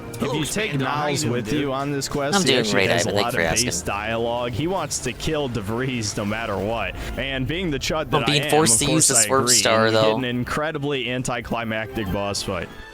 Take her head off. This is for Wade, for Eric and Helen, and for everyone else's futures you tried to burn. Do what you must. Proceeding to assembly about time. Good riddance. Oh, that was it. Now, of course, immediately afterward, the rift starts destabilizing and creates a huge explosion. You have to escape the station. And after we make it out, the Chief of Special Operations tells us that we are allowed to do whatever we want as long as we accomplish the mission. Now, how is this different from our orders before 10 years ago? I have no idea. I was already doing exactly what I wanted before this. And this is where the quality of the game starts to tank. The last two planets are definitely unfinished. You would think that the Protectorate homeworld would have, I don't know, a city of some kind, maybe even a town. But no, it's like a giant purple wasteland with just a few military installations, and you get to visit the mental refreshment insane asylum, I guess. I don't know what else to call it, the brainwashing facility, but I'm getting a little ahead of myself. This is where we get to complete Niles' companion quest. I actually skipped the first part, which took place on Paradise Island, where we meet his good buddy Yong Ya. Yes, this Zebulon Tran character is actually voiced by Yong Ya. Yong Yao. And while you've heard his Kiryu, his Zebulon is not No one much told me better. he was in the game. Intruders, then. I suppose you intend to extract my surrender through means most lurid and foul. Damn, the head curator. I had hoped to slip in before his shift. Yong Yad's voice acting is so fucking bad. Holy shit. Reminds me again of that tweet where the indie dev's like, man, all these fucking voice actors these days only know the anime voice. Must be dispatched quickly. Can we please stop putting E-celebs in video games? Half the fucking voice actors in that dispatch game are YouTubers. Yeah, this shit is just getting embarrassing. Well, in any case, the second part of the quest is the only one that matters. See, Zebulon Tran is a communist developer self-insert character, and his goal here is to break into the tomb of the matriarch, which for some reason has been transformed into a museum. And the Protectorate, in their eternal wisdom, has decided to store the schematics for skip drives in a hidden room inside of a museum. Now, believe it or not, the end of this quest is kind of unintentionally based. As you fight your way through the museum security, you eventually find the secret room where Zebulon discovers that the Protectorate was built on a lie. The skip drive schematics are here. How the explosive safeguards against tampering work, its evolution over time. But no original concepts, no sketches, nothing. Our dear matriarch is a fraud, a cheat. She did not invent the skip drive. It's been redeemed, guys. I knew women couldn't invent anything. I was right. I have to admit, I was genuinely surprised by this twist. Given all the other far leftist BS in this game, I really thought they expected us to just believe that the founder of an empire is not only a woman, but also a genius inventor at that. It wouldn't be out of place with the writing of the rest of this game. But maybe you really were looking into it too deeply the whole time. Built on a lie. Now, I don't even know if it's ever explained where the skip drive was actually invented. I even confronted the final boss on this factoid and he didn't explain it, so maybe I just missed it, but who gives a fuck, really? But Zebulon does in fact find the schematics for the skip drive, and he wants to release it to the public so that everyone can build a warp drive or something. And Niles actually has some common sense. Does he still do news videos, Young break loose if or did he completely drop that after doing the voice acting knowing thing? That they caused the rifts, that's obviously the case. So believe it or not, the correct choice here is actually to convince the communists to not release the valuable information to the proletariat. Okay, still does it. Then at the end, they just straight up imply that they're gay for each other.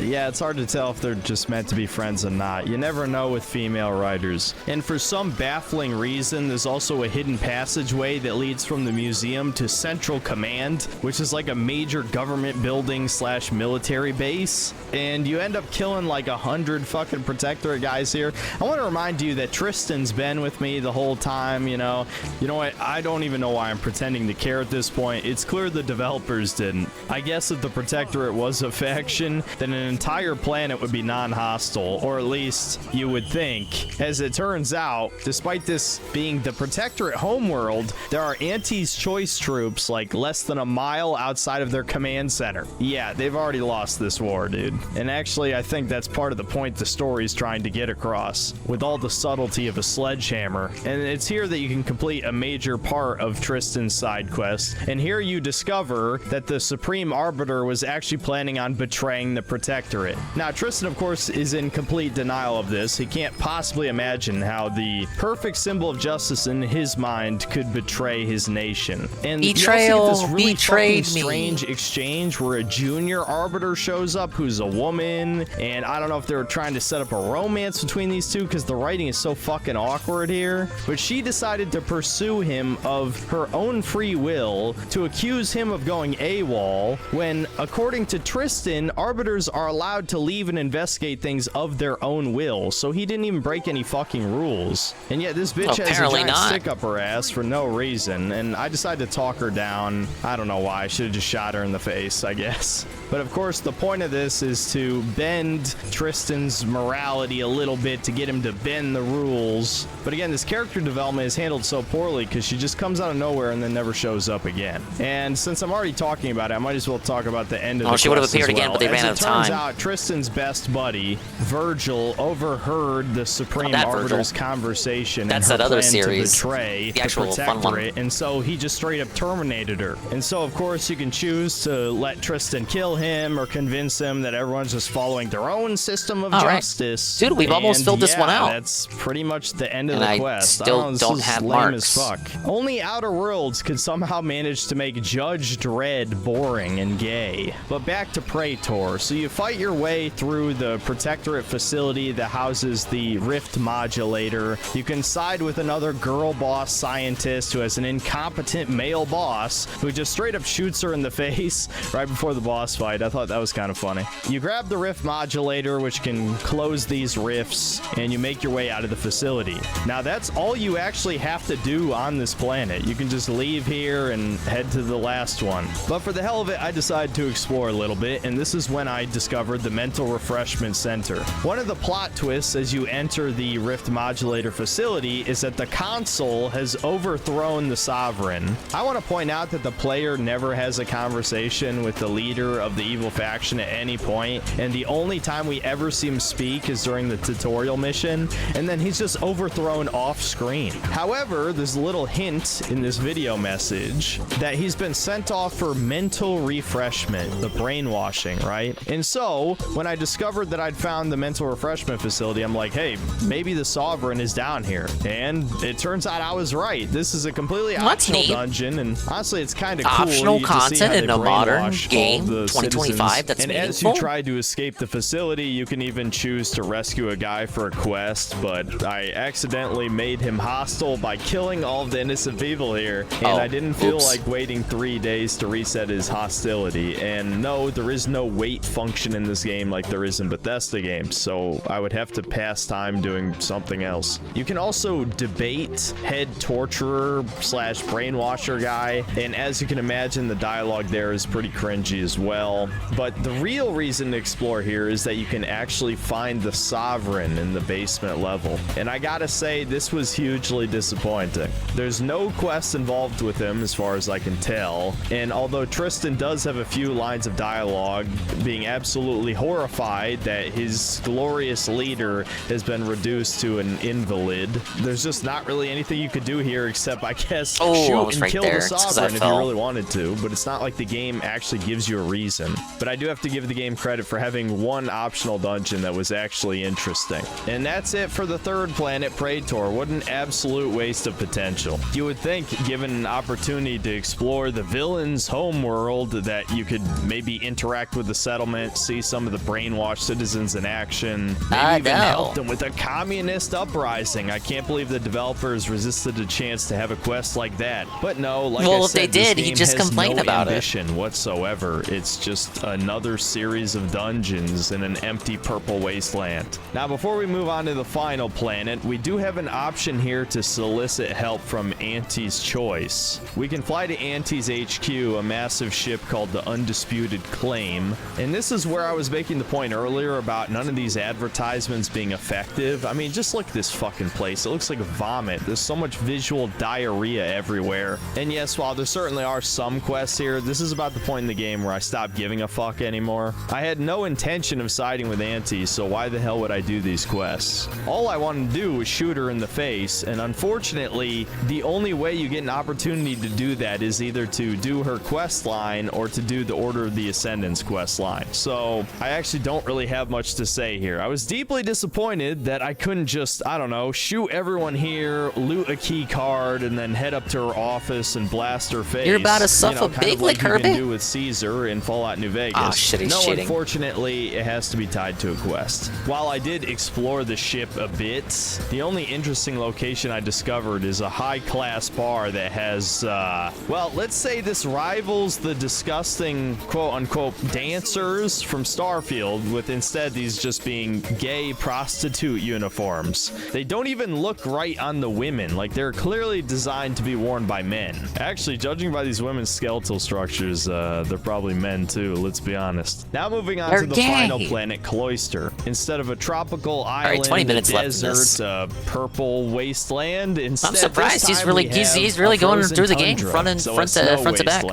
Like I said, I was getting kind of tired of the game. It really is like point, the Kingdom Come so Deliverance 2 video. I wasn't bothering with any side quests. Let me this get is my where we charger. Find the home base of the Order of the Ascendant. One of the first NPCs you talk to in their settlement is Black Einstein, or maybe Black Karl Marx. I don't even know what the fuck they were thinking with this character design. This just looks absurd. And to talk to their faction leader, we have to do some chores for the local black woman in charge. I swear they just copy-pasted the same exact fucking character that that was working for Auntie's Choice in the first planet. And no, I don't mean her face before all the people start crying racism. I mean her actual characterization is exactly the same. Best that you're talking to me now instead of mid-work.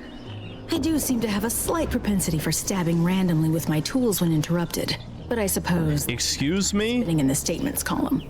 Speak away. You think you can just talk to me that way, you fucking bitch? So yes, this bitch is sassy and condescending and makes you do work for her, which just involves clearing out a fucking glorified bandit camp. Yeah, you gotta kill some cultists. So we go do a chore and we finally get to meet the head of the Order of the Ascendant, and well, you know, I already spoiled it earlier in the video. It's another fucking hag. Yes, another elderly white woman is the head of a fucking faction in this game. 2 out of 3, dude. And if we're counting deceased leaders that characters worship, the matriarch qualifies too, so that's 3 for 3. And again, do I really have to point out the absurdity that the faction that is known for facts and logic and mathematics and science is led by a woman?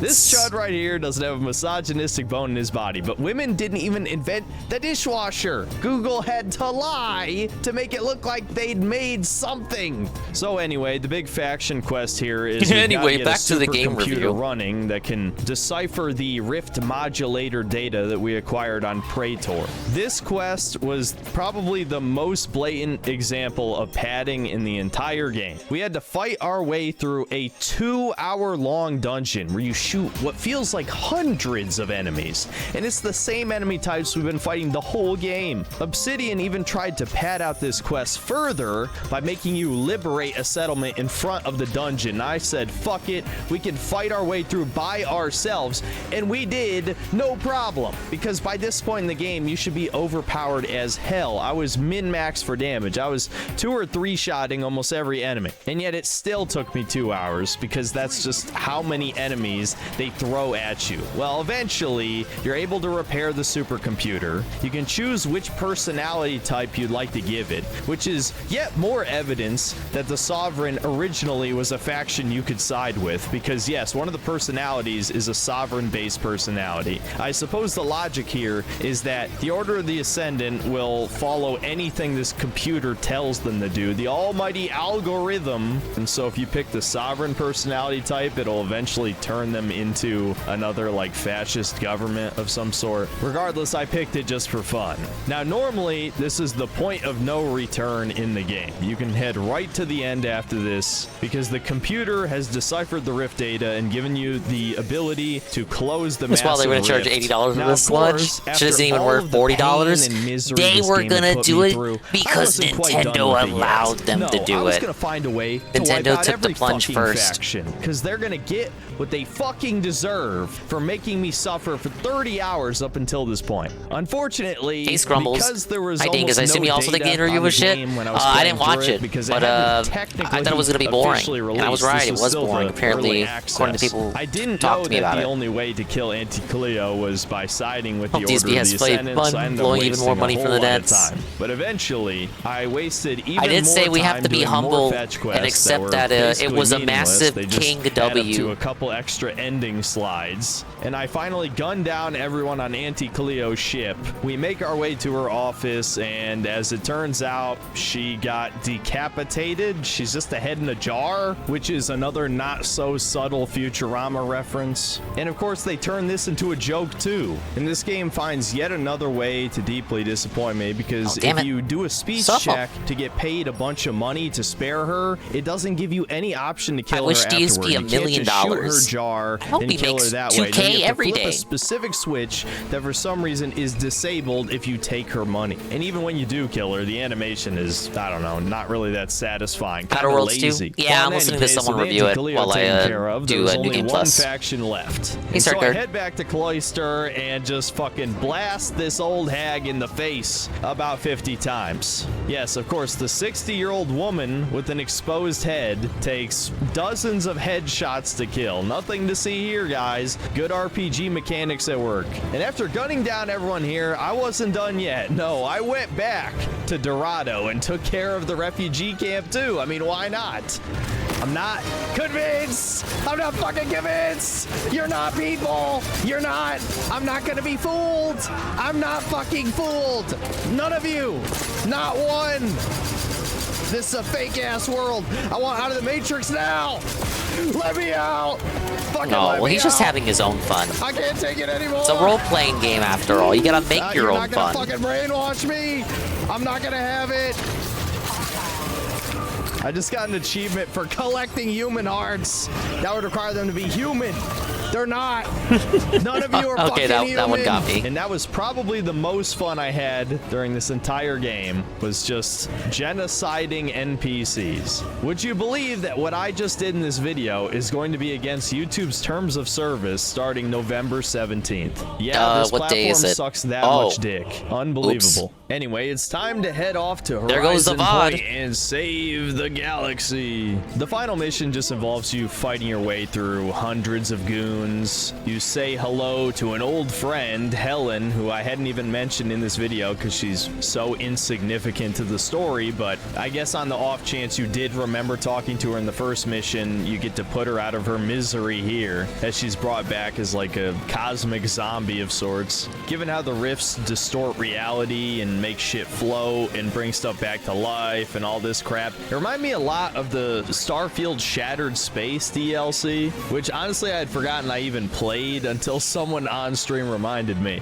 But yeah, this conclusion is incredibly similar. Of all the things you could rip off, you fucking rip off Starfield. In any case, you end up completing the experiment that the Protectorate was researching before. It turns out the Sovereign was actually a good guy, and he was trying to fix the Rift problem before the console fried his brain and killed his whole He was a family. good guy, Yeah, that was a little guys. plot point I forgot to mention. Now, the real question is, why would the console wait 10 years after he killed the Sovereign's family to seize power? Whatever, who cares? We gotta finish this video. We end up fighting a super mech as a mini boss, which appropriately I think I've is a unlocked bullet marks with sponge. that. I don't have much to complain about. The real issue is the final boss, the console. He gives his whole epic villain speech. He's just an irredeemable, comical, evil motherfucker with no real human motivations or complex character. He just wants to be the emperor of the galaxy or something. I don't know, man. They did not care, dude.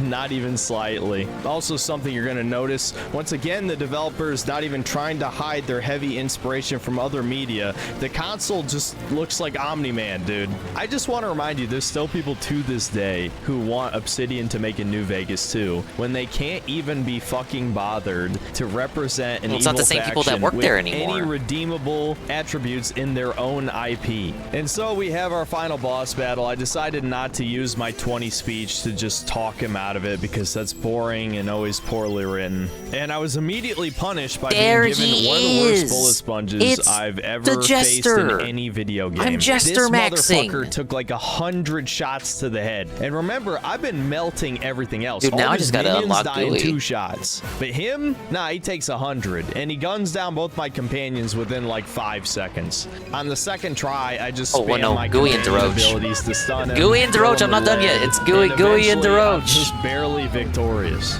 And as one final fuck you from Obsidian, you will not believe what they copied this ending from. They copied Fallout 3's ending. You know, the one everyone complained about at release? Yeah, they did this At in least 2 it wasn't different Fallout ways. 4 One, in Fallout having 4's the ending main with the- villain with be the a guy baby. that you barely interacted with before the end. For Fallout 3, that was Colonel Autumn, who you had like one conversation with before the end of the game, and this one being the console, who you never speak to directly before the end. You just watch him on a video screen. They're even both the same character archetype, the evil general, who doesn't even wear power armor. But I have to give Fallout 3 the advantage on this one, because at least Colonel Autumn dies in like 3 combat shotgun shots, whereas the console probably has 10 times as much health. And the second way, probably the more important way, is that the player is heavily encouraged to sacrifice themselves to save everyone. Now, I will add one caveat to that. You don't have to sacrifice yourself. You can convince one of your companions citizens to do it for you. But I just find it very funny. It's basically the exact same scenario, though.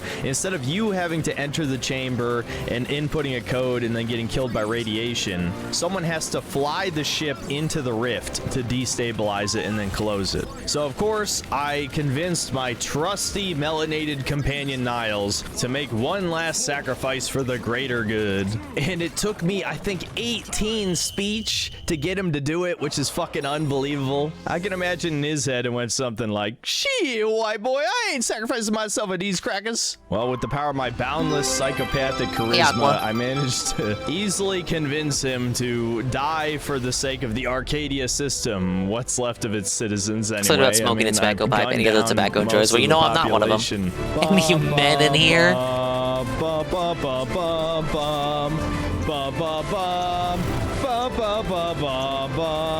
Whatever. He's dead. And yeah, the ending slides are about as disappointing as you would expect. The game didn't really account for me killing everybody, so believe it or not, the Order of the Ascendant was just fine in the ending. The game does acknowledge their leader being killed, but because I helped them fix the supercomputer, it led the people who were left into a new age of prosperity or something. Perhaps even more shocking, the Protectorate survived this entire thing too, despite them losing on every front, all of their major faction leaders being dead or functionally dead in the case of the Sovereign himself. I can only imagine that in our mind's eye, we're supposed to picture millions of citizens that are doing just fine without their overlords telling them what to do. But that's not how any fucking Soviet state works. Hell, that's not how any system of government works. I don't think there's a single country on the planet Earth that would survive their entire government being wiped out. There'd be mass chaos, there'd be starvation, there'd be riots, there'd be burning, looting, murdering. I can't even believe they're just glossing over the fact the entire game has set up the collapse of the Protectorate, and then the ending slides, they're just like, they made it out okay, I guess. Luckily, killing Auntie Cleo actually does screw over Auntie's choice, and it's implied that some other mega corporation performs a hostile takeover in the future. And yeah, the game just ends there. There's no post-game. There's not really any true satisfying conclusion. Since I only completed 2 of the companion quests, I didn't really get many ending slides. Imagine there being no post-game in a game that was released in 2025. I wasted 35 hours of my life playing this game. Was it worth making like a 2-hour-long video or however long this is going to end up being at the end? Probably not. But like I said in the beginning, someone had to cover this game in detail because you didn't have to be you though. That's cool. People are going to pretend this is some kind of hidden gem. It's not. This is a giant pile of shit. There is not a single redeeming quality about this game. The best thing about it is the shooting, and it is just okay. You can tell there's certain elements of the gameplay that the devs did put some effort into. Like, this game on paper has a shocking amount of replay value, at least with the skill system. But why would you ever want to play this terrible game again? Even with the Stockholm Syndrome setting in past the 20-hour mark, this game was still torture. It just was slightly less painful once I accepted my fate. I can't even really say this game is true political propaganda. I mean, it might be on some level, but it's not effective. There's not a single person that is going to be swayed by the developer's ideology here. No, this game reeks of the writers huffing their own farts. That's all it is. Of Redditors sucking themselves off about how high and mighty and correct they are, and they're the moral arbiters, and their enemies are comically evil and incompetent. It's garbage. This fucking IP is garbage. There's no way that the Outer Worlds franchise survives this game. God willing, Obsidian won't survive it either, but for some reason, Microsoft really likes keeping them around. I think everyone who watches this channel needs to understand that video games declining is a systemic issue that is not just caused by political propaganda. Even if the political ideologues, the Redditors, the DEI hires, the ESG money, whoa, Golem saying this is a SITW review? Modern video games would still be worse than games that released 20 years ago, because these modern game devs are genuinely untalented. This is not just corporate meddling, forcing them to put certain features in the game to squeeze a certain amount of money out of the player or anything like that. These people have no fucking talent, period. I am tired of leftists constantly defending the cooks in the kitchen. If you hire a chef for your restaurant who doesn't know how to fucking scramble eggs, of course he's gonna produce inedible slop. The good news is this game bombed horribly, so it serves as yet more evidence that I guess people didn't hear that it was discounted back down to There's 70. a reason why Concord was the biggest bomb of all time. This disgusting DEI aesthetic needs to die permanently. It is incredibly Space Toucan-like in nature, if you know what I mean. In any case, this is not something any real human beings enjoy looking at. So hopefully this is the last we see of the Outer Worlds franchise. I don't really have much else to say here in the conclusion. I think I covered the game pretty thoroughly. There's no reason anyone Well, more should thoroughly want than to try anyone this game ever after will. watching this video. And for everyone else who didn't watch the video and just dislike bombed it, thanks for the engagement, Gaming Circle Jerk. You're helping keep this channel You're alive. just calling out Reddit That's directly? about it. See you next time, guys. It's just, he needs to get over the whole Reddit thing. Dude, I feel like devs have no self-awareness. They not understand. I got the power N rage from a black woman. N rage. Synth, you're just reading into it. They mean in it's a pun, like enrage. No. What does N stand for? They still haven't explained it. Like N-ray. Everyone in chat is my N-ray. You know what I'm saying? Shit. And now I just got N-rage. Racism. And the video ends on that. Look, let's be honest, guys. Outer Worlds, like, everyone already, like, tried to pretend like the Outer Worlds 1 was some great game, some marvel of gaming, the return of Obsidian. In reality, they were just coping, because what they actually wanted was New Vegas 2, and they still want New Vegas 2. Even though the people who made New Vegas what it was don't even work at fucking Obsidian anymore. And now it's just like, it only exists so that Microsoft can say they published a big AAA game this year. And not that they just have like a dozen other studios out there with nothing to show for it after having spent all that money on said studios. Hey, look, I mean, they also put out Avowed this year. That's a game you also forgot about. Feels like that game should have come out like fucking 10 years ago. Outer Worlds 1 only did good because of Fallout 76. Yeah, people wanted to spite Bethesda. We'll never get Vegas 2. Like, it really did. It was, like how Animal Crossing came out during the COVID time. That Outer Worlds 1 dropping in the wake of Fallout 76 failing is like, that's its Animal Crossing COVID moment. People really wanted to spite Todd, so they bought Outer Worlds 1 to felt Bethesda, and then they tried to champion it as some fucking, like, this is what Bethesda should be doing, when in reality the game was just kind of like, okay, I guess. And then you have the sequel, and it just kind of like, it became the soulless corporate slop that it was deriding in the first place. It really is just coping for Obsidian. You're all wrong. New Vegas 2 is releasing on Amazon soon. Yeah, Season 2. Oh, I didn't tell this story on stream. So I spoke with a friend recently, a black nerd friend, and he told me the Fallout show is actually good. Now, I can't, look, I haven't seen it. I could not debunk this. I could not felt him. I could not argue him. He is a fan of Fallout. He said he's been a fan of Fallout since Fallout 3. Literally a DSP style, been watching since Fallout 3. He's been playing since Fallout 3. His mommy got him Fallout 3 when he was like a teenager. He wasn't even supposed to be playing it because it was like rated M or some shit. She called him. She was at like Walmart, and she calls him. He's like, yeah, I see I see GTA and I see Fallout 3. Like, I don't know what that is, but I'll get that for you. And homeboy was like, sure. And then he played it, and then he became a Fallout enjoyer. Flash forward to the now, and he watches the show, and he's like, shit, it's pretty good. And then we were talking the other day, and he had brought up that he was watching the show, and he was like, dingus, don't listen to all these fucking jackasses online saying that, oh, the lore's different, oh, they changed the lore. It don't matter. It don't matter. The show's good. Like, I've been playing Fallout since Fallout 3, and I love New Vegas. I love Skyrim. I haven't played Oblivion or Morrowind yet, but I love Fallout 3. And look, let's be honest. The lore don't matter because here's the thing, and this was his rationale. And again, I haven't seen the show, so I could not argue him on this point. But he said it doesn't matter that they changed the lore because the show takes place from the perspective of characters that aren't in the game.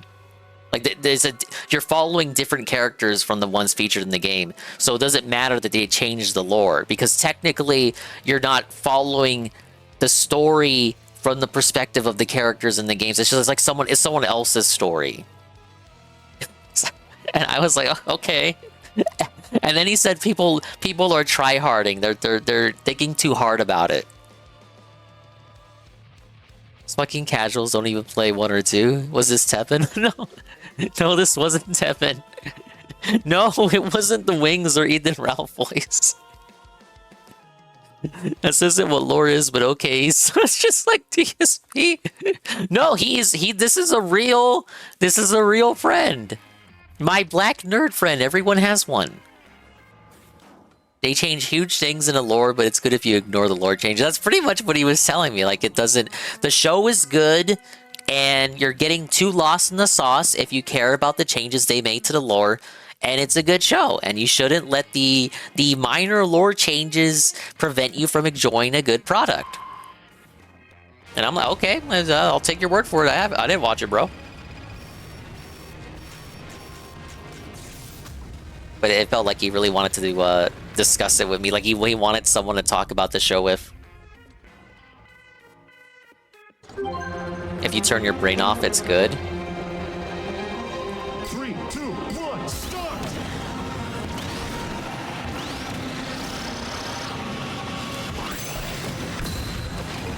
Oh, Insta special? Okay.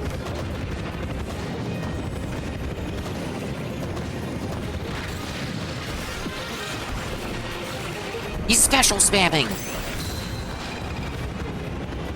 I'll never get over Rick just straight up running on the rail. He's so cool. Come on, Rick! Rick! Rick and Morty! Rick and Morty! It's the last world, Rick, come on!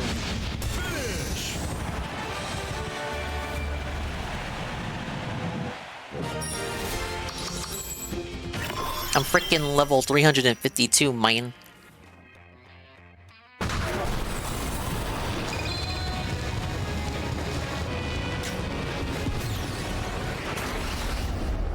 What do I have to do to unlock GUI? 3, 2, 1, start! Maybe pray?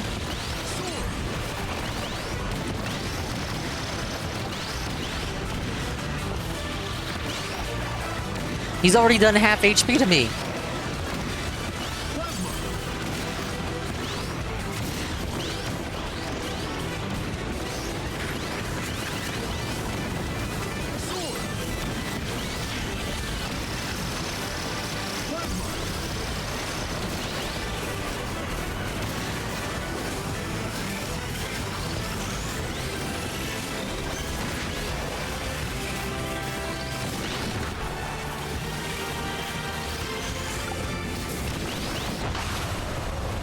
Oh fuck, I thought that was gonna be him.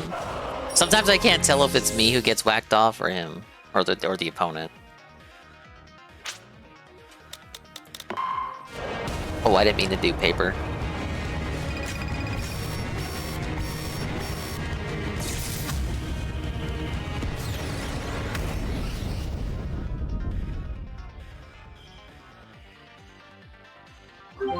Don't whack off your opponents, I'll try not to.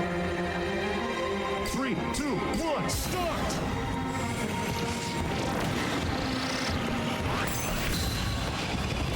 Why is it just a gimmick race? Just spam the special to the end.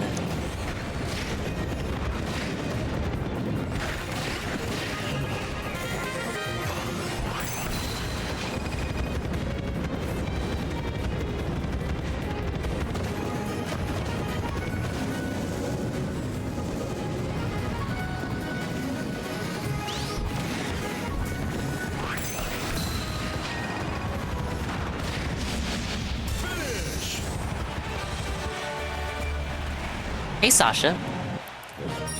Oh my, I'm doing great. I'm trying to finish New Game Plus. I'm close. I'm in the final world. I've been getting too many game overs. You fail one of these even one time, you get sent back to the start of the world. So basically, I've been kind of suffering. Rick is faster than Sonic. Just because hamsters are better than hedgehogs. 3, 2, 1, start! Yikes. It's just kind of... It's what I have to deal with because I picked super hard difficulty. It's like, well, if I'm doing New Game Plus, I may as well do super hard.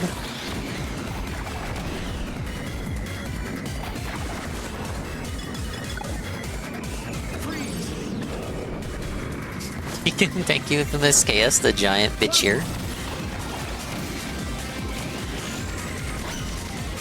I don't think I'm winning this one. 4, 3, 2, 1, time! Case in point. Only option is start over.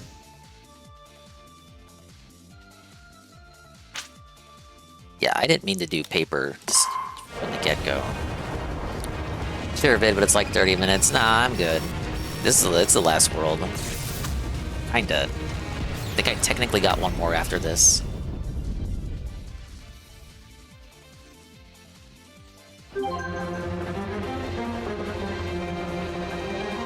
Three, two, one, start!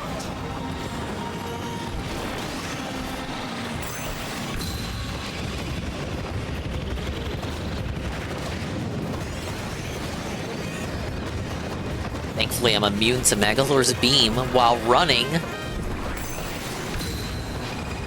Don't tell me how, like, look. You don't need to explain it. Rick hopping off his vehicle just makes him immune. There needs to be no other explanation other than that.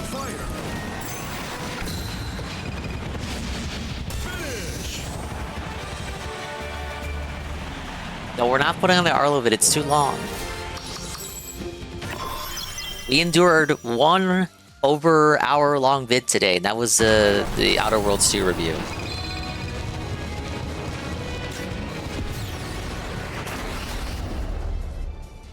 No Arlo. It's the only video on that playlist. Just him rating Pokemon for 1 hour.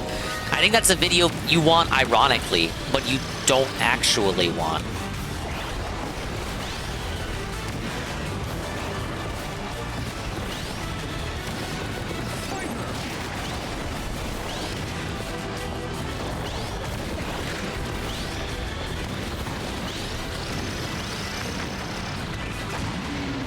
Oh, big ups fireworks.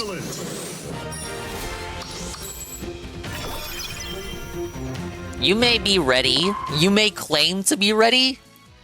Astro is not ready. Alright, let me at least get to the halfway point. Star? The book star. Do I not already have this for real, for real? I really don't already have that? Wow. Fair enough. Yeah, I'm good for that. Obtain every kind of machine. Fuck, but now I have to win with Bulk Star. Arlovid at 2 times speed, then punish people asking for it with the 0.5 speed Arlovid next stream. Dude, that's what the Kino Casino would do for their, like when they just fuck around at the end and start watching videos.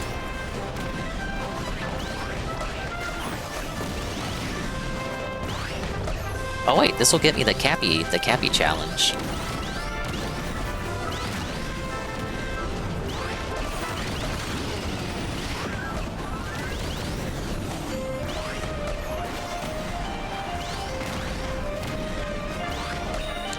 I really don't like how the Bulk Star moves. There's that challenge though.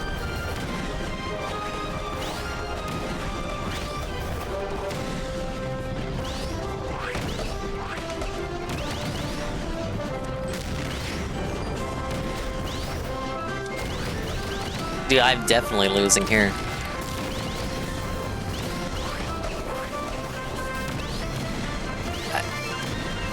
I wish you could hold, you could hold the star, but you just fire it off immediately.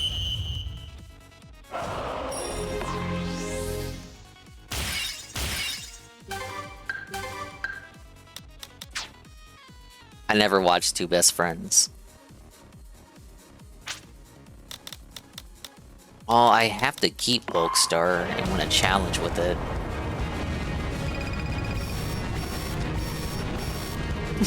What? I'm sorry, I never did.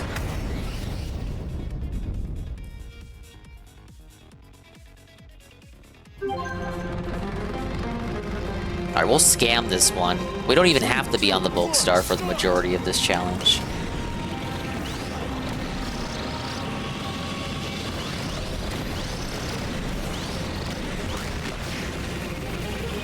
Oh, this is bad. There.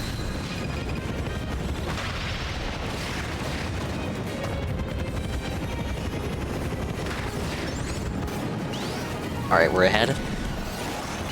We're not ahead.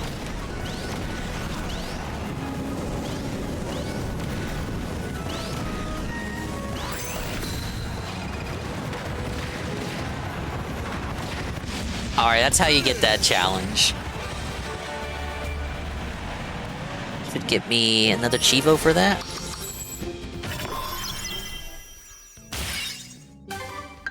Clear challenge with every machine. Mods force Dingus to watch 500 hours of Best Friends play. Can we set a donation goal to watch 2 Best Friends play? I don't know if necessarily I can co-sign that.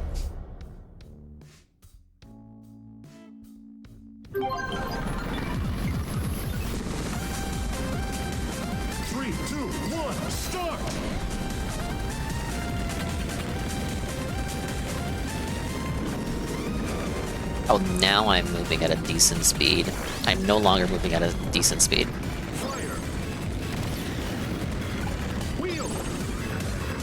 Yeah, please just make me a wheel.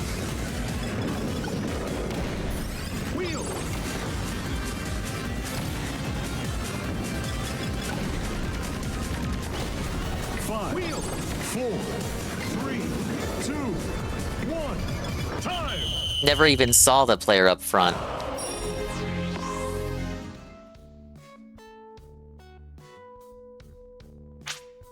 When are we partnered? How much monster money do we need? Isn't it like 75 is the average for 6 streams now? They changed the requirements. Aw, it's never gonna happen, Carl.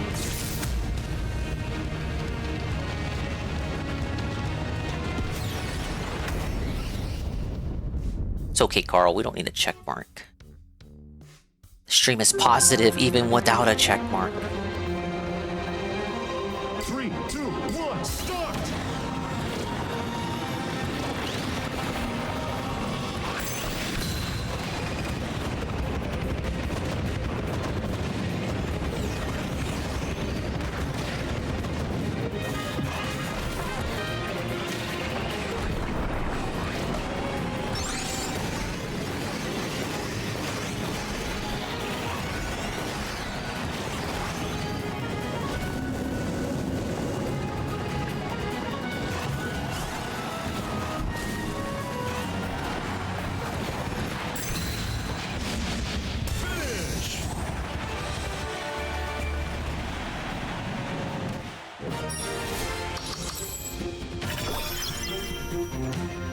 Can I see the auto-modded message?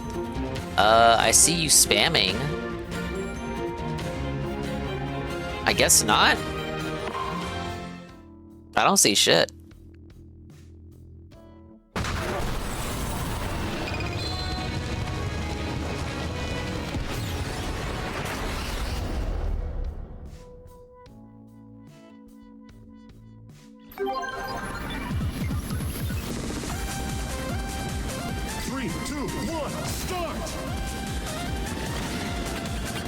Board in the middle of your spam? I don't see anything. How is he already on lap 2?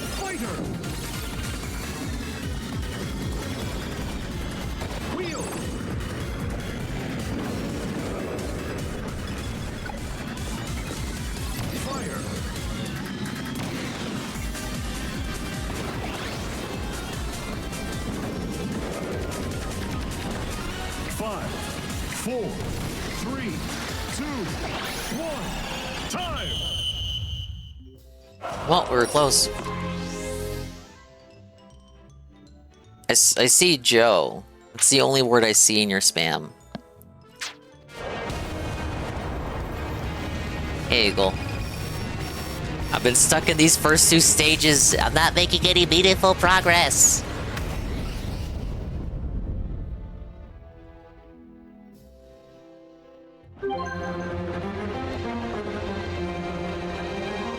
Three, two, one, start! Josie doesn't see the message either. Yeah, and he's a mod. Oh, I'm missing the gem enemies now. He's so far ahead.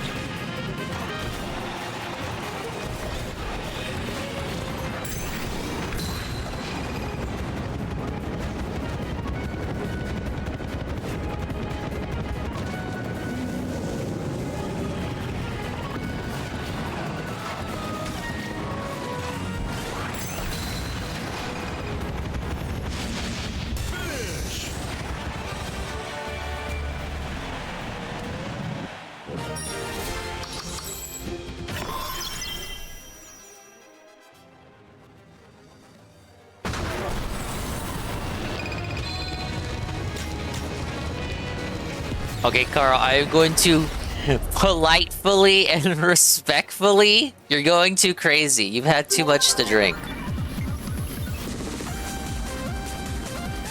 2, 1, start!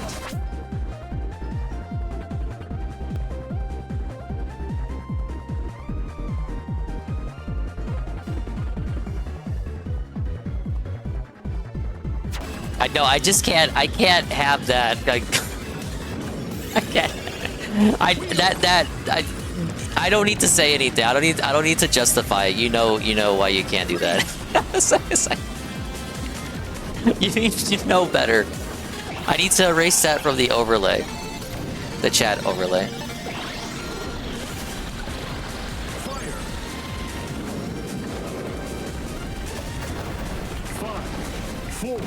It's okay, Carl. 2, jet, 1, time! Ooh, that was close.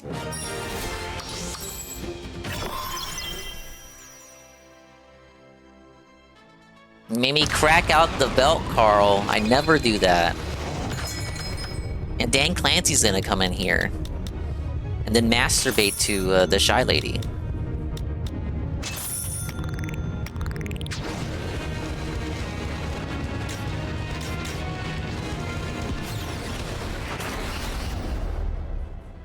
Protect the holiness of Dinger streams. 3,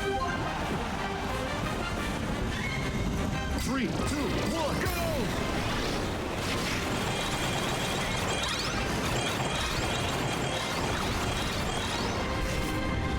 I need that extends my hitbox. 5. Like, all you gotta do is not fed post. Don't power level too strongly. Dingus bins the games, the tips of the games he plays. That is objectively true. That has happened before.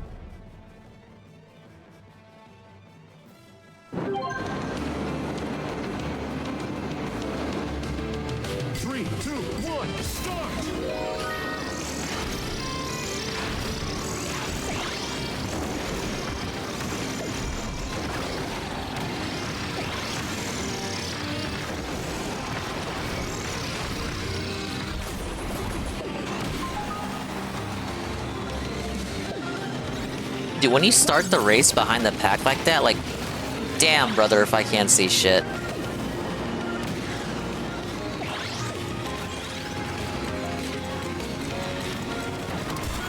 Oh, that was so close because I didn't hit the booster, but he did. didn't want to get set back again.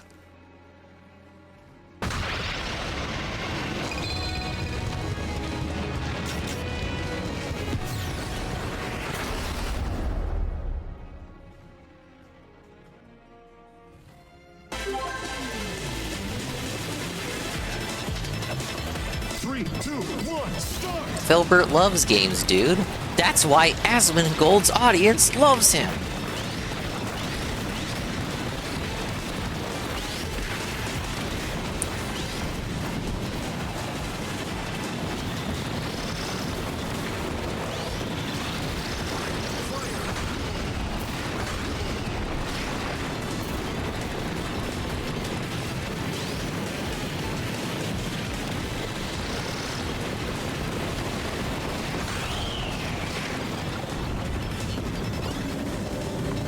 Where's the last funnel D?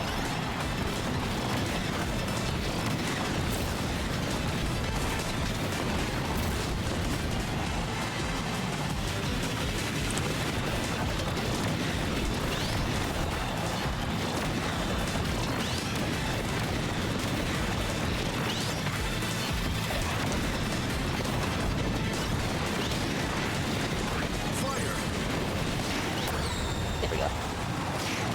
That was way too generous with the time that it gave me.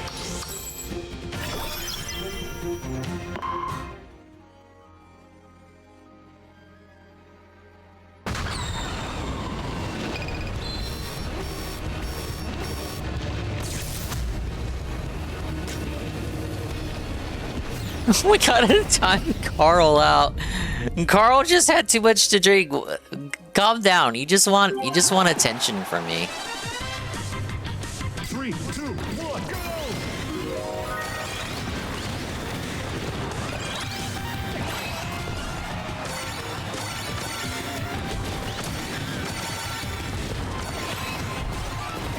Dingus is banning viewers. He's crashing out.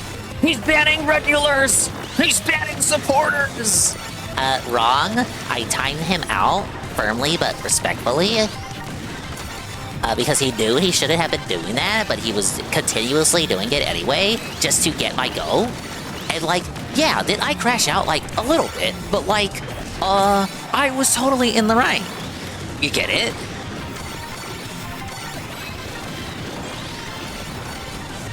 That'll be the title of the Detractor video. Swollen Dingus crashes out and bans longtime Tier 2 supporter. 4, 3, 2. That'll be good narrative spin.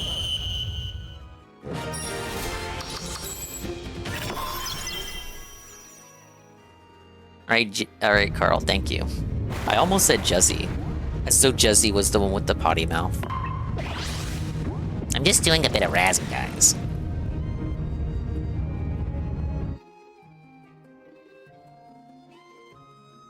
We did do that with my friend though, my Asian friend. Okay, as long as he's having fun, as long as it's just a little light razzing between friends in private. Away from this purple platform. Away from the earshot of Dan Clancy.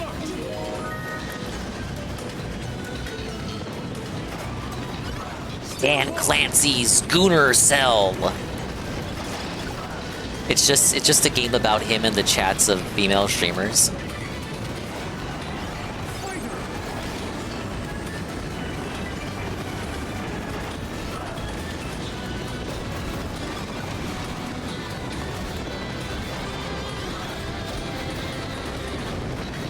Plasma. 5, 4, 3, 2, 1. Time. That one was too bad.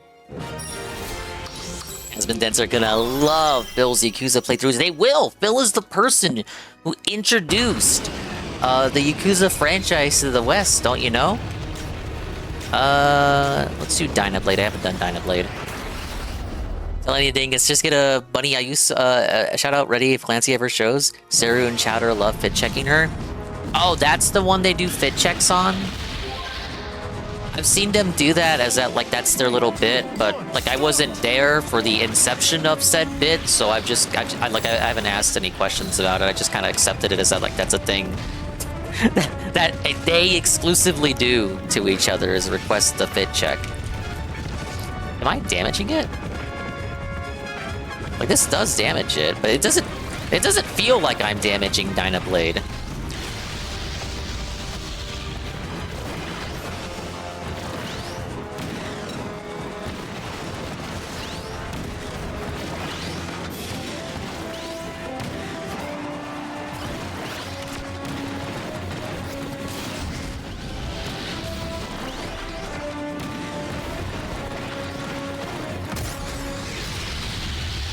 Oh, that's how you kill birds. That's how you kill one giant bird with one giant stone. Or missile. Thing is, sees some of those outfits and is like, damn, I wish I could fit in that. What?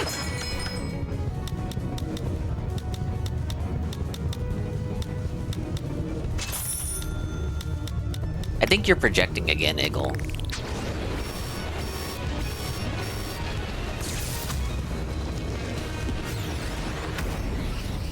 Oh my god, DeRoach in the bull tank? I guess Steel Ball will be alright for this. 3, 2, 1, start!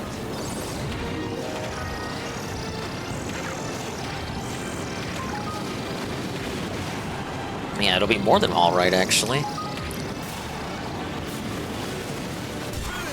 Easy. Let's get some dubs.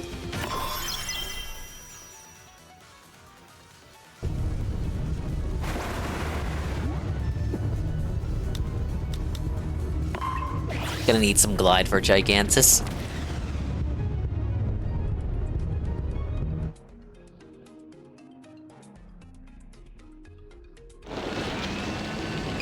Wearing as many layers as possible, thank you. What makes you think I don't like doing that?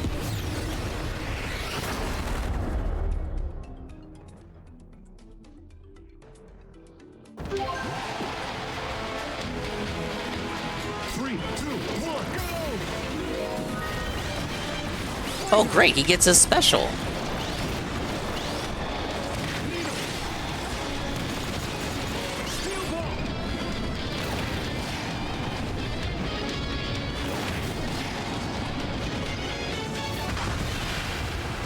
Damn, that wasn't too bad. Kirby, you suck. We're almost there. Ah! There it is. I can see Gigantus. We lose right here. Oh wait, I did this one.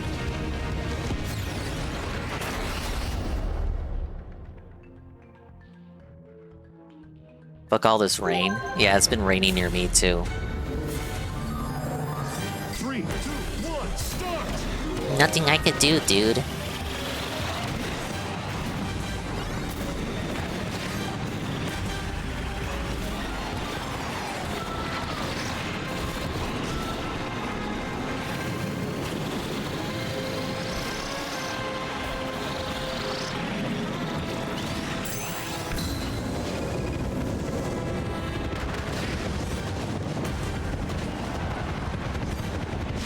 Big ups on a special. Alright, Gigantus awaits. Man, those first 3 worlds were fucking filtering me, to be honest, but I guess redoing them so much gave me so many level ups to my stats that these later worlds weren't so bad. I'm at fucking level 300 something now. Wait, we got new cutscenes? Give me new cutscenes. Rick and Morty.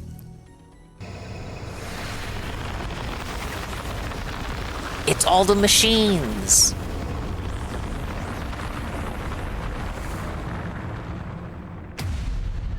We believe in you, dingus. You better!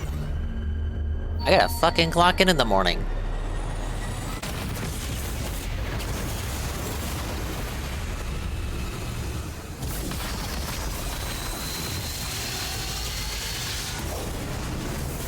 Alright, now give me the true, real, super duper ending boss.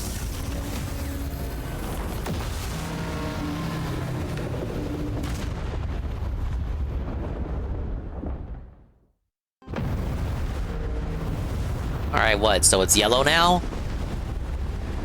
Fake DDD, help me.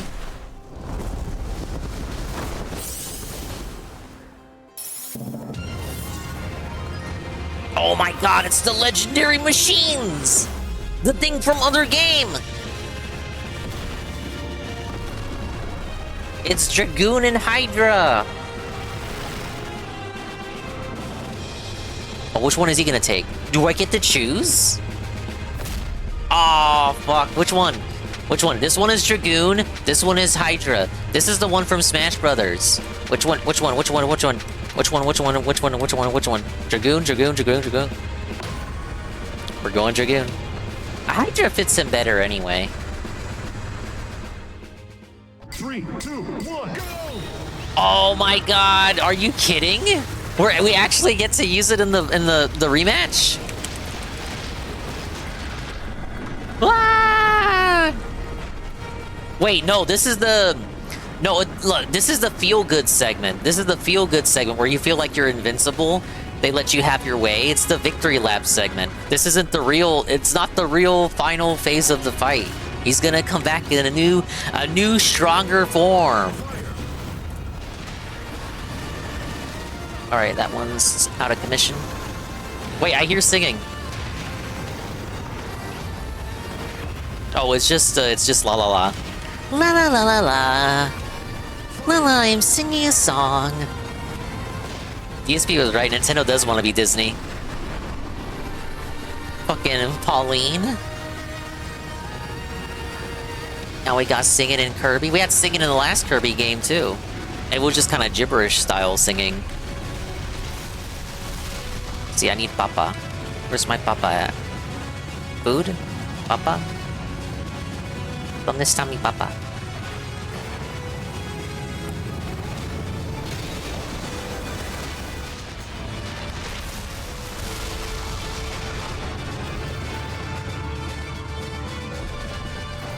I thought food spawned in this arena. I guess not because it's hard mode. Oh, I gotta be careful.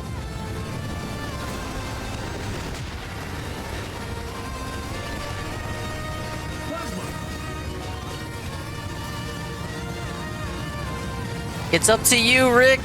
It's up to you, Rick. Kirby, he called in a rain check. It's up to you. You're the only hope we got.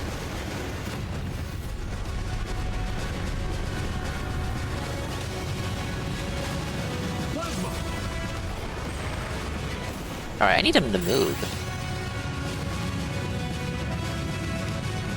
Oh, only this little area down here. Oh, wrong side, Rick, wrong side.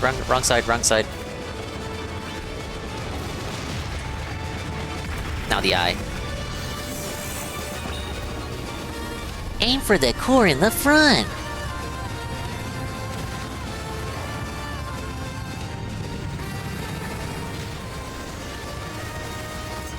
So this is like his hyper form? He's got all the fucking Chaos Emeralds? No, the...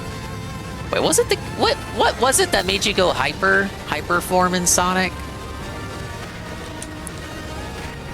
We're gonna do it with Rick running? Okay, no, we can't. We almost said it with Rick running.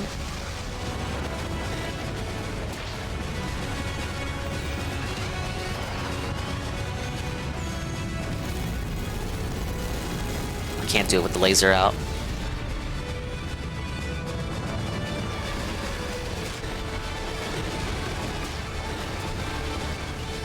One more. We're gonna ram into it! This is for my channel, bitch! No, wait. One more time. This is for my channel, bitch! Stop! Stop turning around! Let me be funny! I get so few opportunities. This is for my channel, bitch!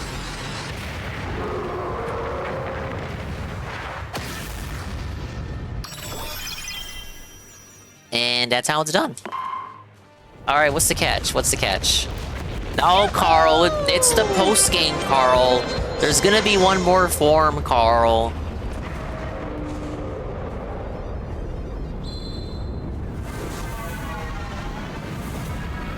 Alright, here he comes on Hydra. Thanks for the help, by the way. Thank you everyone for that. Bitch. Thanks for the engagement today. Appreciate that.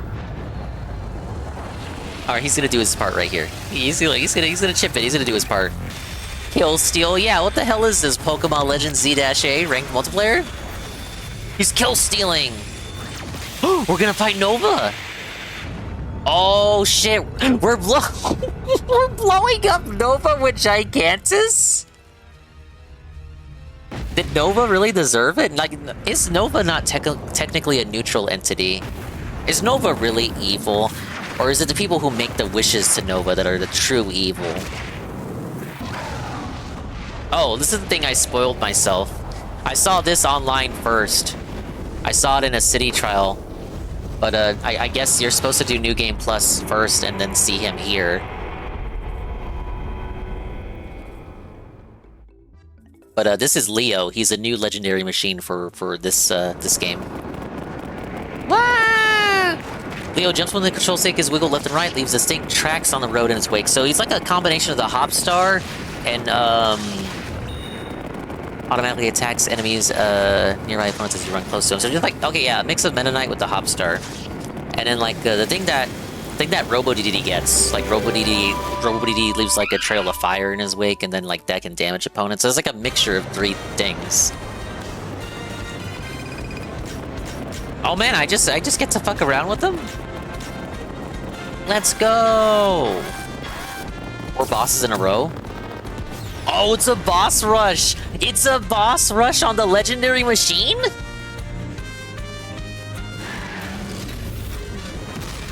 Now wait a minute, man. Am I just gonna stunt on him? Is this a victory lap? Oh my god, it is. It's a victory lap. Victory lap. Victory lap post game.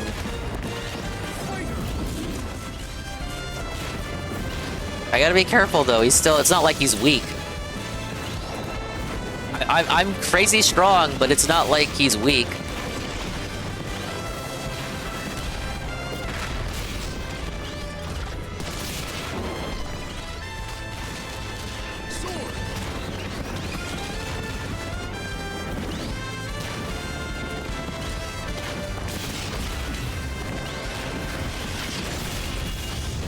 Okay, gotta be careful. He's gonna go around and do that.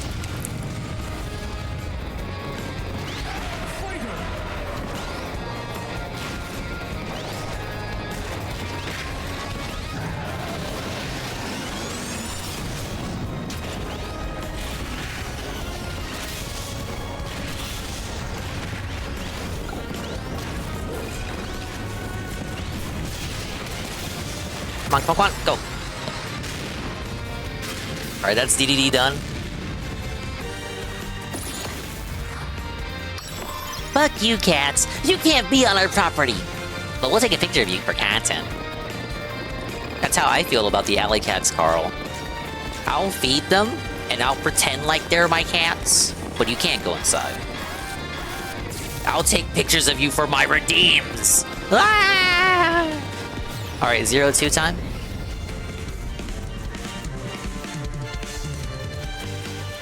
Eat it, DDD. Eat it. 3, 2, 1, go! Well, I did spoil myself on the existence of this legendary machine. At least I didn't spoil myself to this part. I didn't think they were gonna force you to use it for the whole final worlds of post game or New Game Plus. I keep calling it post game. It's New Game Plus.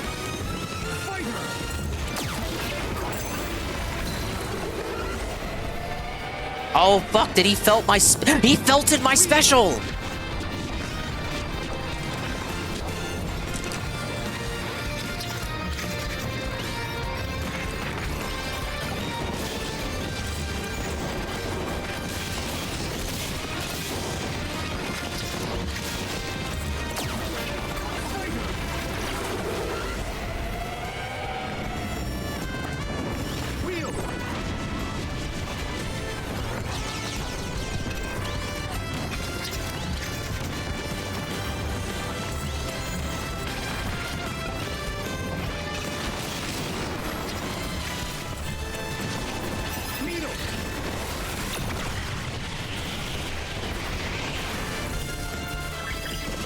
think I got hit too bad from that.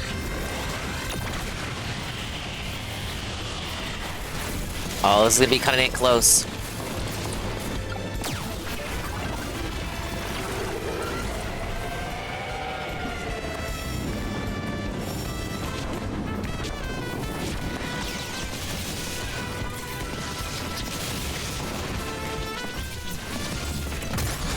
Alright. Nightmare should be next.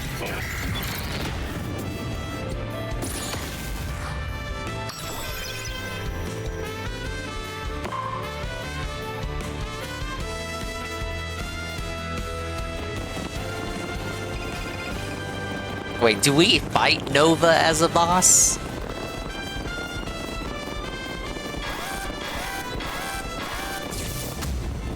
Okay, there's Nightmare. I've only fought him once before. He looks really good in this game. Like, look at that shit. Holy moly moly. What did Nova do, man? He's just a wish-granting entity. He's a galactic satellite.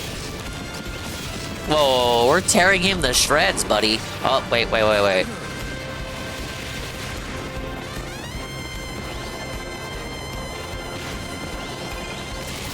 Cheeseburger.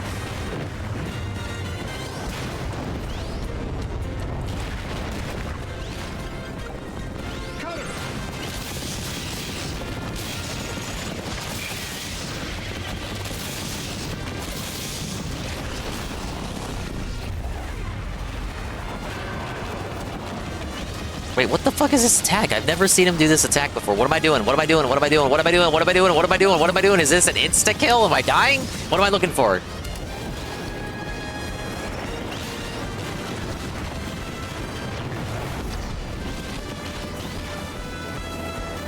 I need an apple.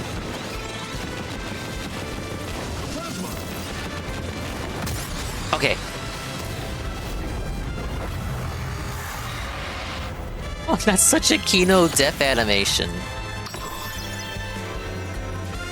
I never saw this attack. He goes invisible, throws some attacks at you. You can still hurt him, though. Okay. See, look, achievement. Achievement. I never beat him. I never did. I think that first time I fought him, it was part of a city trial, a co-op, but we didn't have enough power. Because he gets stronger. He gets stronger if you're doing it with other human-style players. No, it's Marks first. It's Marks. It's Marks first. Then Nova. I don't know if we fight Nova directly, or do we just... I know there's a course inside Nova. Do we just race in Nova?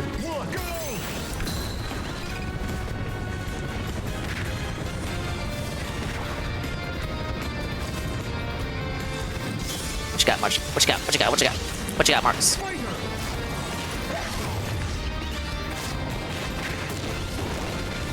Marks is too good. We're gonna lose here.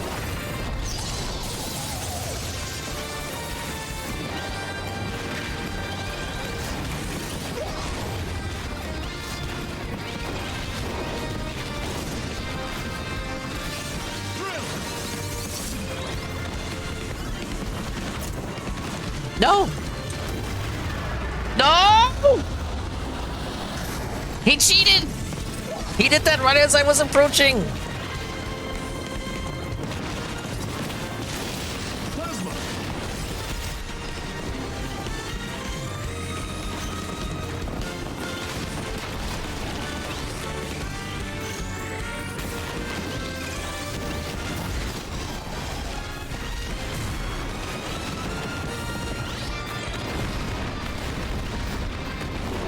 Okay, he's dizzy, he's dizzy, he's dazed, he's dazed, he's dazed, he's dazed, he's dazed! Go, go, go, go, go!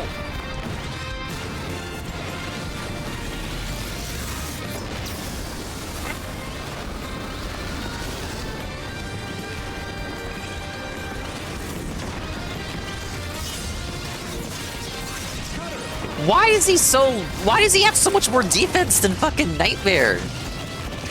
He's just a guy! I said this last stream, Marks is just a dude. He's just a silly little dude. Nightmare's like the king of all demons and shit. Okay, all 4 bosses done. There's Nova.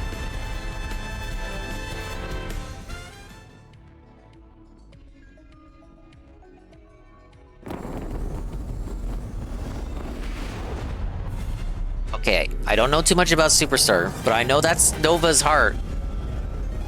We have more views than Perry? What happened to Perry, Carl? Oh, lanes?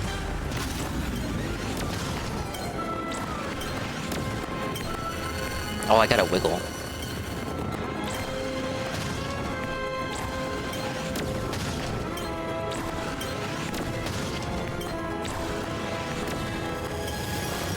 Oh no!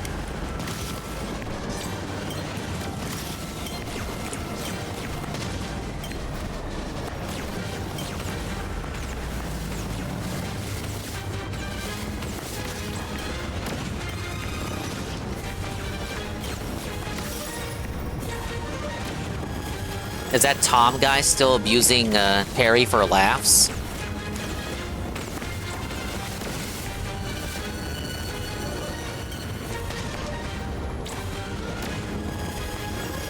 Such a shame, such a shame. He could have been a contender, Perry. Oh, what now? What now? Special?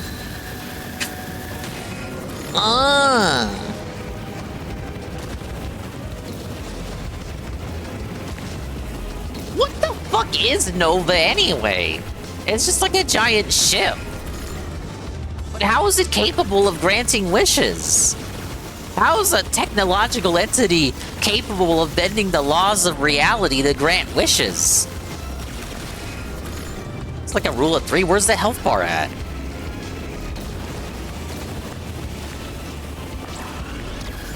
Oh my god.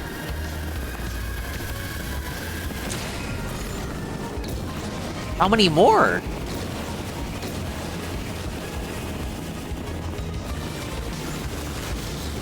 They never explain what Nova is, do they? Alright, we got it. Holy shit, I was one hit away. I was one hit away. I was one hit away from death. Oh my god, I got it.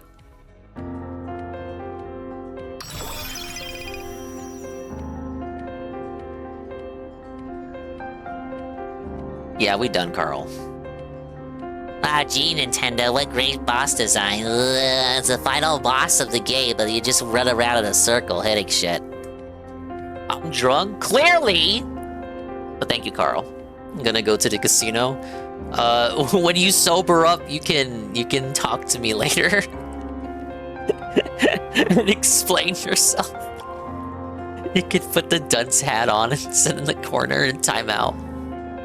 At the Kino Casino, where the do-do-do, and I forgot the song, cause these motherfuckers haven't been on in weeks.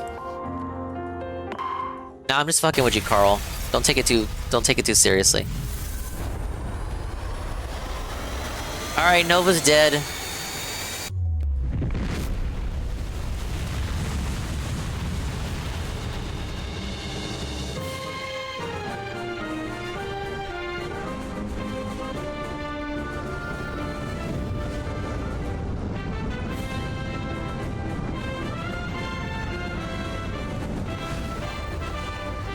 No, Astro, I think what he means is he typed it just now, but the auto mod caught it.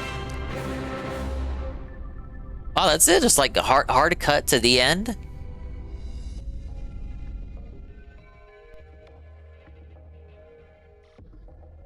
Get that ass banned. Alright, thank you, Mr. Pun. Look, Carl, good luck at the casino.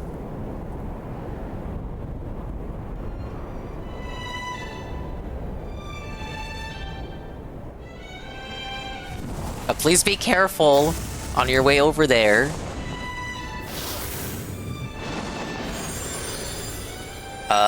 Win some majors for me. I don't know if you're gonna do cards or at the slots. Okay, this is the good ending. $700 minimum bet. Don't say that! He's drunk, he might actually go for it. Thank you for the 10 cheer. Don't rip Bozo Carl. I like Carl. He's just a drinker.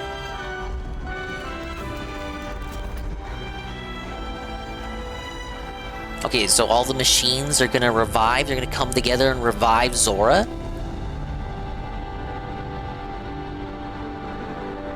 The most he spent on one event was $700 today. I have to wonder, first of all, my big question is when? And second of all, my next question would be, what was his rhetoric on streams around that time that he spent $700 in the game? I need the when, and I need the how, as in how was he behaving around that time span in regards to money.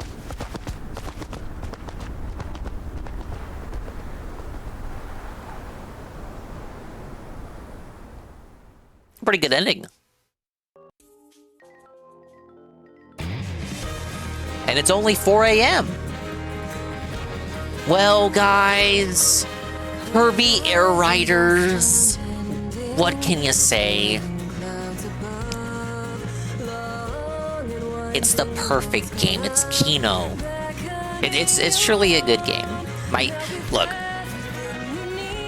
there's a skill check for the controls. Getting into it.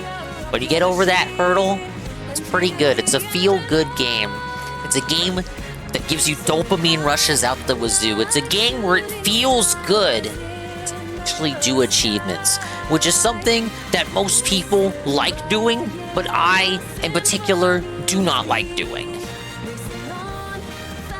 We are thrusting indeed. This game really makes you feel like you're Kirby Souls. Yeah, actually, yes. Thank you. But you know, it's a good game. I don't know, should I review it again since we're on the credit? I already reviewed it. I might give it a fat 9.5 out of 10. We're docking points because the roster is great, but it's missing some key players. We need Poppy Brothers Jr. We need Squishy. Where's my heckin' Squishy at? Thank you, Aqua.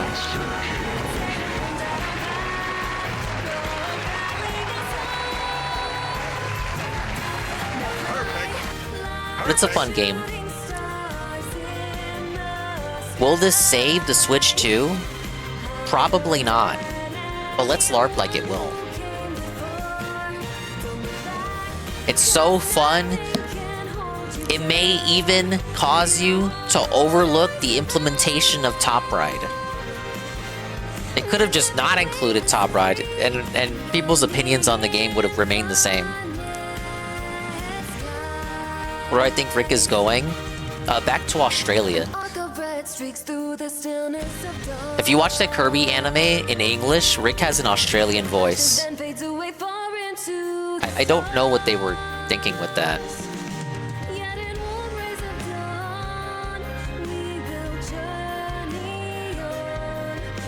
Rick was Juzzy the whole time?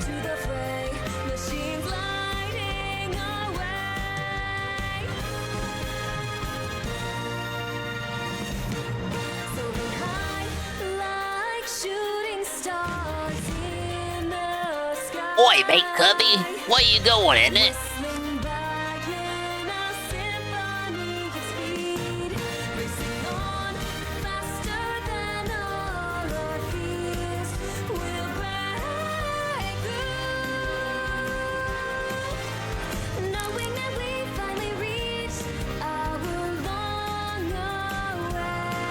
The song is gay, and I won't elaborate on what definition I mean. Don't worry, you don't have to.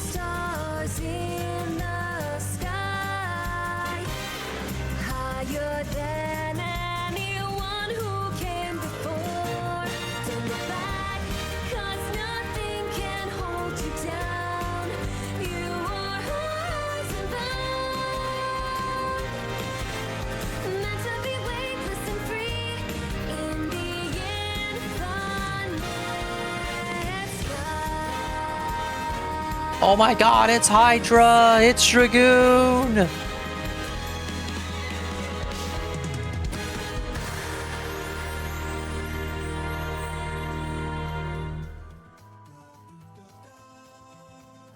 Alright, slap us with the post-credits scene. Give us the post-credits. What are we doing? What's the post-credit? What are we doing? What's the big reveal? Nightmare sticker? Pretty good. Whoa! It's Noir DDD as a playable character. Something else that the online spoiled for me. God damn it. Oh no! Leo parts will now appear in City Trial. Well, I mean, they'll appear in City Trial for me.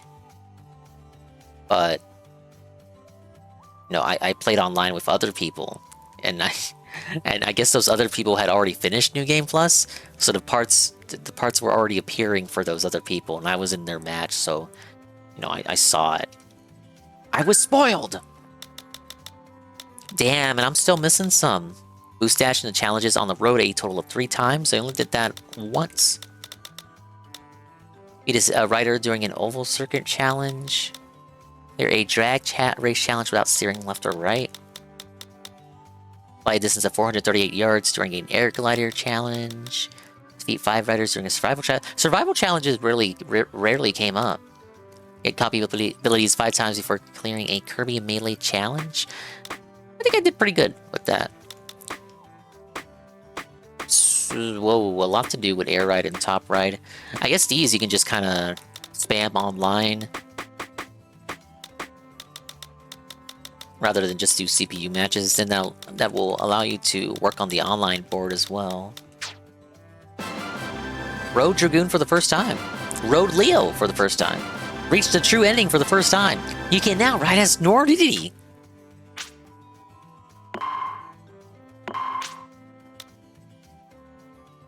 There's one more secret there I missed, but it says that I have all the machines. Super hard cleared. Losses 80. 80 losses. What? Alright, we beat it with Rick.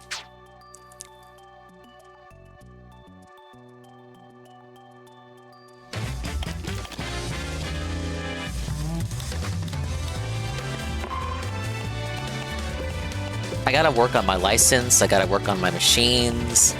This is all probably be stuff I do off stream.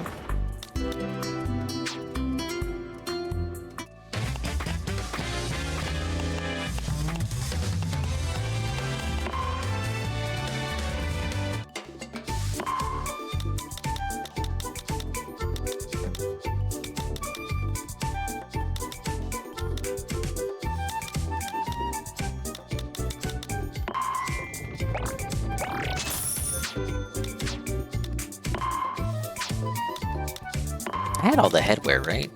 Yeah.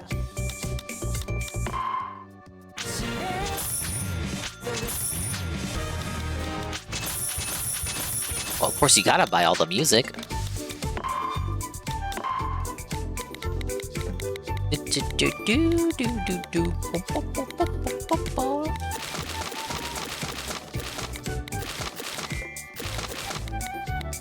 Oh, well, some of these you can get for doing challenges, so I'm not sure. I'm not sure if I want to spend all that right away.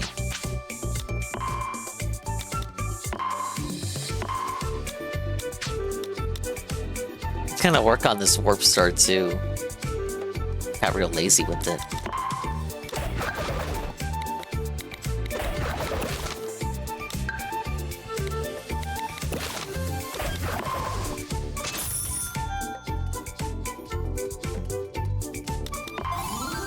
But I feel DSP would call this content bloat. He'd be overwhelmed, I would say. Overwhelmed by the menu design.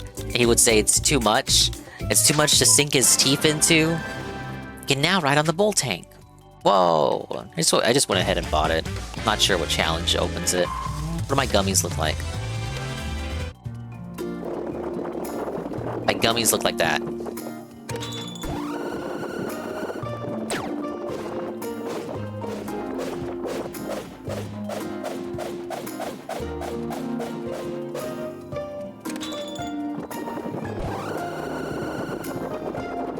Remember when he had a whole segment on the gummies? The guy?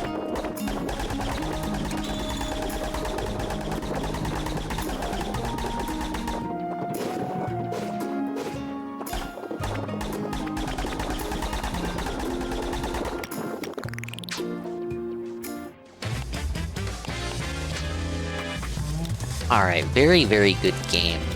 Overall, In regards to the single player, I kind of agree with Frogmire in that it does feel too long for the replay value aspect of it. Like I like the roguelite aspect of just like collecting your machines and leveling them up, so that by the end of the journey you're this fucking unstoppable force of nature. But for a mode that seems intended for you to replay it multiple times with the different characters in the roster like Smash Brothers, it's a bit too long to really facilitate that in the same way that a standard classic run of Smash Brothers would take. It's about, even if you know what you're doing, like around 2 hours and some change for one character on hard mode. And don't even get me to super hard. Super hard, I had to split into 2 streams. I would say if perhaps they did an update where they made it some kind of new mode or something, just so like don't get rid of the original incarnation, because then people will complain. Do like a different mode where the road trip mode is cut in half and you only got a couple of worlds to go through. Just to have a variation of the mode with increased replayability. Because I feel like that's the vibe they're going for here, right? Like other roguelites where you just do multiple runs. But as the mode is now, I feel like it's a bit too long to really facilitate replaying it multiple times. You get like your one run in and then your super hard run in, and it's like, okay, well, I mean, do I really want to go back and do that with every other character of the game, with as many characters as they are? Like with Smash Brothers, it's also daunting. You got like something damn near 100 characters, but a good classic run in Smash Ultimate like doesn't take too long. You're done with that in a jiffy. Whereas here, it's pretty much its own investment. It's your own sunk cost fallacy ordeal, an endurance test. Yet it's set up with you collecting the machines and leveling up your shit. Like a roguelike, like something short and simple that you would play over and over again. But it's just too long as it stands. Yeah, like some kind of rush mode. Like, here's the thing, when I first played it, like on Wednesday, when I first played it last Wednesday, I thought the first stage and like all the levels within that first stage, the first world, I thought that was the whole mode. And then it expanded, and I went to the next world, and the next world, and the next world, and the next world, and it just kept going. I think if we had a rush mode that was just the one world, and it's about how good can you get your machine at the very end of that world, that would be better. And you could just have that as a separate mode, just so people don't complain about you changing the original mode here. I get the idea, I get the intent. It's just a bit too long for my complete and total liking. Like the concept of the mode, I can get behind. It's basically Smash Brothers 3DS, specifically Smash Brothers 3DS Classic mode, but with a roguelite system tossed in. It's put me off going through again, right? Now I just kind of want to go back and focus on City Trial, and maybe moreover, maybe just do Air Ride and Top Ride to get some Chivos from those modes as well. So I've been doing a lot of City Trial in my time in the game. So maybe next time we focus on Air Ride and Top Ride and do more True Crime. We got some more True Crime to go through. I'm thinking that's what we'll do. Top Ride. Top Ride. Okay, guys. It is Tuesday, and I gotta go to bed. I gotta go enrich myself, because I gotta be up in the morning. I'm gonna be waking up, I'm gonna be super cranky, and it's gonna be no one's fault but my own. But I appreciate everybody for stopping by. Another cool, chill, celebratory style stream. We're gonna find someone to raid. No, not that rich. Birds. Listen, Pablo. Listen, Pablo. Oh, Metroid Prime Hunters music. When are they gonna remaster this and make me pay $80 for it?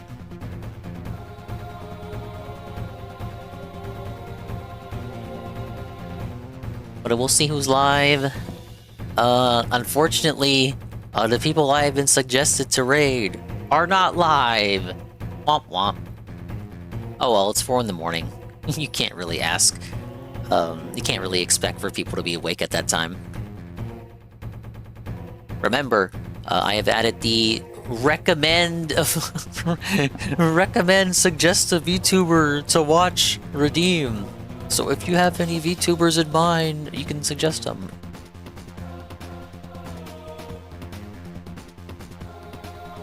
All right, but I'm done. I'm gonna head to bed. Fair Play on DS went hard. For me, it was all about Mario Kart DS.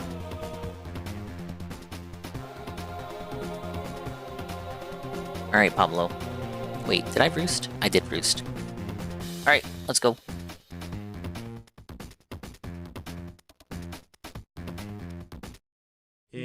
It's nice to Why did that glitch out right there? Thanks for stopping by. That's it. Stream's done. You made it to the end of the stream. You're hearing the sound of my voice. Congratulations. You're hearing my dulcet tones. You actually made it. I appreciate you for making it. Big ups for doing that.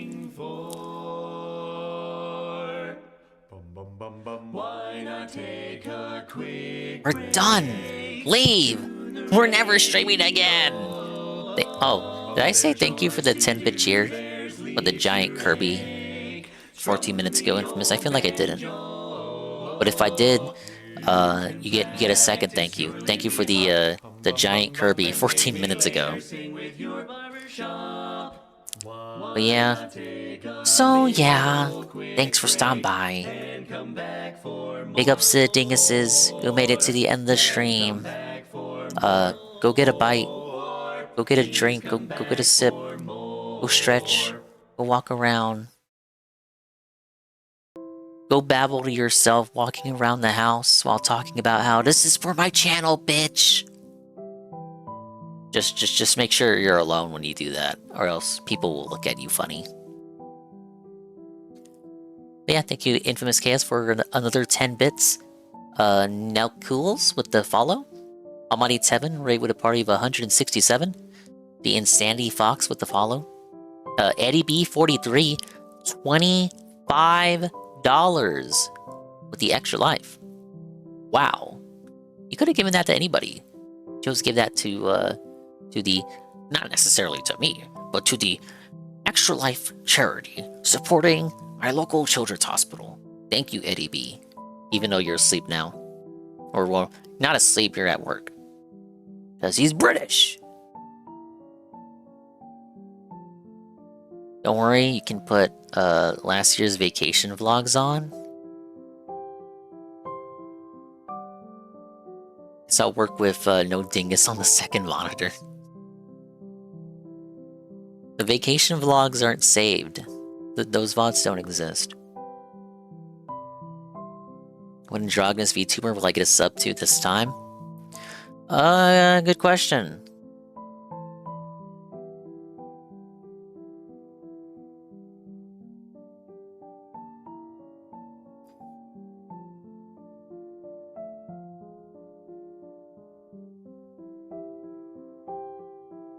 It's existing right now.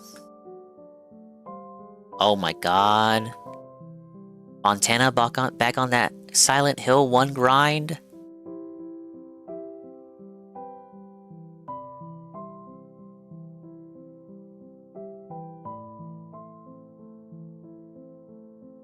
Alright, yeah, I'm convinced.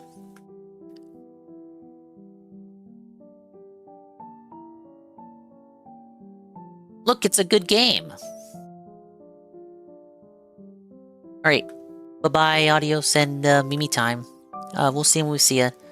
And if we didn't see ya, then we didn't see ya. But if we did see ya, then we saw ya. And if we didn't see ya, hopefully we will see you next time. If I can see myself in the mirror each and every single day, hopefully I can inspire viewers like you, Rue, to see themselves in their mirrors each and every single day. Woo! I haven't forgotten that I gotta vote for the Game Awards. I kind of don't want to do that on a stream where I start at like midnight. Maybe I can do that Wednesday or something?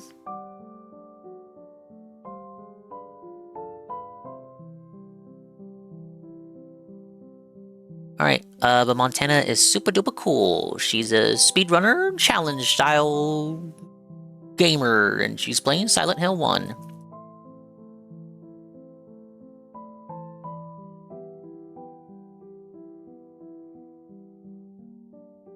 Let's get a silly raid message.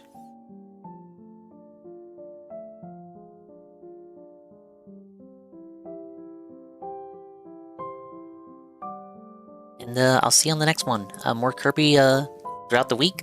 Metroid Marathon next week. Thank you. Bye-bye. Take it easy.